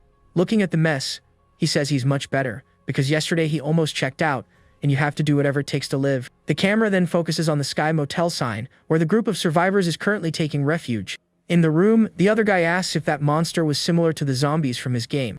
The young man on the bed answers with certainty that this situation is, without a doubt, connected to that game. The other one questions if the game company created the virus, but the young man says he doesn't know the answer. She asks about the famous developer, and the young man tries to remember his name, a bit confused. A voice reveals it's Daniel Jin, the CEO of Redmind, and we see a young man at the door in a memory from the past. In a flashback, the 12-year-old boy says he really admires that famous game developer. In the present, she remembers his dream was to be a dev and asks if he's heard of Daniel Jin. The boy explains that he's a Korean-American developer who became a hit with an indie game in high school. He mentions that the game Rage 2 was a success, and afterward, the company invested in medicine and biology. The guy explains that he's a famous entrepreneur in America, but not well known in Korea. The protagonist remembers that Daniel Jin has a twin brother but can't recall his name right now. The guy laments not having internet to look it up, because the coincidence between their businesses is just too bizarre. The young woman then asks what the company's goal would be in all this, but he doesn't know the answer to that either. The protagonist gets tense, a bead of sweat on his face, as he can't figure out the motive. The scene suddenly shifts to a dark and gloomy hallway in a mysterious, unknown building. We see an archive photo of Daniel Jin at 29 years old in some kind of official report. A person explains that Daniel and his twin brother, Elliot, suffered a lot of bullying during their childhood. Their mother was a famous actress who was unjustly accused of fraud and ended up taking her own life. The father also went bankrupt and took his own life, so the twins went to the United States to live with an uncle. The agent asks the woman to get to the point, and she explains that after that, he founded Redmind. The young man says he doesn't have time for this conversation because he needs to get back to Korea right now. The agent comments that if he suffered so much at the hands of his compatriots, he would have a motive for revenge. The person then asks directly if he was the one who spread the virus all over South Korea. We see the sterile, empty hallway of the building again, creating an atmosphere of intense tension and suspense. Annoyed, the young man asks how many times he has to repeat that he wasn't responsible for that incident. He then suggests they suspect his younger brother, who seems to be the real culprit in this story. The agent asks if he knows why Elliot returned to Korea, but the young man says he doesn't know the real reason. Daniel thinks it's obvious that he was the one who bought Elliot's lab and finds it absurd that they know nothing. The agent reveals that his company's stock shot up 500%, which is why he's the prime suspect. Looking to the side, the young man just comments that his brother was always that weird, slightly crazy way. With a hateful look, he says that all Koreans should go to hell for everything they did to them. The agent scoffs and Daniel gets angry, saying he created his company to help, not to destroy the world. He states that while they argue, a lot of people are dying, and that they are the only ones who can create the vaccine. The agent asks about luring the infected, and the young man confirms they're on their way, threatening him seriously.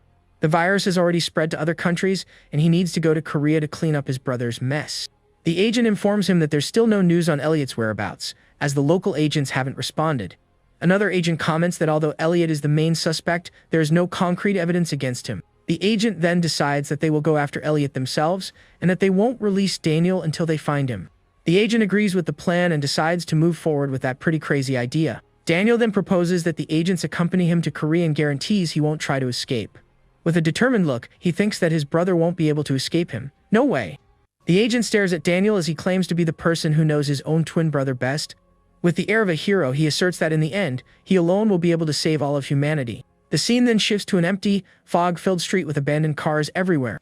We go back 2 days in the past, to the moment the guy left to look for an ambulance in the city. He rides his scooter down the street and notices the fog and the low battery remaining on his vehicle.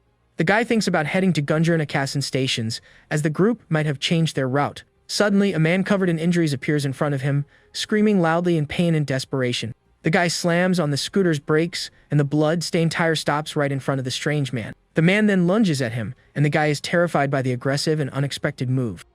Without a second thought, the guy quickly grabs a knife that was stored inside his backpack. In a swift motion, he attacks the man with the knife to defend himself from the imminent threat. He continues the attack with the knife to ensure that man won't be getting up from the ground again. He thinks that attacking with a knife is more exciting than a punch, but it gets boring since the monsters don't say anything. Suddenly, the sound of gunshots echoes through the empty street, and he spins around, surprised by the unexpected noise. Confused, the guy wonders what that strange sound was and soon realizes it sounded like a real gunshot. He questions if it really was a firearm and considers that maybe could be a soldier nearby. While cleaning his knife, he wonders why the military can't control the infected and gets worried. Despite a certain amount of fear, the guy decides to head in the direction of the shots to find out what's happening. On the way, he stops near a car with its hood open, probably to grab a battery for his scooter. Back on the vehicle, he hears more shots and realizes the sound is getting closer and closer. The guy is shocked by the number of shots and calculates that more than 10 rounds were fired in a row. Getting closer, he shouts to try and get the attention of whoever is shooting in that direction. He sees a survivor on a rooftop and warns him not to go that way because the monsters are gathering there. The man, who looks like a soldier, is badly injured and desperately screams for help from the rooftop. The guy stands there looking at the soldier with a surprised expression, unsure of what to do. The scene cuts to the motel room where we see a trail of blood on the floor coming from a slightly ajar door. The guy asks if that's true, and the young man with glasses confirms it is, making him very tense with the news. The soldier explains that there are super survivors 300 meters from there and that they had arranged to meet at the motel. He says that a monster appeared and caused a huge problem, but he barely managed to survive. His partner must think he's a goner and probably ran to the super survivor's house to get help. The guy says he'll help and asks if the other survivors are military because of the shots he heard. The soldier denies it and reveals that he heard one of them was a North Korean defector who looked like a student. The guy's eyes go wide with surprise upon hearing that completely unexpected piece of information from the soldier. Shocked, he asks if the soldier really said that one of the survivors was a defector from North Korea. The guy then asks if the group included a boy with glasses and a tall girl with long hair. The soldier doesn't remember the girls but confirms the presence of the defector and the young man with glasses in the group. The guy asks if the defector's name was Kang Hak Keel, but the soldier isn't sure of his name. He explains that his partner communicated by radio, and the name sounded something like Wak Cheel. The guy listens intently as the soldier tries to remember the name he heard over his friend's radio. The young man then asks if the group consisted of Kang Hak Cheel, Jung Min Jun, and Han Yi Na. Surprised, he realizes the soldier is talking about his friends and says he was looking for them. The soldier is completely confused by the guy's reaction and asks if he's being serious about this. The soldier says there's a problem at the house and that he heard an engine, but doesn't know if they escaped. With an injured leg, he asks for help to get a vehicle and let the others know he survived. The guy puts the information together, connecting the dots between the house, the ambulance, and the Sky Motel. He thanks the soldier and says that everything worked out for him in that unexpected and strange moment. The guy then starts rummaging through the soldier's backpack, who asks confusedly what he's doing. He says the soldier is going to kick the bucket anyway and asks if he can have his backpack. The soldier doesn't understand, and the guy says he's not going to help a dude with broken legs and calls him a loudmouth. He tells the soldier to just die already if he's in pain and calls him a sucker, leaving the man completely shocked. Furious, the soldier calls him a scumbag and reminds him that he said he would help and now has abandoned him. With a malicious smile, the guy asks if the soldier is afraid of dying alone in that place. He then offers to help the soldier die comfortably, a smile on his face.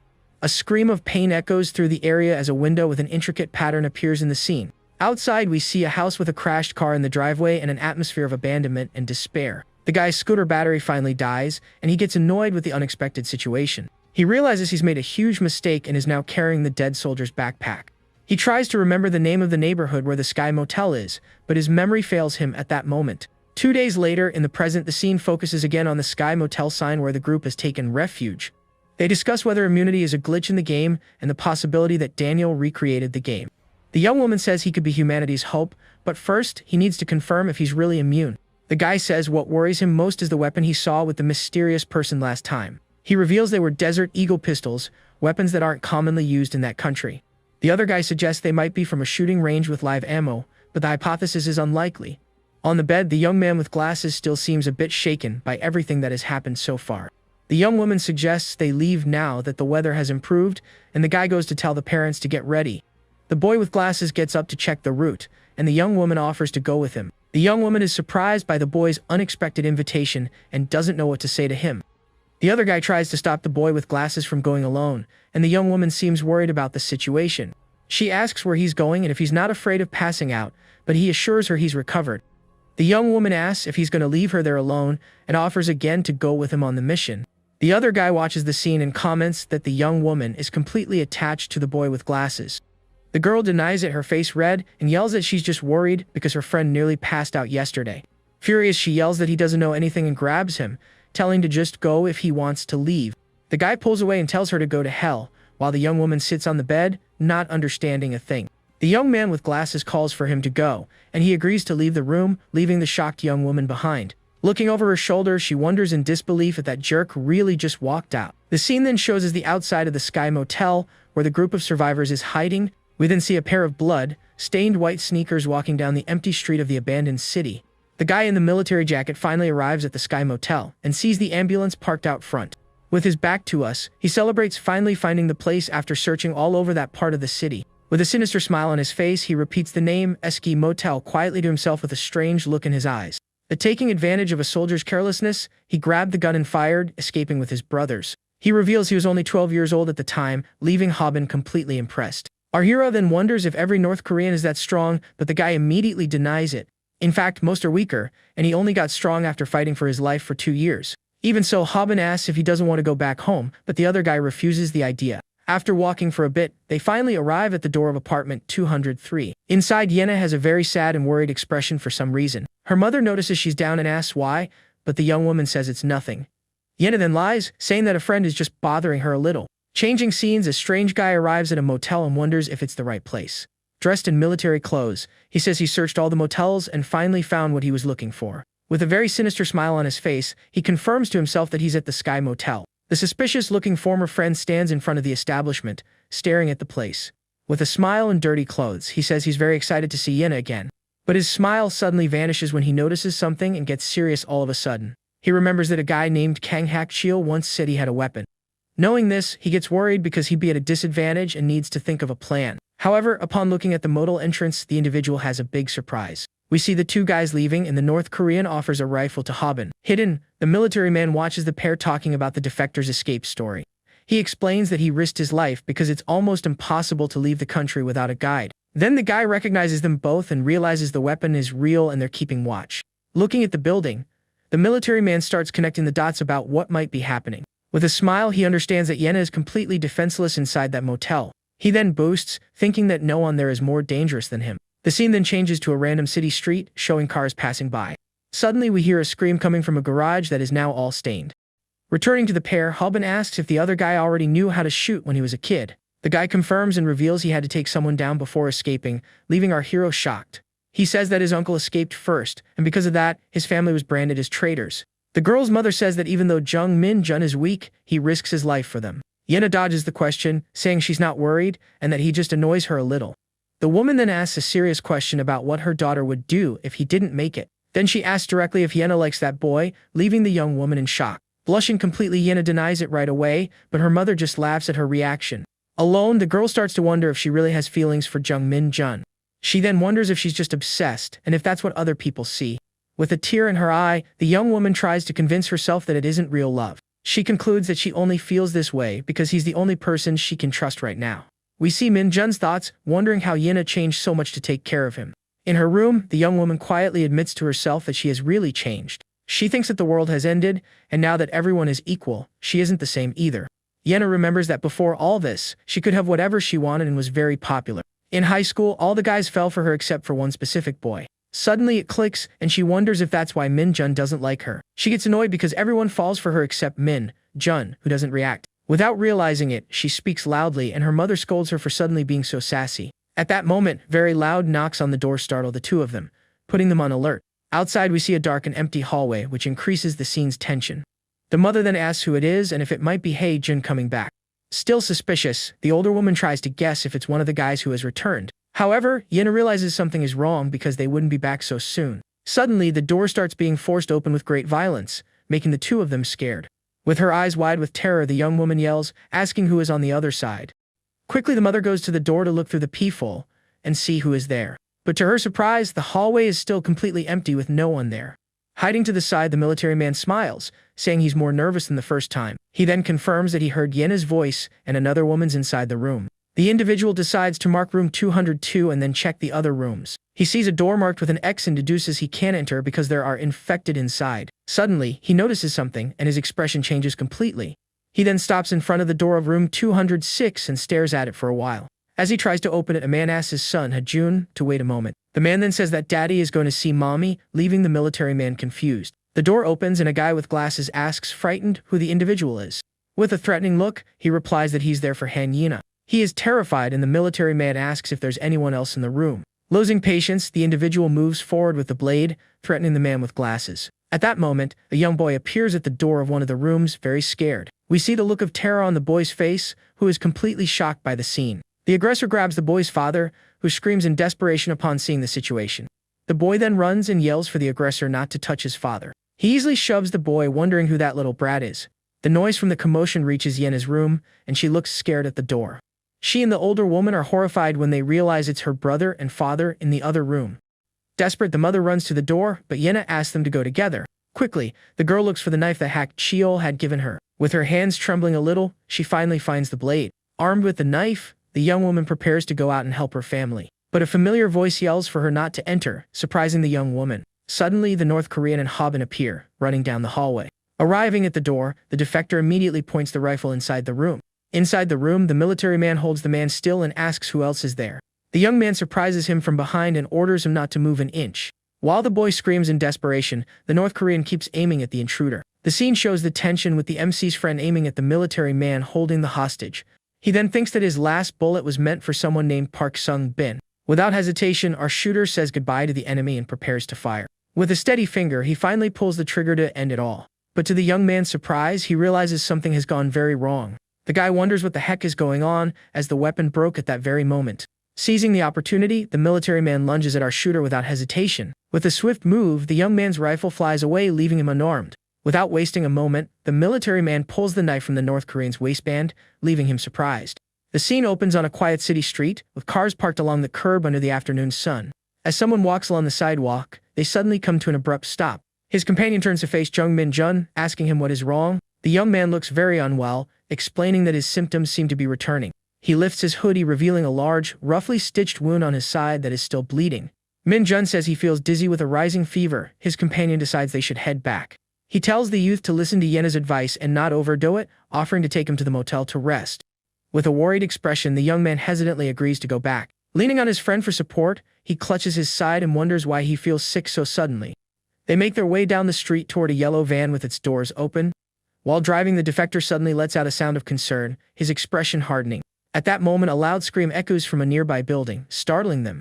The scene flashes to a brutal fight, where the defector blocks a knife attack from the soldier. He twists the intruder's wrist with force, attempting to disarm him. Both men are locked in a deadly struggle, each holding a knife in the cramped hallway. In a swift motion, the defector manages to plunge his blade into the soldier's shoulder. The military man lets out a cry of pain as the weapon sinks into his flesh. Without hesitation, the North Korean pushes the knife in deeper to incapacitate his foe. He follows up with a strong kick, sending the injured soldier stumbling backward. The soldier curses in frustration while the defector remains ready, knife in hand. The soldier clutches his wound, wondering if his opponent is an MMA fighter because he blocks so well. He glares at Kang Cheol, cursing him under his breath for being so skilled. In an instant, the soldier starts to panic, realizing how many times he has already been stabbed. The defector's blade is covered in blood as he holds it steadily, ready for his next move. The soldier knows one hit to a vital spot will be the end, and he also spots Jung Min-jun behind his opponent. Cheol calmly asks the intruder how many people he has killed with that very knife. He assumes the soldier must have killed many survivors, calling him crazy for trying to harm an innocent teacher. Then, Cheol makes a surprising confession, admitting he feels a certain way too. He reveals that he feels a great thrill whenever he has to stab someone. The defector adds that the feeling is even better when his target is a criminal like the soldier. The soldier's confidence wavers, and he tells Cheol to leave, saying they have no reason to fight. Seeing an opening, the intruder tries to make a deal, which catches the defector's attention. He says his only business is with Yina and Min Jun, promising to leave if they are handed over to him. Hak Kyo calls him an idiot, asking why he attacked the teacher. The soldier is left speechless. Cornered, the soldier demands they stop fighting with knives and settle it fairly with their fists. He continues to shout, asking his opponent if he is afraid to fight without a weapon. The soldier tells him not to be a coward while Hak Kyo holds his knife and flashlight. In a sudden move, the defector tosses his knife aside, and the soldier does the same, but as the soldier speaks, Hak Kyo lunges forward and cuts off his finger, making him scream in pain. Enraged, the soldier yells at him for the dirty trick, still demanding a fair fistfight. The soldier, now terrified, begins to beg for his life, but Hak Kyo remains calm with his knife ready. Watching from behind, Jung-min Jun is shocked to see the tough soldier pleading to be spared. With his hands up, the man apologizes for attacking the teacher and promises to do anything to save him.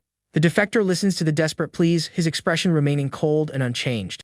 He calmly tells Park Sung-bin that he must pay for his sins with his life. Realizing his begging is futile, the soldier sweats nervously but agrees to finish things. He looks down at his own bloody knife, preparing for the final confrontation. Gripping his weapon tightly, Sung-bin declares he is ready to go for it. Hak Kyo is momentarily confused by his opponent's sudden shift in demeanor. The soldier vows to kill Hak Kyo even if he loses an arm, grabbing his backpack as a shield. In a surprise move, Sung-bin throws his backpack directly at the defector. The unexpected tactic catches Hak Kyo off guard, leaving him vulnerable for a moment. The soldier immediately lunges forward, tackling his opponent with all his strength. Both men crash to the ground, their bloody shoes tangling as they fall. Sung-bin lands on top of Hak Kyo, pinning him to the floor while cursing at him. The two continue to struggle violently on the checkered floor of the motel hallway. Now in a dominant position, Sung-bin holds his knife above the pinned defector. Hak Kyo looks up, caught beneath his opponent, unable to move freely. Lying on top of him, the soldier laughs, saying that Hak Kyo underestimated him. Suddenly, the defector's eye widens in shock as he notices something unexpected. Jung-min Jun suddenly appears, raising a spike bat high above the downed soldier. With a fierce expression, he brings the weapon down with all his remaining strength. The young man grunts, clutching his side as the pain from his own wound intensifies. On the floor, the soldier screams in agony from the heavy impact of the bat. Barely conscious, Hak Kyo looks up and weakly calls out the young man's name. His eyes then roll back into his head as he finally loses consciousness from his injuries. The defector's hand goes completely limp, letting his blood-stained knife fall to the floor. With a serious wound in his shoulder, he now lies unconscious and out of the fight. Seeing this, the soldier pushes himself up and begins to laugh wildly at Min Jun. He mocks the youth, questioning how he dared to attack him with that bat. Min Jun sweats profusely, wondering why his illness had to flare up at this exact moment. The soldier realizes Hak Kyo and the teacher are down, leaving only the youth and the boy. He holds up his injured hand, reminding Min Jun that his friend cut off his finger. He vows to make them both pay cruelly, which causes the young man's eyes to widen in fear. The pain becomes too much and the spike bat slips from his grasp, clattering to the floor. Min Jun lets out a scream of agony, which takes the soldier completely by surprise. The intruder looks on with a confused expression, asking what is wrong with him. The youth collapses, clutching his stomach as the soldier wonders if he is infected. He decides it doesn't matter, concluding he will have to kill him anyway, and retrieving his knife.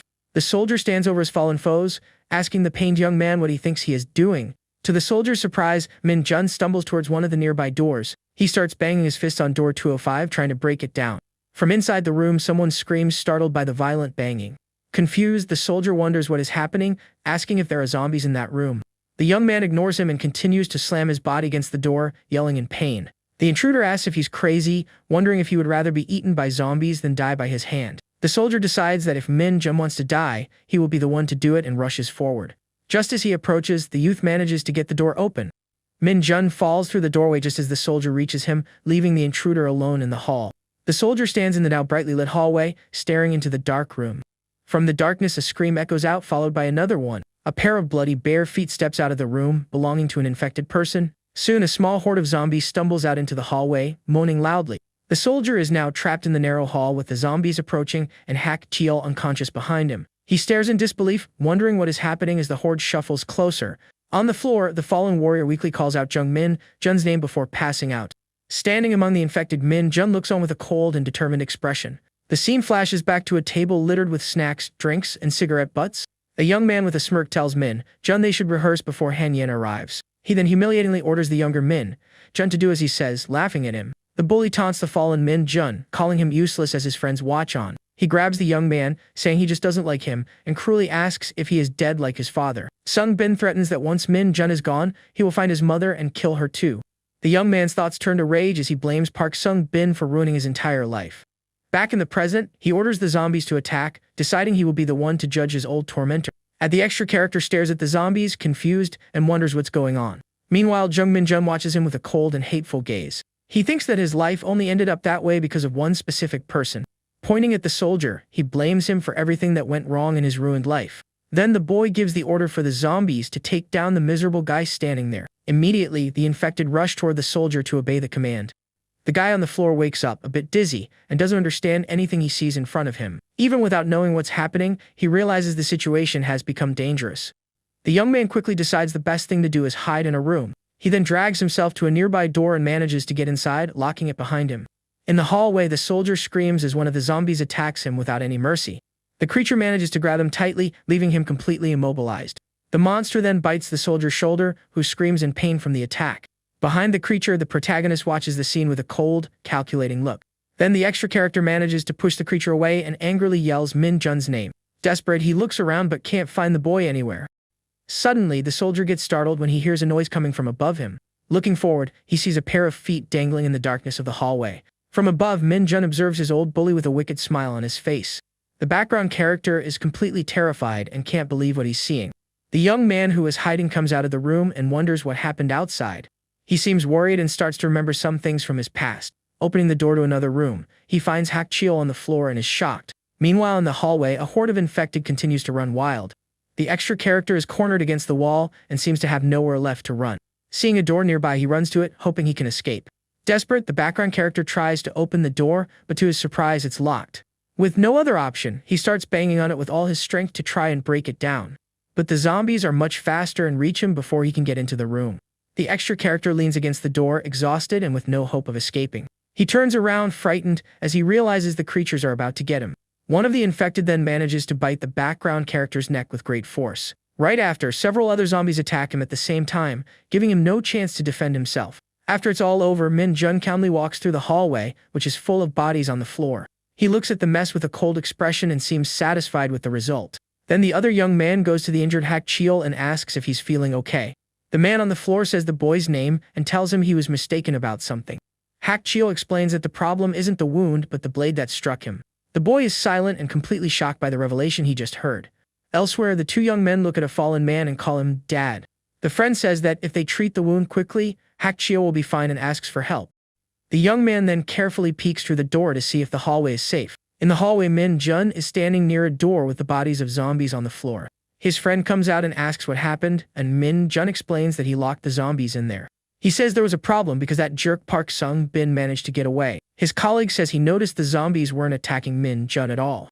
Min-jun says it's just a guess, but it seems they don't attack him when he has the symptoms. The boy also says he doesn't know when or why these symptoms appear. Suddenly, his friend remembers Hakchil and asks Min-jun how he is. He then replies that the teacher's wound isn't as serious as it looked. At that moment, two girls appear and worriedly ask if Hakchil is okay. He asks one of them to stop the bleeding and says he'll get the first aid kit. Min-jun asks if he can use the last bullet, and his friend replies that now he can. Our protagonist then takes the gun from his colleague's hand with a determined look. The young man quickly reloads the weapon so Min-jun can use it without any issues. He asks if the boy remembers what he was taught about how to use that weapon.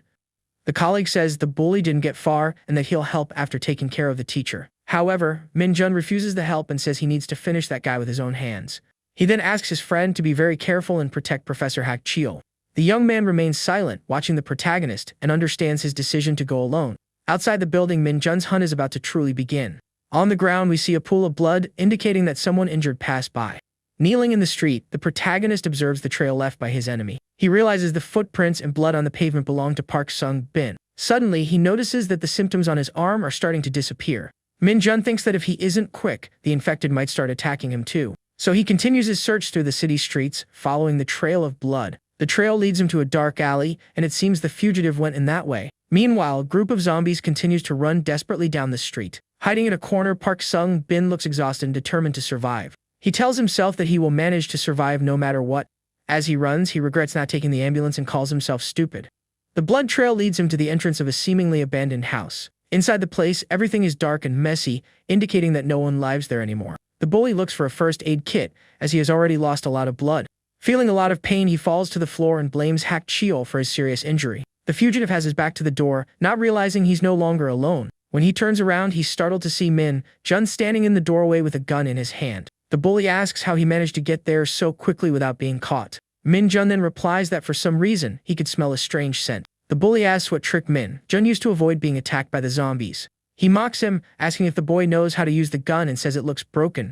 Min Jun just stares at him in silence with a cold and determined look. Sung Bin then asks him if he has ever taken someone's life before. The protagonist admits that he has never done that to anyone, not even an infected one. He continues, saying that up until that moment, he managed to survive without hurting anyone. Aiming the gun, Min Jun declares that he will be the first on his list that day. The bully starts laughing, finding the whole situation completely hilarious. He can't stop laughing and says it's the first time something has amused him so much. Sung Bin claims that Min Jun can't do it because he's such a good kid. He continues, saying his target isn't a miserable person like him to do something like that. The guy says the world has ended, but taking a life is still the worst crime of all. Desperate, he begs for forgiveness and says he only did those things because he considered him a friend. The protagonist is unfazed by his words and keeps the gun pointed at him. Min Jun says that even with the world ending, a delinquent like him doesn't deserve to live. Without a second thought, the boy pulls the trigger and fires at his enemy. The shot hits its mark and sends the bully's body flying back from the strong impact. With the shot, the room's ceiling gets completely dirty and stained with red. A cup falls to the floor, showing the tragic end of the encounter between the two rivals. Min Jun stands in the doorway, holding the gun with an empty look after his revenge. Min Jun drops the gun on the floor after finally getting his complete revenge. His hand trembles slightly as he processes what he just did in there. The bully's face is covered in his own blood and his eyes are wide open. The protagonist stares at the fallen body of his enemy on the messy room's floor. He stands there for a while, observing the scene in complete, deadly silence. Meanwhile, at the Sky Motel, the other survivors wait anxiously for news. Outside, Min Jun walks down the street holding the gun with a lost look.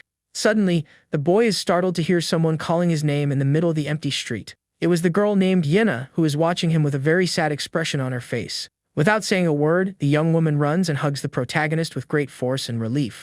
She starts to cry on his shoulder and seems very shaken by everything. Worried, the boy asks her how Hak Cheol is feeling at that moment. The two of them hug in the middle of the deserted street in front of their motel. The scene then returns to the room where the professor is resting with everyone there.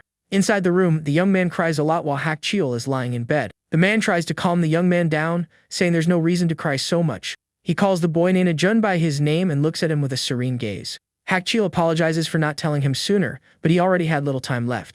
He asks the boy not to be sad because this isn't such a bad thing after all. The man reminds him that he still needs to find his sister and be strong for her. Hak Cheol says that everyone passes on when their time comes, and it's just a matter of sooner or later. Hak Cheol says that watching Ha Jun grow up made for a happy life, and so the boy shouldn't be sad. He then says with a serene smile that that's just how life is, and there's nothing to be done. Hak Cheol's friend listens to everything in silence with a serious and thoughtful expression. The scene then shifts to the door of room 206, where they are gathered. In another room, Hak Cheol reveals to his friend that what he told Ha Jun was a lie. The young man asks if the cancer diagnosis isn't true, and he confirms he made it all up. He explains that he said that because he thought it would make the boy less sad about his passing. Hak Cheol says that if Ha Jun knew the truth, it would be much harder for him to bear. The man then pleads for his friend not to tell young Ha Jun the truth. He says that until the very end, this is the only thing he can do as a good father for his son. Hak Cheol says that even so, he lived a long time and that his life was very worthwhile. He then regrets not being able to see his daughter Haekyung and says he really wanted to find her. The man asks for help for his friend to find his daughter and bring his family back together. Holding his wife's hand, he turns to her and makes one last very important request. Hak Cheol asks her to please take very good care of Haekyung and Ha Jun. In another corner of the room, the other friend in the group seems to be planning something. He says that if he turns into one of the infected, they should just leave him in the room and not worry about finishing him off. The young man explains that if he's stuck there as a zombie, he might eventually starve. But he's hopeful that if the chaos passes, a cure for the infection might appear. Suddenly, Hak Cheol starts to feel unwell in bed, and his friend asks everyone to come back. The friend then listens to everything in silence and seems to make an important decision right there. He says he will be waiting for the cure and that he won't give up on that hope. Outside the Sky Motel, the group of survivors gathers to talk. The young man asks if there's a possibility of a treatment for the infected. He says he's not a doctor himself, but he thinks a cure is almost impossible. The friend explains that once you're infected, you're no longer human, and a cure would be great. Yena then asks the young man what happened in the hallway a while ago. He turns to Min Jun and says it looked like the boy was giving orders to the zombies. The girl gets confused and asks if what he said makes any logical sense. Min Jun quickly denies it and explains that he only yelled because he was very angry. The friend assumes the zombies attacked the bully because he was the only one not infected. He remembers that the symptoms protect Min Jun, and the boy confirms they will return. The protagonist then remembers a game called Rage Z and a character from it. In that game, there was a king of the undead who was conscious and led the horde. Min-jun thinks he hasn't become this king because the zombies attack him when the symptoms fade. He decides he needs to test if he can control the infected next time. Yahello looks thoughtful and wonders if the protagonist is still infected with the virus. She then starts to question if she could catch the disease, and if it's dangerous to be near him. The girl thinks that if this is true, even romantic things would be impossible. She imagines that kissing the boy would be out of the question if he could infect her. The friend says there's nothing going on between him and Yahello but worries about Min-jun's future. Yahello feels sorry for him and laments that he'll never be able to have a normal life with a woman. Turning away, the girl hopes that the protagonist isn't completely infected. In front of the motel, the ambulance waits to take the group of survivors far away. Gathered near the vehicle, the driver asks if everyone got their things for the trip. The young man offers to drive even without a license, and the woman agrees with the idea. The driver shows a serious and focused look, committed to his mission of getting everyone to safety. Meanwhile, young Ha-jun continues to look very sad and shaken by his father's passing. The friend with glasses says Ha-jun will go in the front and asks Min-jun to go in the back with the others. The driver explains that the station is nearby, but the worst thing would be getting stuck on the way. The ambulance's blood-stained wheel shows that their journey will be anything but easy. With everyone on board, the vehicle finally leaves the motel and begins the dangerous journey. Inside the car, the driver calls out to Ha-jun, who is next to him, to talk a little. He then tells him that he fled from North Korea when he was Ha-jun's age. The young man reveals that his parents had already passed away and that he lost one of his siblings during the escape. He says the only thing he could do is accept the situation and fight to survive. The driver says he can't console the boy, that there's something more important now. He reminds him that when he finds his sister, he will be the only one able to protect his family. That's why he says the boy needs to stay very focused and not get shaken at all. The driver warns him that he's not just any kid anymore, and Ha-jun listens in silence. Ha-jun seems to have understood the message and agrees with the driver seriously. The driver keeps driving with focus, but suddenly he notices something strange. Up ahead, he sees that something is stopped right in the middle of their road. The driver then stops the ambulance because the path seems to be blocked. A black, heavily modified car is parked, blocking everyone's way. The front of the vehicle has several spikes and is completely covered in blood. To everyone's shock, a man is tied to a cross on the front of the car. The strange vehicle is stopped at the intersection and seems to be waiting for them. The driver wonders what kind of car that is and if it's coming for them. He yells for everyone to get down, not understanding what he's seeing in front of him. The young man doesn't know who is there, but he senses the situation has become very dangerous. He then concludes that whoever owns that car is someone very dangerous. A guy tied to the front of the car is yelling out in pain, and everyone just stands there, completely shocked. The ambulance stops in the middle of the deserted street as that bizarre vehicle slowly starts to approach. From up high, Hakiel tries to figure out what kind of car that is and why on earth it's heading toward them. Completely terrified, he yells for everyone to get down and get ready, because danger is coming. The driver has no idea who is in there, but he's sure that whoever it is, they're very dangerous people. He comes to the conclusion that whoever is in that car is, without a doubt, a massive threat. In the back, Min-jun and the women look on in terror, not understanding why they've stopped in the middle of the road. The man tied to the cross won't stop screaming in pain, his face covered in red. Suddenly, the strange car stops out of nowhere, making everyone even more tense about the situation. The driver wonders why they stopped and if the other guys have already spotted them. Grabbing his knife, he wonders if he should fight and thinks it would be risky if there were more than 2 people. Out of nowhere, an infected person appears, running and screaming down the street, startling the whole group. A weapon then emerges from an opening on the side of the armored vehicle, pointing right at the infected. With one clean shot, the infected is taken out with a direct hit to the head in the middle of the street. Hakiel is in shock at the scene and immediately recognizes the sound of a real gunshot. Inside the car, someone laughs and comments on the headshot, while complaining about survivors. Someone else replies that all survivors end up gone anyway, and that they don't see anyone around. The driver says they're hiding and that they need to decide soon where they're gonna loot people or food. To everyone's surprise, the bizarre car simply drives right past the ambulance and keeps going. Relieved, the survivors watch the vehicle drive away, thinking the danger has finally passed. Hakiel then says they need to get out of there fast, as he feels something is very wrong. The ambulance continues on its way down the deserted street, which is littered with abandoned cars. They pass by a tall building as a strange silence falls over the city. Further ahead, a crash car blocks part of the street, but they manage to get around it. The ambulance carefully maneuvers between the parked vehicles and the mess on the street.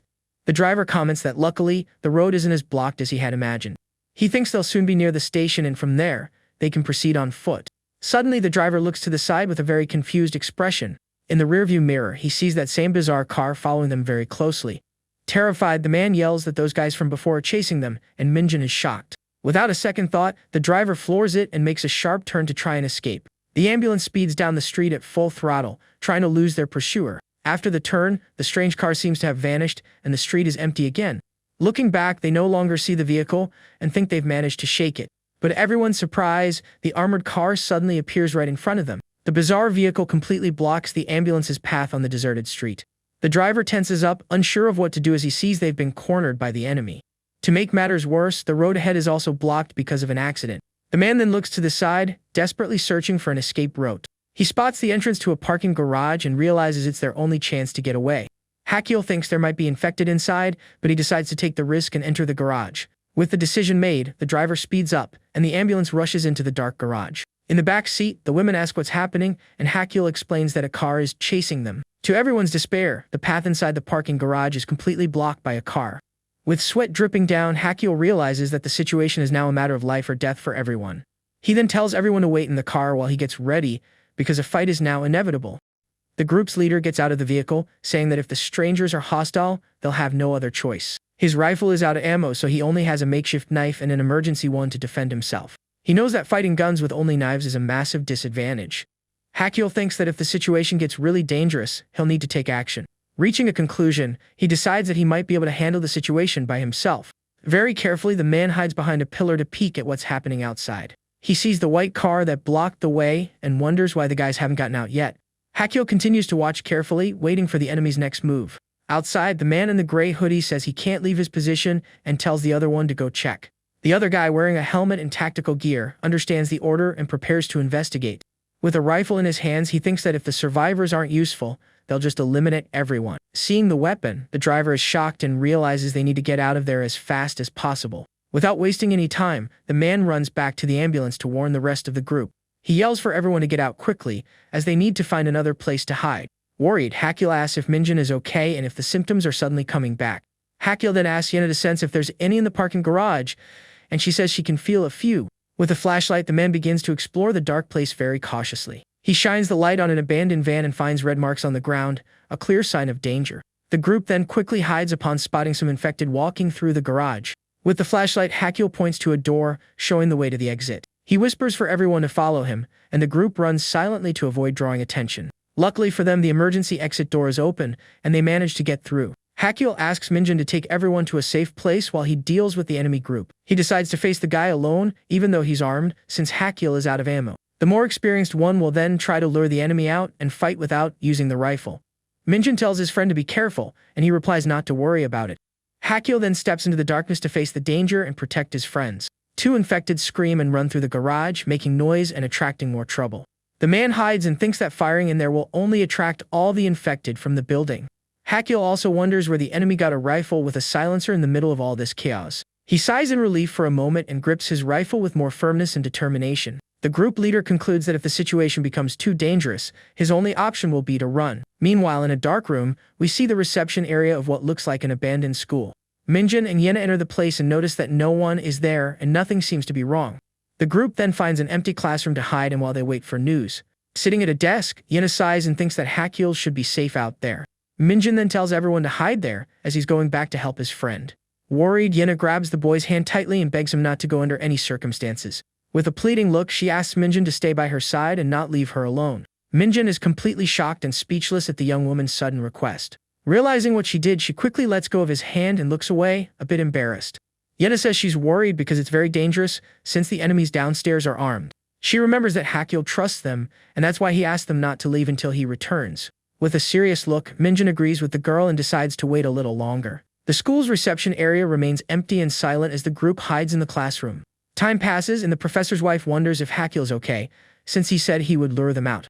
The group continues to wait in the room with looks of worry and anxiety. Restless, Minjin stands up and decides to go check on what's happening outside. He walks down the dark hallway toward a set of double doors that lead to another area of the school. Getting closer, he realizes the doors are locked and wonders what's on the other side. Suddenly, they hear a noise, and Yena comes closer, asking if it could be Yahello coming back. However, the girl realizes something is wrong and denies the possibility of it being their companion. Yena then reveals that she can feel the presence of an infected person on the other side of that door. Back in the room, the group is shocked and frightened by the news that there's an infected nearby. Minjin then walks back down the dark hallway to find the other survivors. He walks toward the locked double doors to see what's really going on. As he gets closer, he realizes the doors are indeed locked and becomes confused. With sweat trickling down their faces, The couple wonders if it could be their friend returning. Yena then takes a closer look and realizes the scent isn't that of their companion. She concludes that on the other side of the door, there is definitely an infected, and everyone is shocked. With his club in hand, Minjun prepares for danger as the girl backs away. The protagonist wonders why the door won't open, and if there's no one on the other side to help. Yena thinks there are two people there and questions if they're not infected, or if they are special. Minjun remembers that the door was open before and that he himself hid his things there. With sweat dripping, he approaches the door to try and uncover the truth. Ignoring Yena's warnings, he gets closer to the door to try and open it and see what's inside. She calls him crazy and says he shouldn't get near, because it's definitely an infected in there. Minjun then turns the doorknob and the young woman asks if he's gone completely insane. The boy with glasses opens the door and steps into the dark hallway to see what's on the other side. With a serious expression, he stares into the darkness, wondering what or who he will find there. To his surprise, he sees two young men standing on the stairs and is shocked by the scene. Minjun recognizes the two as his friends and asks what they are doing there. Hiding, Yena doesn't understand anything and wonders if the smell wasn't human. One of the newcomers comments on the strange pairing of Minjun with the girl, Yena. With a look of horror, Yena covers her mouth and says that they are really infected. She points at the young men and says to get them out of there, because they are all infected. The girl says their smell isn't human and that they have the odor of a rotten loser and a bunch of bad things. Minjun then approaches one of them and confirms that it's just his horrible sweat. The chubby friend apologizes and says he showers, but the smell just won't go away. The dark school hallway remains silent as the group tries to understand the situation. The protagonist asks if the guys came from the shelter at Gunja Station, and they confirm. One of them explains that the shelter is full, and they are expanding their territory to accommodate everyone. The other companion says that this was a temporary base, and that he never imagined he'd run into Minjun. The mother then approaches and asks if they've seen a 20-year-old girl around there. She shows a picture of her missing daughter and asks if they've seen her at the shelter or anywhere else. One of the guys looks at the photo and repeats the girl's name, as if trying to remember something. He says he thinks he's seen her before, and that she's the girl from the female isolation area. The mother is shocked and asks if it's true and if he's sure it was her daughter. He can't be 100% certain, but he says that if she goes in person, she can confirm it. Minjun then says there's a problem, as they saw a strange, armed car on the street. He asks if his friends saw the vehicle, but they seem to have no idea what he's talking about. Yena covers her mouth in disgust and complains about the chubby friend's horrible sweaty smell. The guy from the shelter asks who Hakiel is, and the protagonist explains that he's also from the same school. The other companion then says it's been 30 minutes, and he's worried about Hakiel. The chubby friend says there was no one there when they came in and suggests going up to the roof to check. Yena then grabs Minjun's shirt and asks him to wait there a little longer. She asks the protagonist to stay with her and suggests they send the other two friends instead. One of the newcomers then says they can go together, and the two seem a bit confused. The two friends look at each other as if they were having a conversation just with their eyes. Minjun tells them not to worry, and that he'll go up to the roof himself to check. Yena is a bit hesitant but eventually agrees to the boys' plan. The two friends get ready for the mission, and the protagonist tells them not to go too far. The group then goes up the stairs toward the rooftop to see what's happening outside. Arriving on the rooftop, they look out over the city and realize the place is completely empty. Minjun wonders if there's really no one around and if Hakiel is safe down below. He uses the binoculars and questions if his friend is really safe, since he didn't hear any shots. The chubby friend approaches and says that maybe they didn't hear because of the silencer. Suddenly, the chubby guy grabs Minjun by the shirt collar and confronts him angrily. Furious, he demands that the protagonist tell the truth and asks if he's going out with Yena. Minjun is shocked by the accusation, and the other threatens to throw him off the roof if it's true. The second friend explains that Yena isn't that kind of girl, and that she despises losers like them. He recalls that the young woman has a horrible personality, but because she's pretty, everything is forgiven. The chubby guy feels bad as he remembers how she looked at him with disgust and calls him crazy. He then questions why Yena is now asking Minjun to stay by her side if she used to hate him. The protagonist explains that they just happened to be traveling together by chance at the start of the crisis. Minjun says her parents disappeared, and he's the only one she can trust right now. The chubby friend doesn't believe this story and accuses the protagonist of seeing the girl. He says the world has ended, so Yena has gone crazy and is now acting all affectionate. Minjun gets angry and tells him to stop talking nonsense, that the important thing is to find Hakiel. He reveals that he heard about a shootout near the shelter and that an armed group chased them. The friend from the shelter says their weapons are weak and that they call for help on the radio in dangerous situations. The protagonist becomes thoughtful, as he doesn't know if the group that chased them is the same one from the shelter. The friend suggests they wait a bit before heading to the station, as the shelter is more restrictive now. Minjun then sees a radio with the guy and asks if it's the same one Hakiel had. The protagonist realizes that Hakiel's backpack with the radio was left in the ambulance, and he won't be able to make contact. The chubby friend then grabs the radio and introduces himself to report on the current situation. He says they found 4 survivors and that they are friends from the same school as them. On the other end of the radio, the person says they should be taken to the clinic and isolated for 1 day. Minjin is shocked by the news that they need to undergo infection tests to get in. He says one member of their group is still missing and that they need to find him first. The man on the radio agrees and tells him to report if anything happens and that they can move tomorrow. The chubby friend explains that to enter the shelter, taking the infection test is mandatory. He says there's a hospital called Hope Clinic where a specialist doctor performs the tests. The protagonist gets worried and asks what happens if someone tests positive for the infection. The friend reveals that anyone who tests positive is eliminated on the spot, leaving Minjin shocked. He thinks the protagonist isn't infected, but the boy with glasses becomes very worried. With a hand on his stomach, Minjin wonders if his test result will come back positive for the infection. On the building's roof, the group continues to talk about the dangerous situation they're facing. In another nearby building, a man watches the group with a radio in his hands, appearing to be hostile. The man identifies himself as Patrol Team 2 and reports on the survivors on the roof. He says they are the same ones from the shootout a few days ago, and that they need to be captured. The patrolman reveals that the armed group went after the fugitive from the ambulance, but there's no news. The man on the radio says the fugitive had a rifle, and that they don't know what weapons the group possesses. The patrolman comments that one of his own was taken down because of them, and that now he only has short-range weapons. The man on the radio then orders them to capture the survivors alive and to eliminate them if they resist. The patrolman confirms the order and prepares to carry out the mission to capture the group. He feels at a disadvantage as he's alone against several men and doesn't know how to proceed.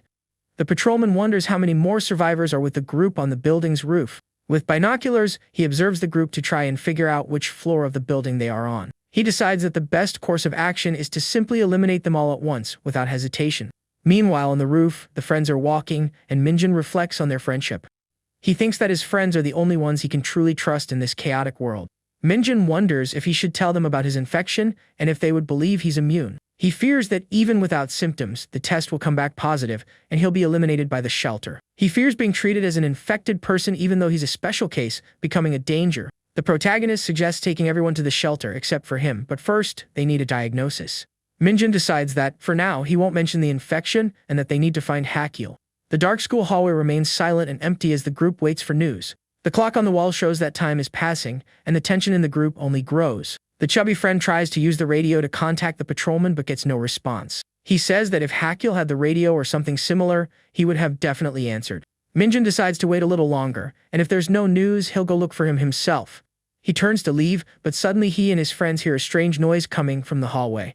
The 3 of them look at each other, confused and scared, not knowing what or who is making that noise. The trio remains silent and alert, trying to pinpoint the source of the mysterious sound. The sun shines outside while the group remains trapped and worried inside the dark school. The view of the city shows tall buildings and the entrance to a nearby underground parking garage. From a window, a masked man watches the movement on the street with great attention and caution. He confirms that the group is at Double Academy and that he heard noises coming from there. The masked man says the door was closed and he's sure they are gathered inside. He plans to lure the infected to corner them and then begin the attack against the group. The school's reception area remains empty and silent as danger approaches without their knowledge. The chubby friend gets everyone's attention and asks them to come out to see the protection net. Minjin is surprised and wonders why only their group should know about the place. Suddenly, the sound of breaking glass startles the group, and they wonder what that was. The protagonist goes to check, and his friends ask if someone threw something inside. Minjin runs down the hallway toward the noise to see what's happening in the other room. Upon arriving, he sees the room in flames and is completely shocked by the scene of destruction. His friend yells to get a fire extinguisher, but it's too late as the fire is spreading quickly. Minjin sees another room also in flames and realizes the attack is on the entire floor. He concludes that someone threw a Molotov cocktail and that they've been discovered by their enemies. The boy with glasses tells the women they need to get out of there and find another place. The chubby friend uses the radio to call for backup as they are under attack by unknowns. Minjin tells everyone to pack their things quickly as they still don't know how many enemies there are. With a worried expression, Yahello watches the boy get ready to leave. He then turns and tries to open the locked double doors so they can escape. The door won't open and Minjin is shocked to realize they are trapped inside. Suddenly, he sees several blood-covered infected standing on the other side of the stairs. The protagonist is horrified by the scene and doesn't understand how the infected got there. He then runs back and his friends ask why he's coming back inside. Minjin warns that the infected are crowding the emergency stairs. He wonders who brought the infected there on purpose, and his friends are shocked. The protagonist feels a sharp pain in his stomach and realizes the infection symptoms are returning. With his hand on the wound, he wonders if his immunity is kicking in again. Minjin remembers that during the fight with the bully, the symptoms appeared and the infected didn't attack him. The protagonist wonders if there was something different about that situation, like his anger toward the bully. Suddenly, Minjin screams, and his friends are startled, not understanding what happened. Filled with rage, he yells the bully's name, and his friends ask why he mentioned him. The chubby friend says that help from the shelter will take at least a 10-minute drive to arrive. Smoke from the fire begins to fill the hallway, and the group senses the imminent danger. Minjin then says they need to act, and the group gathers to hear his plan. He explains that he's going to lure the infected to the stairs so that everyone can evacuate. His friend tries to stop him, saying that if he gets bitten, he'll become infected, but the boy doesn't give up. Minjin says that if they get separated, they should head straight for the shelter at Gunja Station.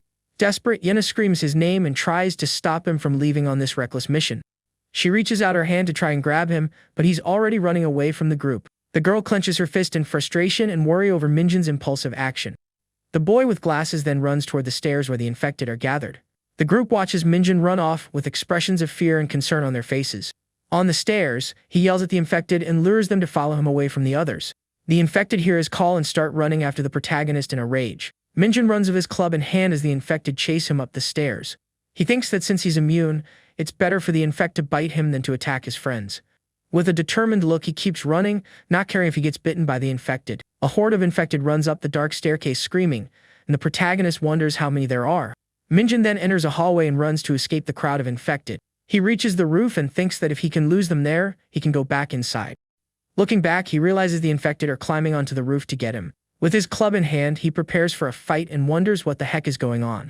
Sitting on the edge of the roof, Minjin looks at the drop and seems to be thinking of a plan. With sweat dripping down his face, he looks up at the sky as if making a decision. He then remembers the first day of the outbreak, when everything started to go so wrong. In the past, Minjin went up to Yena's apartment and tried to end it all by jumping from there. He thinks that if he hadn't met her that day, it would have been his last day alive. Now, he's fighting to survive and realizes he's alive practically thanks to her. Minjin promised Yena he would survive until the end, and that he wouldn't pass on before finding her mother. With a defiant gesture, he flicks the middle finger at the approaching infected. He yells that he won't let himself be bitten by them and faces them with courage and determination. The protagonist declares that he's not afraid and prepares for what's to come on the rooftop. With a daring leap, Minjin throws himself off the roof, club in hand and without any fear. He screams as he falls toward another building in a desperate attempt to escape. Meanwhile, the group of survivors heads down the stairs to flee the burning building. Yena looks worried and wonders if Minjin is okay down there, alone with the infected. She begs for him to come back alive as the group continues their descent to safety. The sky begins to lighten as the group of survivors prepares for another day. Hakyul helps Minjin walk and says they need to head to the station, as the enemies might return. The protagonist wonders who those people are and why they are attacking other survivors. With a serious look, Hakyul continues to help his friend while thinking about the dangerous situation. In an abandoned arcade, the masked man interrogates a severely injured survivor. The man says he has already told him everything about the meeting spot and Hakyul's group's password. He reveals that the main base isn't set yet, as they are constantly on the move. The injured man says they are just ordinary people from the countryside, but the masked man doesn't believe him. The enemy recalls that one of his companions was injured by a criminal with an infected knife. Hakyul then concludes that the knife was covered in infected blood, which is why he got infected. The injured man is shocked by the revelation and realizes his fate is sealed. He says his friend asked him to look for him if a cure was found, but he doesn't believe in that. Hakyul shows his blood-covered knife and says it's also covered in infected blood. He threatens the man, saying that if he stabs him, he will also quickly become one of the infected. The masked man says he won't eliminate him, but he wants to try and experiment with the infected blood. The injured man remains silent, seemingly accepting his fate at the hands of the cruel enemy. He then reveals that they are from Yangqian prison and that they escaped after an outbreak inside. The masked man listens to the story and begins to understand the origin of the group of criminals.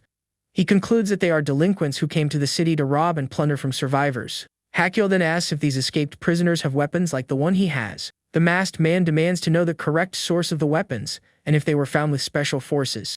The injured man says the weapons were recently acquired by a member of the group. He reveals that a helicopter dropped a crate with 2 rifles and a grenade as supplies. Hakyul listens to the story in silence and seems to be starting to understand where the weapons came from. The prisoner says the leader has the other rifle and that the rest are just close combat weapons. The masked man deduces that they are distributing supplies to support the special forces in the city. Hakyul thinks that someone is intentionally distributing weapons to suppress the situation. The protagonist reflects on the weapons and supplies and finds the situation completely ridiculous. He turns to his friend, appearing to have reached an important conclusion at that moment. The street is filled with the bodies of the infected, and a banner warns to shoot anyone who approaches. The two friends walk through the devastated street, filled with bodies and debris everywhere. Minjun then remembers when he jumped from the roof to escape the infected at the school. He screams as he jumps and lands in a room full of scattered desks and chairs. The boy with glasses falls to the floor and complains about the pain from the impact of the fall. Lying on the ground, Minjun thinks he overdid it but is lucky to still be alive. He realizes he landed badly and feels a sharp pain in his legs after the rough landing.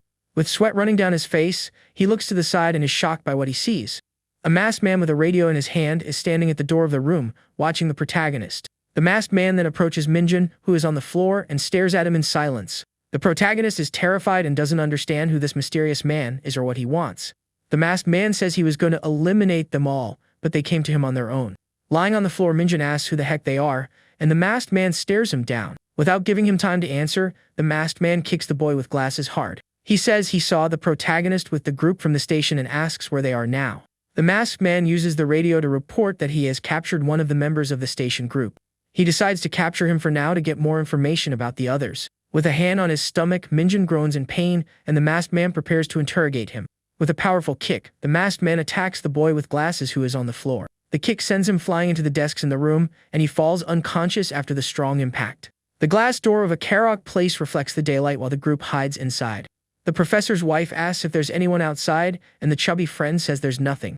He uses the radio to report that they've reached the building, and the person on the other end says they'll be there soon. The chubby friend is relieved and says their group has arrived and they can leave safely. He suggests that the women go first, but Yahello refuses to leave without Minjun. The chubby friend says it's dangerous there and that they should head to the station shelter first. The other companion says he won't go until he finds them and that the two might already be at the shelter. Yahello and the professor's wife argue about whether they should wait or go to the shelter for help. With a determined look, the young woman says that if they are safe, they will meet up soon. The group then decides to leave the karaoke place and head towards the shelter at Gunja Station. They pass by a bathroom with red marks on the floor, indicating that danger is still nearby. The sign on the wall indicates that it is the men's restroom of the abandoned karaoke place. On the street, the group from the station gathers, and one of them says there are uniformed soldiers among them. Minjun denies being from the station group and says the fugitive from the ambulance also had a rifle. He says they are just people he met along the way, and that he doesn't even know if they are from the station. The masked man says there's a fire in the next building, and they must evacuate immediately. He reveals that he will meet up with a colleague who pursued Yahello by midnight. With a knife in hand, he threatens that if the friend doesn't show up, he'll have to eliminate the protagonist. The enemy says the boy with glasses will have to pray for his friend to appear, or he will meet a tragic end. The masked man asks if he is infected, and Minjun is shocked by the question. With his hands tied, he denies being infected, but the man doesn't seem to believe him much. The masked man tells the other not to wait for him to turn and to just eliminate him. The enemy locks Minjun in a bathroom stall to decide what to do with him. He waits outside, thinking about the next step in his mysterious plan. The masked man then says the word Dabongsan to the protagonist who is locked in the stall. In the darkness of the stall, Minjun hears the word and doesn't understand what it means. He wonders if Dabongsan is a password and is confused by the strange situation. The masked man then says another word, Gangnanji, and waits for the boy's reaction. On the other side of the door, the man hears the correct response and says he's glad he's back. The masked man then opens the door, and Yahello's friend appears, revealing his true identity. To everyone's surprise, Yahello is there and points his weapon at the man who revealed himself. With a single, clean shot, Yahello eliminates the masked man who is threatening the protagonist. Minjun is shocked by the scene and can't believe what just happened. With his legs shaking, he looks at the man lying on the floor, still processing the situation. He then recognizes Yahello and is relieved to see that he is alive and well right there. Yahello asks what happened, and Minjun is shocked to learn that he was in a nearby building. His friend explains that he tried to capture the man for information, but it was already too late. The protagonist praises Yahello and asks if he's a former Special Forces soldier. Minjun says the people from Gunja Station are trustworthy because his friends are there. Yahello helps the protagonist up, and they get ready to leave that dangerous place. Minjun says he hurt his leg when he jumped from the roof, and his friend helps him walk through the bathroom. Yahello then hands the protagonist his glasses, which he found on the roof after the fight. Minjun thanks him and jokes that his friend always finds his lost glasses. Things kick off with a car engulfed in flames, the stained street hinting that something terrible happened here. Nearby, a banner displays a sinister message scrawled in red. Amidst the chaos, Minjun and his friend finally reach what appears to be the Gunja Station shelter. Looking up, they suddenly spot someone watching them from a rooftop. Much to their horror, an armed soldier is perched above, pointing a rifle directly at them. As the two of them panic, the soldier screams for them to get lost immediately. An instant later, a shot rings out, the deafening sound echoing through the street and startling the protagonist. The MC freezes, completely paralyzed with fear, unable to process what just occurred. It turns out the shot wasn't meant for them, but for a few of the infected lurking nearby. It dawns on his partner that the gunfire will only draw more zombies to their location. He quickly tells Minjin they have to make a run for it, at least for now. With no other choice, they bolt down an alley, desperately trying to lose the monsters. They continue sprinting through the narrow passage, searching for a safe place to hide. The protagonist's friend says all they need to do now is find the shelter's entrance. But, as luck would have it, they run straight into a dead end, leaving them completely trapped. Making matters even worse, a horde of the infected emerges right behind them. Left with no alternative, Minjin's partner braces himself to fight off the monsters. Without hesitation, he starts unloading his weapon at the rapidly approaching zombies. In that exact moment, the same soldier from before throws open a gate, yelling for them to get inside. At last, they're safe. The protagonist collapses to the ground in exhaustion as other survivors secure the perimeter. As the gate is forced shut, the zombies are left outside, clawing and trying to breach the shelter. The MC's friend expresses his gratitude for the help, but the soldiers just order them to drop their weapons and put their hands up. One of them adds a warning: a sniper has them in his sights, so they'd better not try anything. Immediately after, another man demands to know where they got such a fully customized rifle. When Minjin's partner claims they found it, a soldier impatiently tells him to shut his mouth. The soldier presses on with the interrogation, asking how a couple of students know how to handle a weapon like that. The boy brings up a shootout that happened nearby, revealing that they were also being chased. This infuriates the soldier, who assumes they're part of the enemy crew and demands to know how he knew about it. However, the group's leader tells his man to stand down, noting that the two don't appear to be a threat. He explains that a recent attack has put everyone on edge, so they have to screen everybody. Because of this, he informs Minjin that he must go to an isolation area for a bite check test. The MC glances at his hand, thinking that even with his symptoms gone, undergoing the test right now would be incredibly dangerous. Trying to buy time, the protagonist says his friends should have already arrived and asks them to check the radio logs. The soldier seems to consider it, but another chimes in that no one can reunite before clearing the infection test. The leader takes the radio and notifies the base about 2 new survivors claiming to know other members. He then asks the pair to wait a moment, assuring them that HQ will respond shortly. Minjin is sweating bullets, the tense situation making the wait for an answer unbearable. Time seems to crawl as they all stand by for the radio confirmation. At last, the control room comes back with the information they requested. The news is that only one of his friends made it back. Minjin is stunned, wondering what could have happened. According to the radio, one of the female survivors stayed behind to search for her friends. He then confirms the MC's friend is with this girl and gives the order to move the duo to isolation. A desperate Minjin asks them to confirm if the name of the friend who stayed behind is Han Yi Na. His partner agrees it has to be Yi Na, figuring their other friend must still be with her. Following that, the soldier tells them they can put their hands down, but the protagonist is still deeply worried. Just then, Minjin gets to his feet, declaring that he has to go back for his friends. But the leader of the group tells him there's no need, as they will be dispatching a rescue team for them. Besides, he explains it's already getting dark, and nobody sets foot outside the shelter after 6 in the evening. He reiterates that their first priority is heading to the isolation building for the infection test. Noticing his friend's condition, his partner offers a shoulder to lean on, but the MC insists he can walk slowly on his own. On the way, the soldier mentions that the other survivors who got there earlier are already in the isolation room. He also shares that the shelter began in the station's main hall and expanded as more people arrived. With military assistance, the survivor count grew, allowing them to take over the adjacent buildings. Now the safe zone stretches for hundreds of meters, protected by multiple barricades. The soldier cautions them that infected still roam the area, since not all the buildings have been cleared yet. He then gestures toward a massive office building in the distance. He explains their goal is to secure that location, but eliminating every last zombie has proven difficult. Minjin can't help but be impressed by the sheer size of the refuge and their level of organization. Despite that, he can't get the upcoming infection test out of his mind, which only heightens his anxiety. In the distance, plumes of smoke and fire serve as a stark reminder of the ever-present danger outside. Somewhere else, Minjin's baseball bat lies abandoned on the floor of a deserted classroom. Han Yi Na discovers it and figures the MC must still be alive, questioning why he would have left it behind. Her friend warns that the fire could spread to their building, but she just brushes him off. The girl reminds him she already told him to go on without her, confident she could find the others alone. But the side character insists on staying, adding that he even managed to find a weapon for their protection. Giving him a skeptical look, she asks if he's genuinely concerned and if he even knows how to use that thing. He fumbles awkwardly, claiming he's practiced a few times, but she remains unconvinced. Turning her back, the girl states that she only needs the other two to make it through this. He's baffled by her cold attitude, wondering what could have happened between her and the protagonist. Unexpectedly, she turns to him with a faint smile, thanking him for his concern. He's left completely speechless, unable to believe Han Yi actually thanked him. His joy is short-lived, however, as she immediately calls him a psycho for thinking she'd say something kind to him. Still, the girl admits she hates the thought of being alone, which makes the guy think she's just playing with his feelings. Just then, a strange noise from a nearby door catches her attention, putting her on high alert. The doorknob begins to turn slowly, signaling that someone is on the other side. In a flash of panic, she screams at her friend to hide as fast as he can. The door creaks open, and the pair grows tense, waiting to see what will emerge. With their weapons raised, they prepare to attack whatever comes through the doorway. The girl holds her breath, wondering if one of her friends could be behind the door. She keeps her eyes fixed on it, considering the worst-case scenario if it's a stranger. Back at the shelter, night has completely fallen, casting a tense shadow over everything. We get a glimpse inside the isolation building. It has the feel of a derelict medical clinic. Walking down the hall, the MC thinks that his mother must be in a safe place just like this one. Out of nowhere, one of his friends, Sun-ho, appears, calling out the protagonist's name. The MC immediately asks if the rescue team was dispatched to find Yi-Nai and their other friend.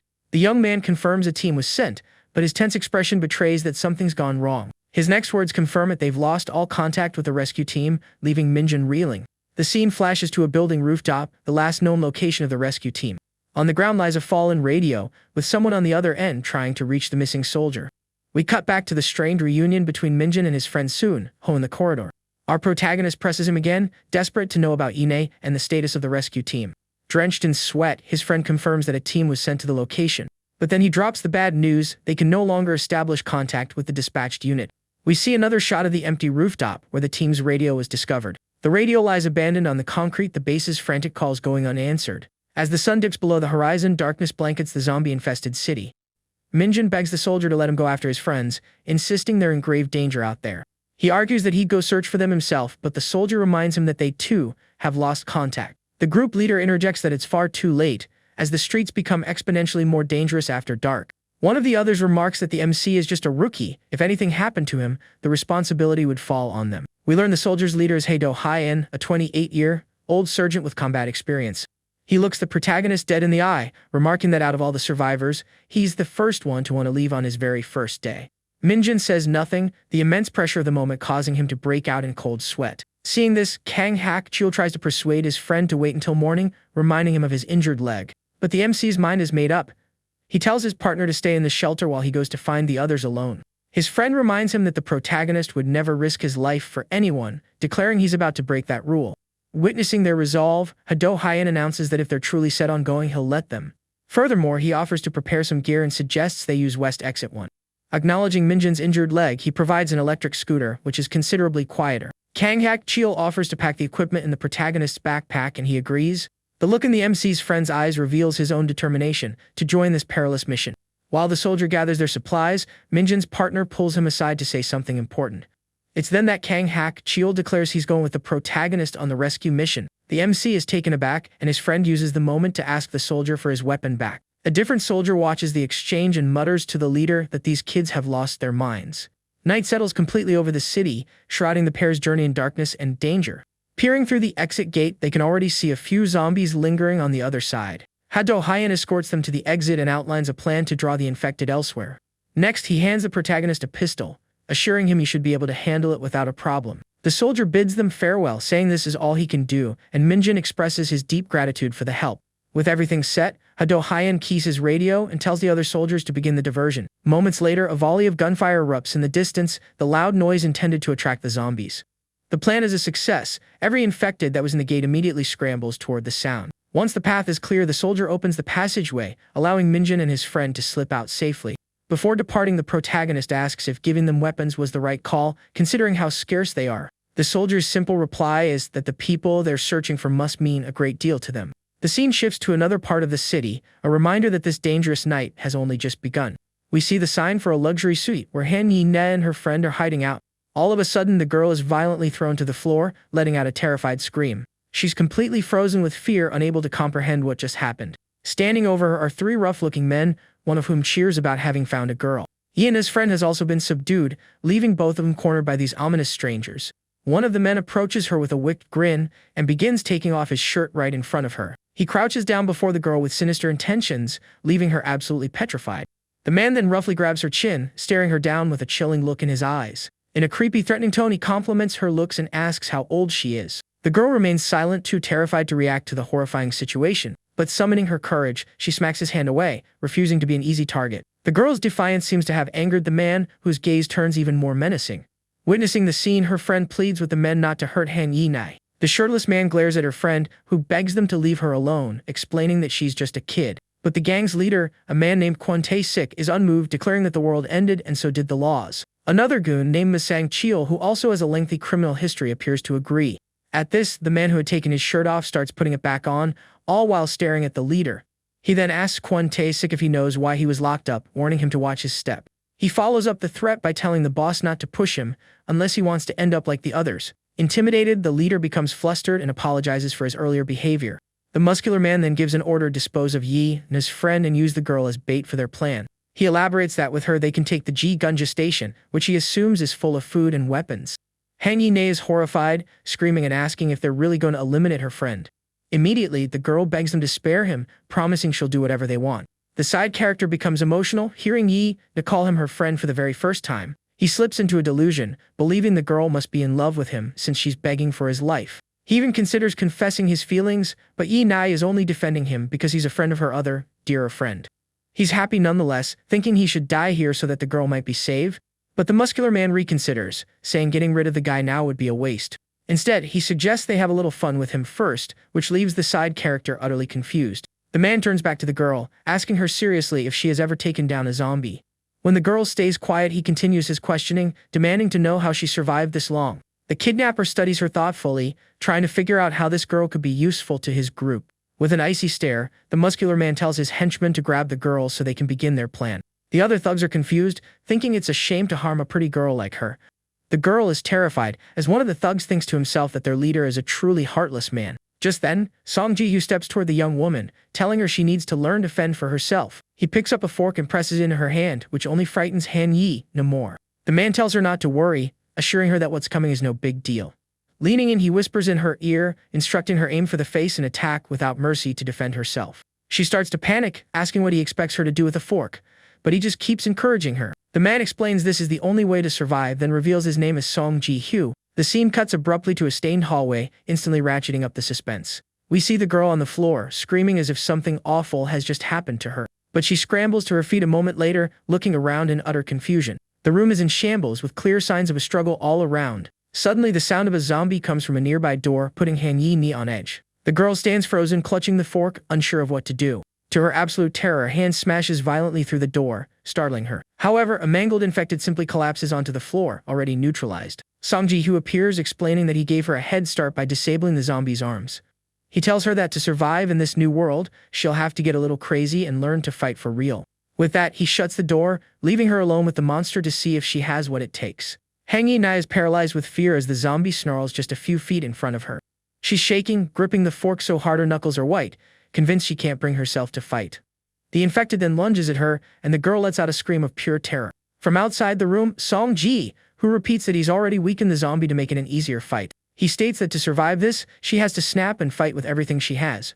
After saying this, he locks the door, leaving the girl trapped inside with the creature for her final test. The young woman is still terrified, completely at a loss for how to handle this life or death situation.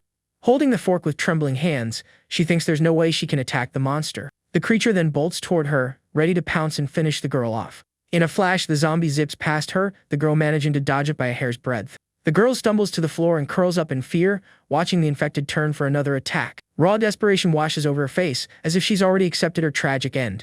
But finding a final burst of courage, she scrambles to the door, trying to pry it open while screaming for help. The girl pounds on the door with all her might, pleading for Song Ji-hyo to open it and save her. At that moment, the zombie grabs her from behind, and a scream of pure horror escapes her lips as she feels its bite. The monster sinks its teeth deep into her shoulder, and she feels the searing pain of the infection spread. The fork, her only weapon, clatters to the floor, and with it, any hope of survival vanishes. The creature continues its vicious attack while the girl screams in agony. With her eyes squeezed shut in pain, she prays for help, for anyone to appear and save her. The scene closes on the zombie mercilessly attacking her, seemingly sealing Han Yi-nai's tragic fate. But in a stunning reversal, the zombie is sent flying by Song Ji, who appeared in the nick of time. As the door opens, the man steps inside, much to the girl's shock. She just stares at him, stunned. The other thugs are confused about why he intervened, complaining that his little game has gotten boring. The man retrieves the fork from the floor and reminds her that she needs to lose her mind if she wants to live. Saying this, he moves behind the girl and grips her hands in a peculiar way. The kidnapper then helps her steady her grip on the fork, telling her he'll give her a hand this time. Suddenly, the zombie staggers to its feet and charges at the pair, roaring with fury. The creature's face is impaled on the fork which Han Yi now held steady with the man's help. The girl screams in terror while Song Ji, who forces her hand to keep attacking the monster. He tells her he's doing this for her own good, that she needs to know what it feels like to fight back. The kidnapper makes her stab the zombie again and again with the fork, without a moment's pause. The girl continues to be forced by the man to mercilessly attack the monster. After a flurry of blows, the zombie finally goes still and crumples to the floor. Song Ji, whose face is now splattered with the fluids that erupted from the creature during the struggle.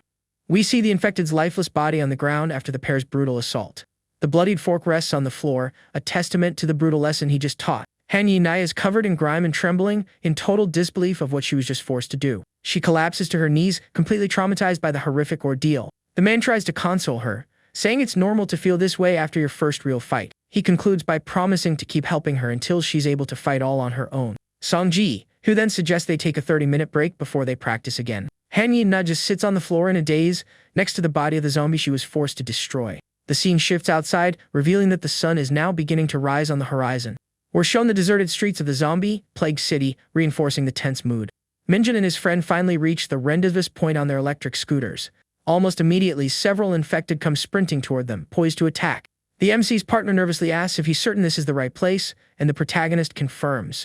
Minjun's expression reveals the intense fear and worry he's feeling in this moment. We get a quick shot of the building's interior, where their friends are supposed to be hiding. The scene then cuts to a radio transmission, with someone on the other end making a desperate call for help. The person on the radio warns that the people from Gunja Station could show up at any second. But the man on the other end threatens him, saying if their hideout gets exposed, it'll be his head. He then confirms a rescue party is on the way and tells him to hang tight. Recalling this conversation, Minjun thinks he might be able to pinpoint his friend's exact location. He decides his first move should be to check the building where his friends were last spotted. His partner clarifies that their last known position was the rooftop of the adjacent building. Suddenly, they notice that the fire in the neighboring building has grown much larger. The duo takes off, sprinting desperately through the zombie-filled street to reach their destination. They slip into a dark building and cautiously begin to make their way up the stairs. A sweep of their flashlight reveals that this side of the building appears to be secure for now. Upon reaching a landing, they discover the body of one of the shelter's soldiers. The green armband confirms he was from Gunja Station, a shocking discovery for them. Kang Hak Cheol is bewildered, unable to imagine what could have happened here. The floor is littered with spent bullet casings, pointing to a fierce firefight. The MC's friend deduces that the victims were ambushed and never even had a chance to return fire. He also points out that the weapon he's carrying is the same model used by the enemy group that previously attacked them. This realization spurs them to race up the stairs, fearing their friends met the same fate. The blaze in the building next door continues to rage, its dangerous flames lighting up the night sky. On the rooftop, they find their missing friend's radio lying on the ground, a clear sign something went wrong. The MC picks it up, concluding that the thugs must have taken his friends. His partner grabs the radio and reports into the shelter's base to update them on the situation. He informs them they found the bodies of 2 soldiers, but their friends are nowhere to be seen. Kang Hak Cheol then announces their intention to proceed to Jiangdae, a Gu station immediately. The protagonist is filled with apprehension about the dangerous mission they're about to undertake. As night deepens, the pair prepares to infiltrate enemy territory in search of their friends. They arrive at an alley teeming with zombies and must proceed with extreme caution to avoid being spotted. The MC's friend wonders aloud how they'll ever find their friends in this maze of buildings. Suddenly, they catch sight of a suspicious man smoking on the roof of a nearby building.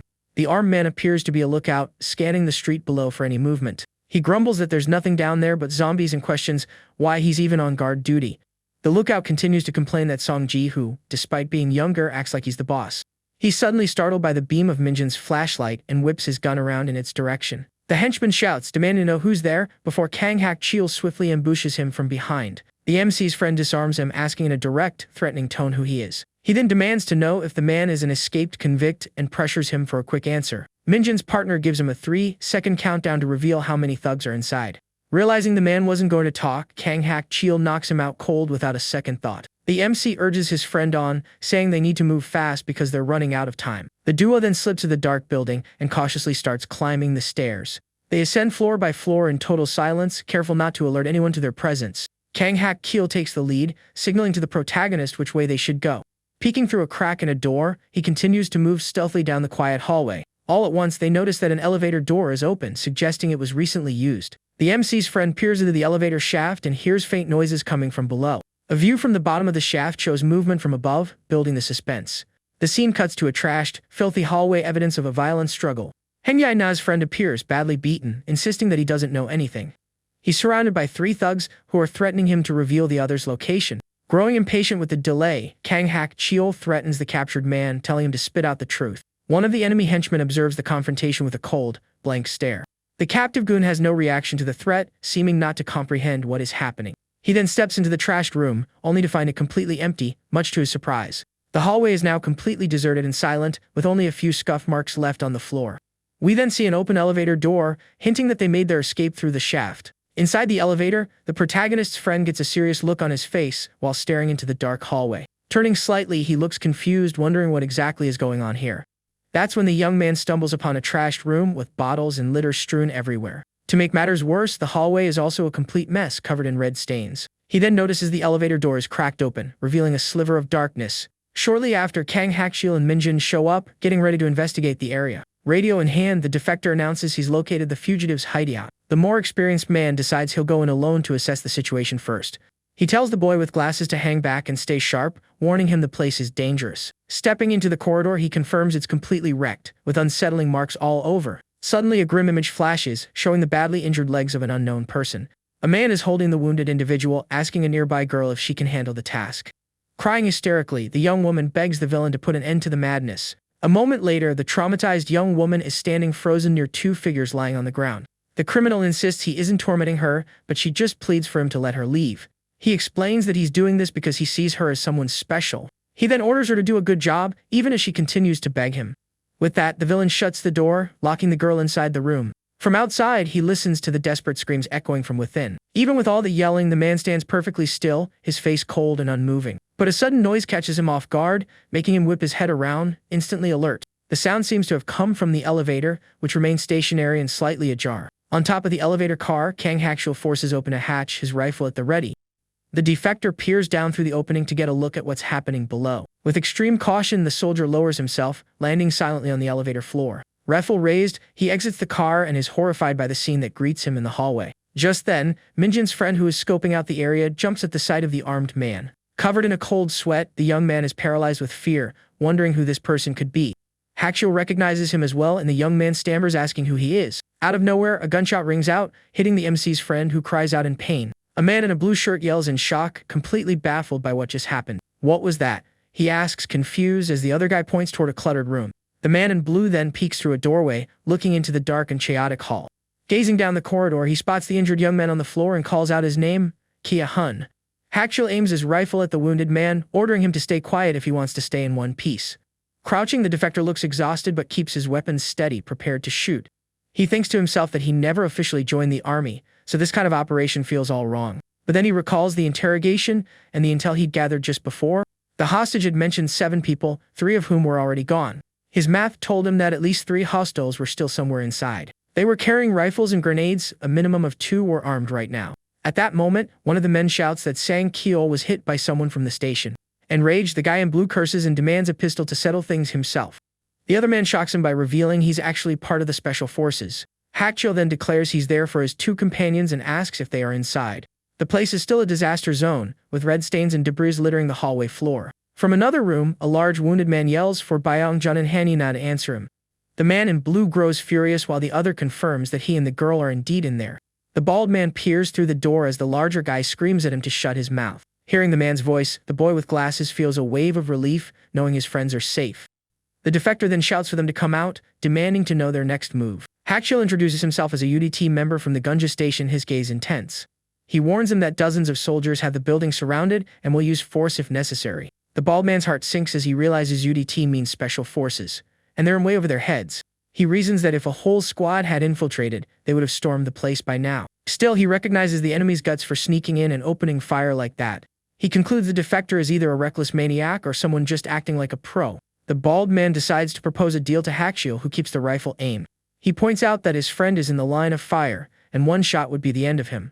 In exchange for the young man's safety, he tells the defector to let his 2 people walk. The bald man demands to know their plan and asks about the whereabouts of Song Ji-hyo. Sweating nervously, the man in blue sees how complicated things have become. The other man glances at his partner and orders him to throw the grenade now.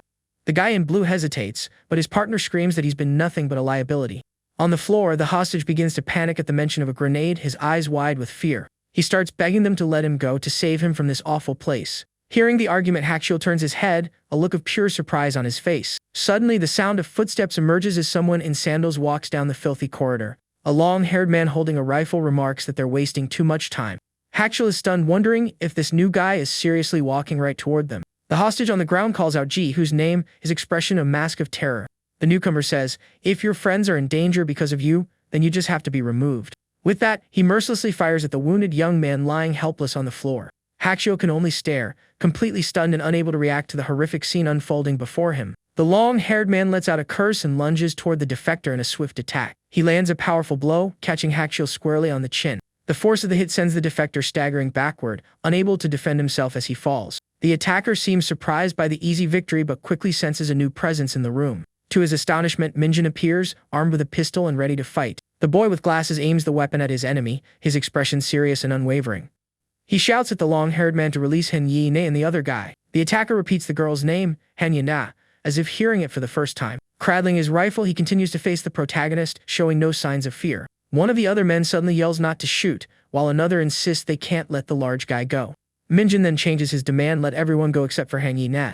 The man admits he feels a special connection to the young woman, despite not knowing her for long. A cold sweat breaks out on Minjin's brow, he's tense and unsure of what to do next.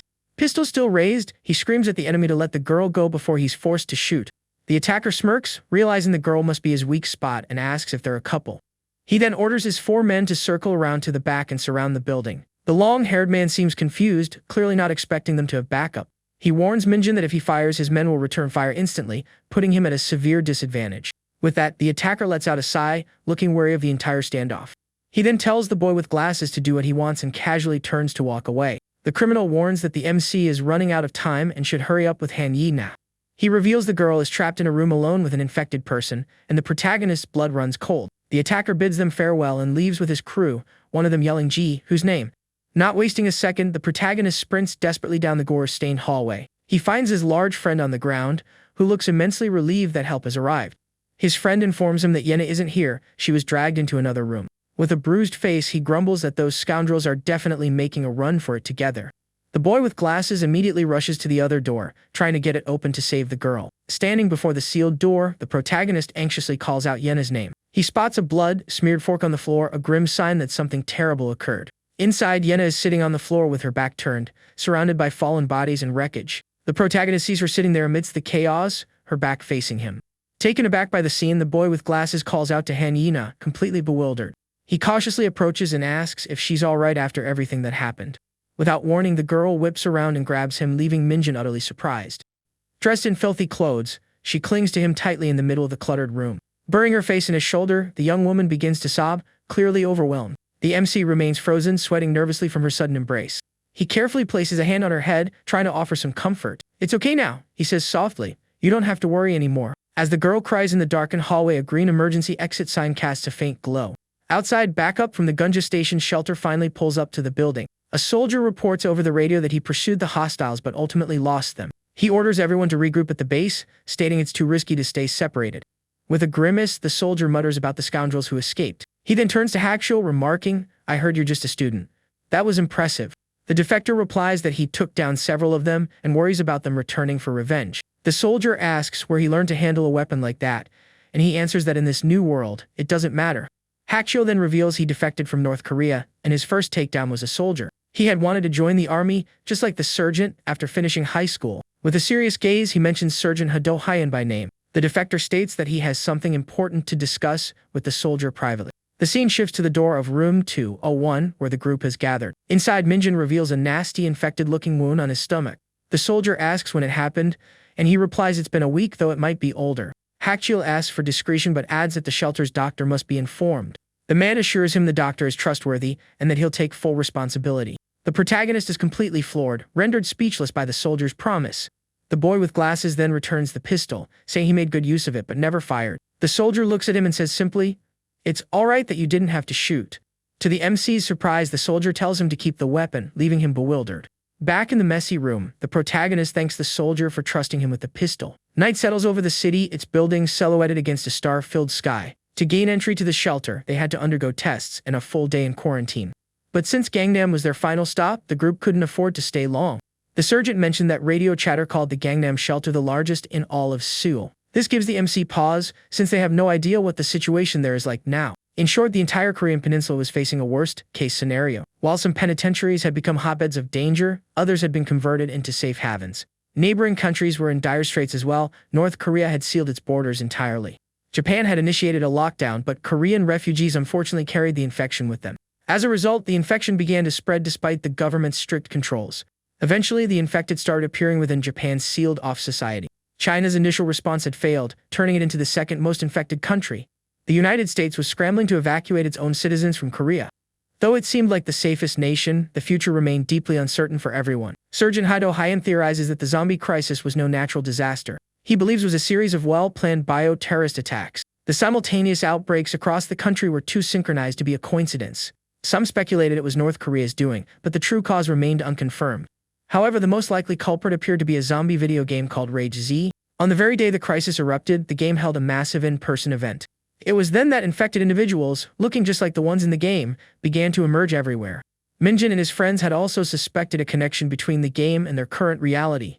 One popular theory was that someone unleashed the virus and weapons to create a real-life version of the game. The protagonist can't help but wonder why was Korea the target for all of this. One thing was certain: a hidden player was actively trying to turn this game into reality. At the shelter's clinic, the empty and quiet hallway is reflected in a glass door. Inside, Professor Seo Ha-kang's daughter is sobbing, calling out for her mother. Thanks to the surgeon, the family had been able to reunite during their quarantine period. But their joy was short-lived, as the professor had been infected during their journey. Outside the shelter's perimeter, a barbed wire fence stands as a barrier against the infected. In the waiting area, Yena sits quietly, looking thoughtful and lost in the aftermath of the event. The protagonist calls her name and she looks up at him, her expression vacant. Sweating slightly, he calls her name again, asking if she's holding up after the traumatic ordeal. They are sitting side by side when she quietly says that she's okay. She's trying to put on a brave face, but the MC can tell her mind is elsewhere and presses the issue. He admits that even against the infected, he would have struggled to attack someone with just a fork. The boy with glasses remembers finding her sitting on the floor, surrounded by bodies. He tells her she must have been in deep shock from such a horrible experience. Just then, their large friend appears and tells Yeta it's her turn to go in. Annoyed, the girl snaps to her feet, asking, "How dare you call me by my first name?" The MC is taken aback, realizing in that instant that the old Hang Yi is back. Both her and Hakshul's tests were negative, but he had to be hospitalized for his injuries. In the clinic hallway, 3 closed doors reinforce the shelter's hospital atmosphere. At last, it's the protagonist's turn. He enters the exam room to get tested. The doctor asks if it's been a week, and he confirms that the symptoms are showing up. She then introduces herself as Moon Seo Rin, Surgeon Haido Hyan's girlfriend. A cold sweat forms on the protagonist's brow as he's shocked to hear he is, in fact, infected. The doctor explains that if no changes occur within a day, immunity is almost guaranteed. Her conclusion is that he must be immune, a critical factor in developing a cure. The boy with glasses immediately worries he'll become a test subject for a vaccine. But the doctor clarifies that their shelter lacks the resources to develop any cures. She says she will keep his infection confidential, but only if he makes her a promise. The MC is baffled by the strange condition she's attached to keeping his secret. Sitting in the dimly lit waiting room, he contemplates this life-changing discovery. Outside, the protagonist tells Yena the truth: he's infected with the virus. The girl asks if that means he's immune, and he explains the doctor is still looking into it. As he relays what the doctor told him, Yena's face fills with horror. "Stay away from me," she screams in a panic, scrambling away from him in fear. She then yells for the doctor, sounding absolutely terrified by the revelation. The girl bursts back into the exam room, saying she has something urgent to discuss. Dr. Moon Seo Rin is startled by her sudden, frantic reappearance. Sitting down, the doctor asks what's wrong and if she's holding someone up from their duties. Yena then begs the doctor not to tell anyone what she's about to ask. Blushing deeply, the young woman shyly brings up Jun's name. She then asks if the MC is infected, can he still be with a woman? The doctor is left utterly speechless, stunned by the girl's outlandish question. She continues to stare at Yena, finding it hard to believe what she just heard, thinking the girl has a one-track mind.